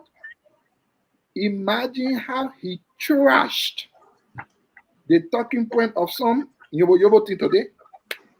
If this was campaign time, where they say, "Oh, I'm not going spoon," then other people will go and say, "Oh yeah, that's true. Oh, they eat the money. Oh yeah, Joe, we are getting the money." This is why we have to engage the lives. And I've said this, I will say it again. Nothing defeated George Weah. Propaganda did. Because this government cannot match 25% of what George Weah did in that country. I always say the problem. People say, oh, you know, my defending president Weah is not about he being president again or not being president again. When that time comes, we get there. My defense of him is being on what he's done as one who served. Because I know. So we're talking about pack. The beater of Liberia now rests on the shoulders of the pack. If you went to the place now opposite former President Erling house, you see the beauty of that place in the night. You feel as in a war, man. We did not sell those things. We didn't. And we just sat down and allowed Mo Ali that pack we eat. Where is there? Pack that wetting. So the people just saw it to be nothing. But see how many persons go there today to take pictures and things. But on the pack issue, very clearly. You know, I know my brother, Mame, I let to call him comprehension because nobody can comprehend the whole planet besides him. In fact, he posted something on Facebook today and somebody shared a string from it. He see comprehension thing, he had it there. I mean, you can't comprehend it. Like everybody can comprehend it globally they want. But look, I spoke English. He said the park is free. And usually in English, people speak based on generality. So if they say you can eat, it does not mean only you can eat. It means the level at which you can eat is higher than the rest. That's what it means. So if he says the park is free, of course he went on to explain because he spoke English, not Spanish or Swahili. It means on a general basis, everyone that enters the park enters free. Unless wherein you want to have a special occasion and decide to take the field or somewhere, then you pay something for it. Besides that, though, there are shops and things being built. Those shops and stuff are being rented out to people. So yes, Choco is right. The park is free. The park is free. And you know what we sat here? My brother Mame had 35 minutes. He talked up to now. We still thinking about what about talking. Oh, Joe, we are going to Nick and Bo. He saying Bay Horse, but that his money. He moved from Nick and Bo. He go to Waterside. He saying poor roof that are debunked that his money. What about talking all around this place? But listen, Georgia should be proud, man. All seditionists, those who serve in Georgia government, we need to always come out to defend what you've done. Chokon did that today, expertly too. He put a big hole into this whatever park thing that they were talking all around here. Popular work needs to come. Gender needs to come. No car needs to come. And by the way, no car supposed to have a clinic in Joro. Somewhere they call Joro. Mommy know about that place because Mommy was part of that whole thing. Up to today, they spend that money from no cars, corporate social responsibility fund, no clinic there. I wish Mommy would care to tell where that clinic, where the money, he knows about it. Joro, somewhere they call Joro, clinic, no car, when Mommy was there. Today, no clinic. But again, CDC, you need to come out. You need to come out and debunk all of these lies. Like all of these things these guys talk all around here are all fallacy. They are not truth. They are only based on and that's it. But a good show, but I'll tell you, Miami, you did a great job, you know, moderating. You were cool. I know you took 40 minutes to talk whatever you were talking, but you were good. Congratulations. No, guys. Go ahead, but that doesn't go. Oh, I thought the show ended again. Because everybody close. Gentlemen, I gotta go. Where are running away from? I gotta close. No, you're finished closing. No, I did not close. No. All of y'all ask Conan. I decided to use my time. I see you tomorrow. Yeah. Let me respond. I want to go watch my game now. Go, I say 5,000 people listening, and now you are talking to. Go. So good night, guys. I see you guys. I love you all. Go. Bye bye. See you. Go. Now let me say something. We started with the finance ministry. The president need to be fast and go ahead and make the appointment. If he accepts Burma resignation, it's a decision to take swiftly. On the park, it's good now that Isaac is saying, yeah, you can pay fees, but it has to be for activities. That is the point I wanted the conversation to get to. The people were misled when you just came and said the park is free. To walk into a park, that's free. But when we establish the fact that there is a fee to pay, and 100% of that fee going to the management, and there's another fee to pay for rental that is divided 70-30, and then you come back and say, yeah, there's a fee to pay, but the fee is to be used for the management of the park.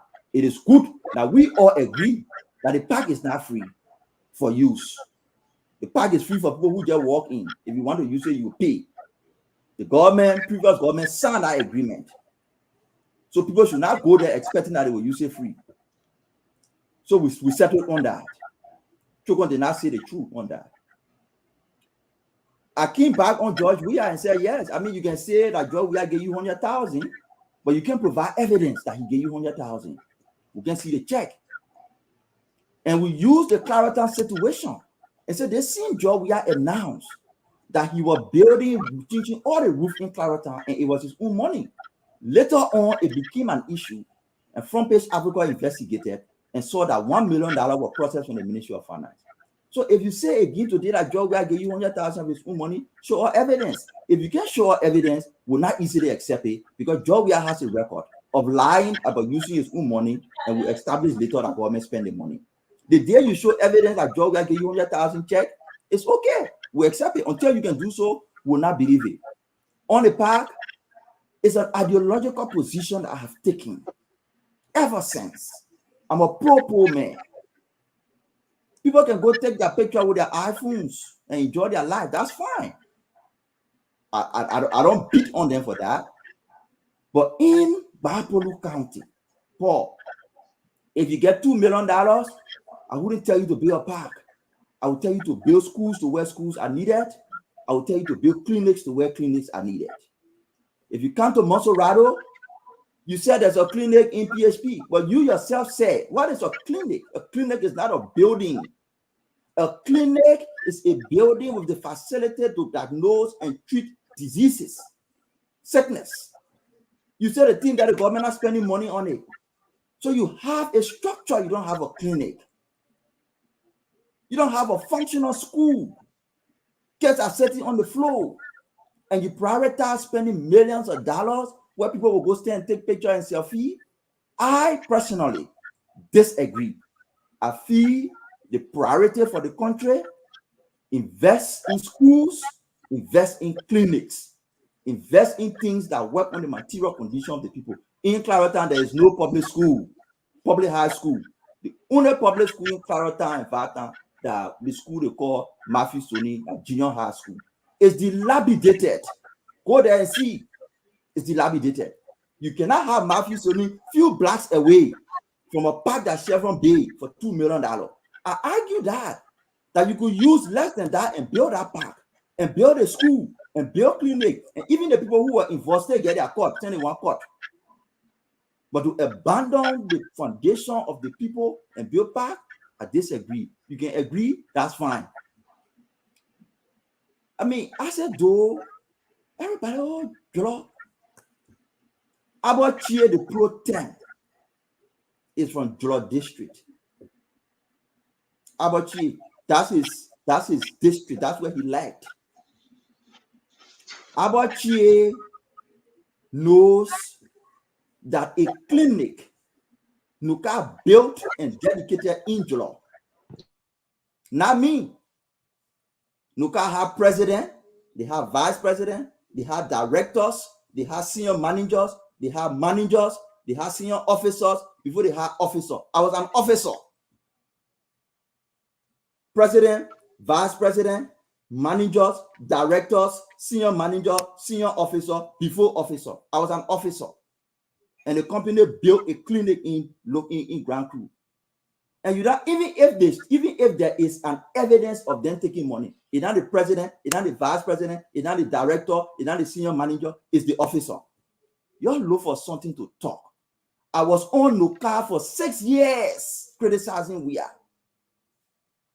I challenged them publicly. Show me evidence of wrongdoing. And all my arguments, most of them were based on the oil sector, natural resources. For 6 years, I held your feet to fire locally and internationally, making representation of how you were misusing state resources. You pass around and say, provide one evidence. You leave from power now, you say, Jolo. Abaji, ask him. Nuka built and dedicated a clinic in Jolo. Evidence is there, and Abachi knows that. You pull a record from the company, call them, they will show it. I challenge them consistently. I will show you messages where you need to start on. From 2021, every day, a Carol Gray will post. You build hospital in Jolo, what the money? What the other guy in Ben Sanvi? What the other man? The other guy were here. When they left, they went to closing argument. I challenge them, get all the messages. Show it. You will not show it. The Pro-Tem Abachi received the keys to Jolo. Even if somebody stole money, it can be the president, it can be the vice president, it can be the director, it can be the senior director, it can be the manager, it can be the senior manager, it can be the senior officer. It will be the officer who will pass over everybody and go to where in Grand Coup that I've never been in my life. Just start playing. You come clear. 6 years. I challenge you. No evidence. Man, you're not any today. President Weah, you did your best. You left. We maintain our position that you build a park, you rented it to people for 20 years that you connected to. And that's the reason why people feel happy working there free of charge. Because they know who to give the park to and they know why they gave it to the person. You can't argue that that business losing. They just they're helping Liberia, they're losing. Private company. They just, you know how they're making money, they're losing. The business that there is not losing money. They know why they give it to them. The details will be up soon. Thank you. All right. Thank you very much, Mohammed. That was a great closing. I appreciate you. I appreciate Asido, Paul Kennedy, and the rest of our fans that stay hanging with us. Till we meet again tomorrow, somebody else will be moderating. There's a lot of story to uncover. We say thanks to all. Have a good evening. Nelson, can you join us? We wrap this thing up. Nelson, if somebody can please reach out to Nelson Colette. I know we into the show now. Nelson, thank you very much for hanging with us. We appreciate you. Mambe, take us home. I'm done. Yeah, Nelson, I'll be a guest tonight. Oh, okay. You come on Nelson show tonight? Please send me the link, Nelson. You say the show can be gender balance and gender imbalance sometimes. What do you? I can monitor the men show. Yeah. Yeah, But that's good. The show is great. But now I think you're gonna have Mambe will be interested. Even more interested. Yeah, I would have been there at time, my man. Send me the link. I mean, maybe if you send a link to Mambe, send a link to Kev Hassan. All right, good night. And send a link to Jula. Jula? Yeah, Jula. Okay, brother. Okay, take care. Well, folks, that's how we'd like to end up tonight on Spoon Talk. Thanks a lot to all of you across the world for being here on this edition of the program. Many thanks to our folks in Radio Land, Spoon TV, Fabric TV, and Super TV. Thanks to the folks on YouTube as well. We'll be here tomorrow for another edition of the program. Spoon Talk will be back on the radio. As you know, this is where Liberians gather to get the news. This is where you get authentic information about the happenings across Liberia. Till we'll come your way again. My name is Nelson Colette. Have a good night. Coming up shortly is the Late Night Show. The Late Night Politics on Spoon will be on your radio shortly. Until then, have a good night and bye-bye for now.